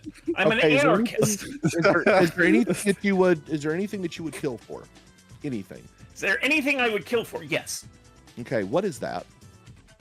Klondike If Bar. I believe that that another person is being unjustly done violence upon, and the only way to prevent or stop that violence from happening is to kill the assailant. Okay, so let's take self-defense off the table because I believe everyone here does believe in self-defense. Is there anything else that you would absolutely kill for without question?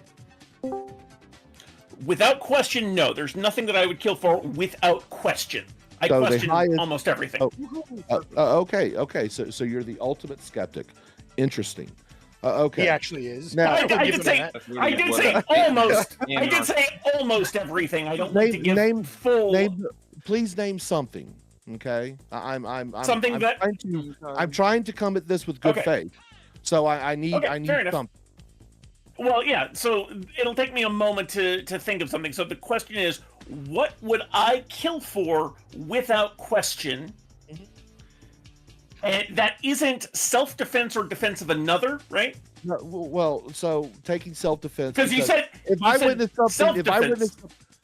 witness Doghouse, if I witness Doghouse being attacked, and I would actually go to defend him, and me and him have actually fought. We have fought pretty harshly. Okay.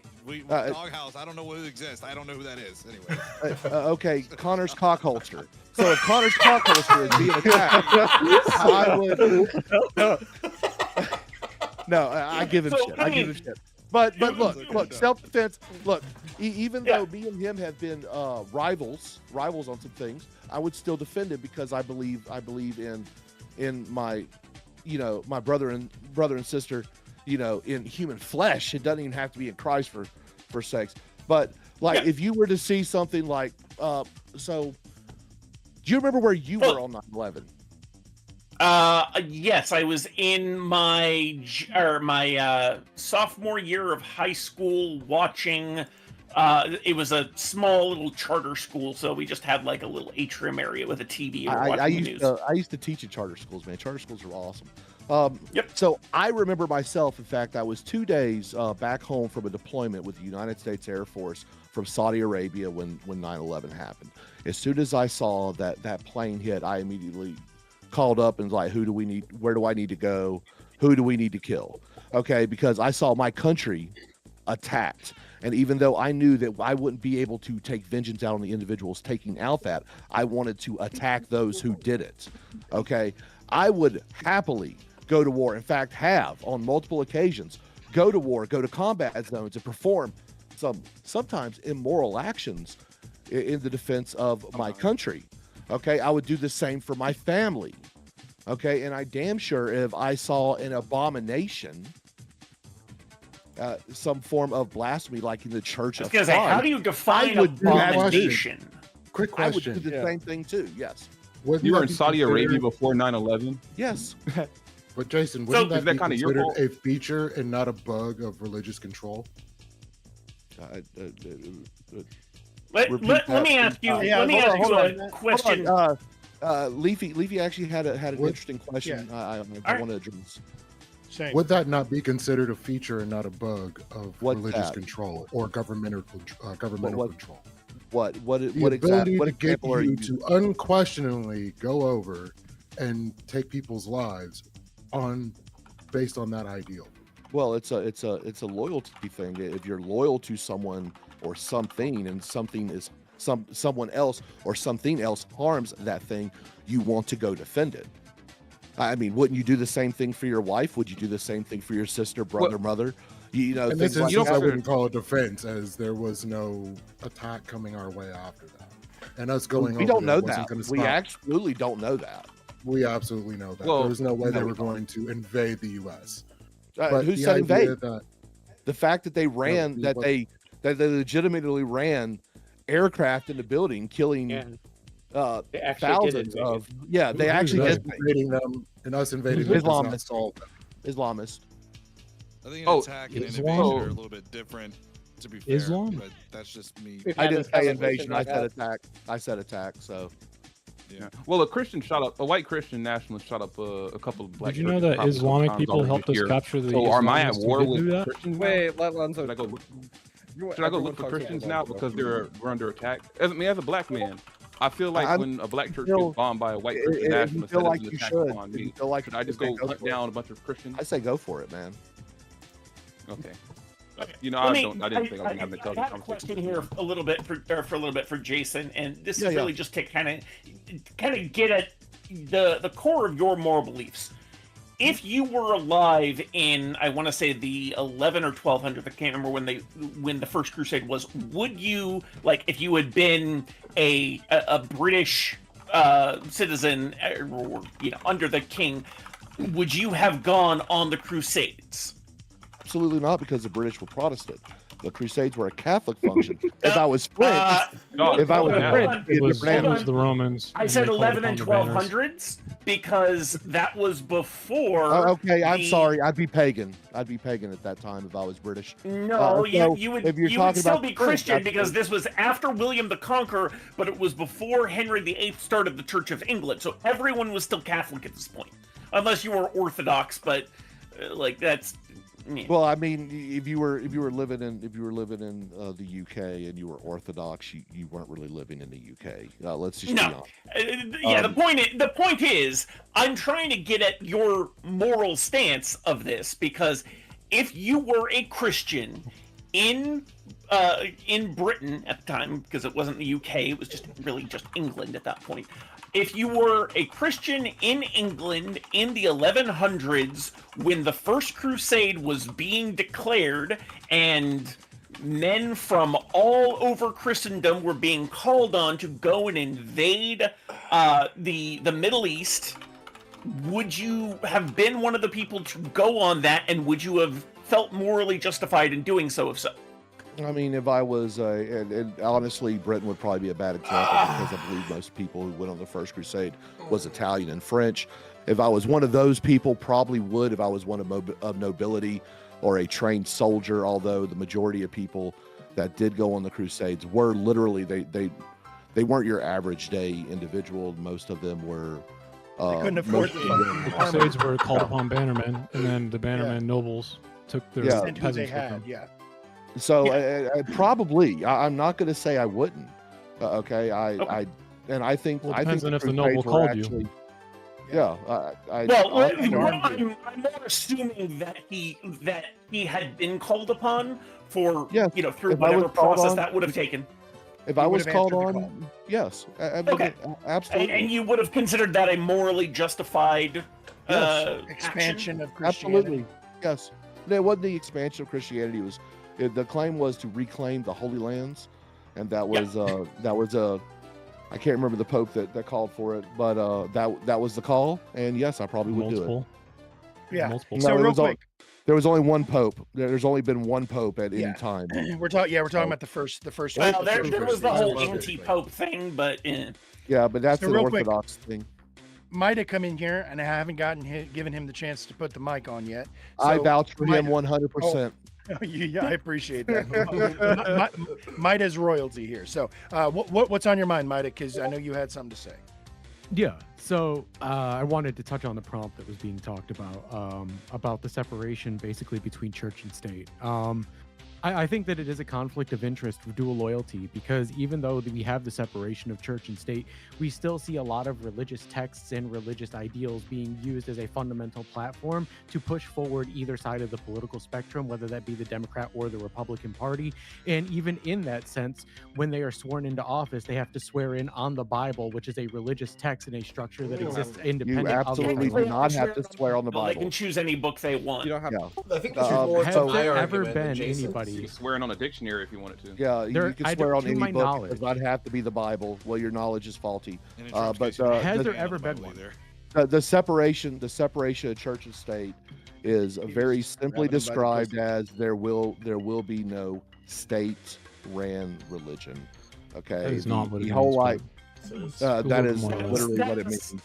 From an originalist. Okay, the establishment, that is what the establishment clause means in its most plain interpretation, but of course more the Supreme Court has repeatedly affirmed Madison's words in the letter to the Reverend, I can't remember his name, about erecting a wall of separation between church and state, wherein the state does not influence religion, as the king happened to be the head of the Church of England in England, which they were breaking away from, but also that the church would not have an influence on the state itself in its day-to-day runnings of the governmental business. And correct me if I'm wrong, but that's why churches don't pay taxes, but they're not supposed to preach politics from the pulpit either in exchange of that. No Right? reputation. And that's also a reason why we've only had two Catholic presidents in the history of the United States. JFK and who? Joseph Biden. Biden. Biden. Yeah. Yeah. So yeah, I'm glad we both dislike Biden, but I'm sure for different reasons. there have been a couple Very of presidents who haven't been sworn in on a Bible. There have been, as of right now, 4. But the point is that it uses. What a did they use? preconceived- Does it happen to say? Yeah, I actually Googled this in Thank real you, time. yeah. John Quincy One Adams of them used a volume of United States law. Theodore Roosevelt used President McKinley's assassination book. Calvin Coolidge used a non-standard autographed Vermont Bible, and Lyndon B. Johnson used JFK's assassination papers from the Air Force. What? That is metal as fuck. What was that third one? What is the Vermont Bible? What is that? Yeah, it says that it is a non-standardized Vermont Bible that was also a part of a autobiography after someone named Harding's death. Okay, so it was a form of. It was not a Judeo-Christian Bible in the traditional sense. I'm not sure. I would have to look more into it. I'm But sorry. yeah. Go on with your point. I just wanted to know Yeah, that. yeah. That's a really My- interesting thing. My issue is Warren G. Harding, but yeah, I think you're correct with that one. But yeah, what I was going to say is it's using a preconceived notion and a bias to elicit a specific response from people or voters within the United States that comes as a result of expectations for how the country or how certain people ought to think or how it ought to be run. Well, it's perfectly fine because the moral framework that comes from religion is absolutely acceptable for an individual to embrace, style their life on it, fashions their upbringing or whatnot. We just don't want religious doctrine put into our government. So I think that's Sure, absolutely and fine. I don't. Because then you'd have to rely on the government for interpretation of what. Not the religious text necessarily. means to I don't decide your laws. disagree with what Tyler is saying, but the problem The is other the way moral around. frameworks that are presupposed actually aren't intrinsic to that of religion. You can have the same type of religious framework that comes from that of centralized religion, while still appealing to something like the categorical imperative, which is a fundamental rejection of religion to use a moral structure that is independent of it entirely. I don't know if it's a rejection of it. He just excludes it out of his argument. He is fundamentally a Christian. Sure, yeah, and the reason for that was because when Immanuel Kant seen Just the didn't want to do rejection, low-hanging fruit. Yeah. yes, correct. When he's seen the rejection of certain religious principles and then the expectations that were created as a result of that, he tried to create a separation between the moral principles that he believes someone can adhere to and the origination of those moral principles. And this was like one of the the reason that ontology and deontology were spawned in a place where epistemology was predominantly in the philosophical space. Suck it, Hume. So, and if you think about it from a historical perspective, many countries did embrace religion as the way to run their country, right? Like, and even today, you see people fleeing countries due to religious persecution, right? So, so this idea that that they definitely mirror might have been the word. And again, the only reason I voted the way I did was based on the actual wording of the debate. It's not parallel, but a mirror is actually maybe closer. And so there's a lot to be said the same, but the reality is that they're not exactly the same. And the United States has actually gone away to make sure that that's the case. So I would just argue that the biggest problem. I'm sorry. The biggest problem with the prompt that I had is the fact that they claimed that it was parallel. If you wanted to say there was contradictions, I would be completely on the affirmative. But when it comes to the parallels things, I think that's where the issue is.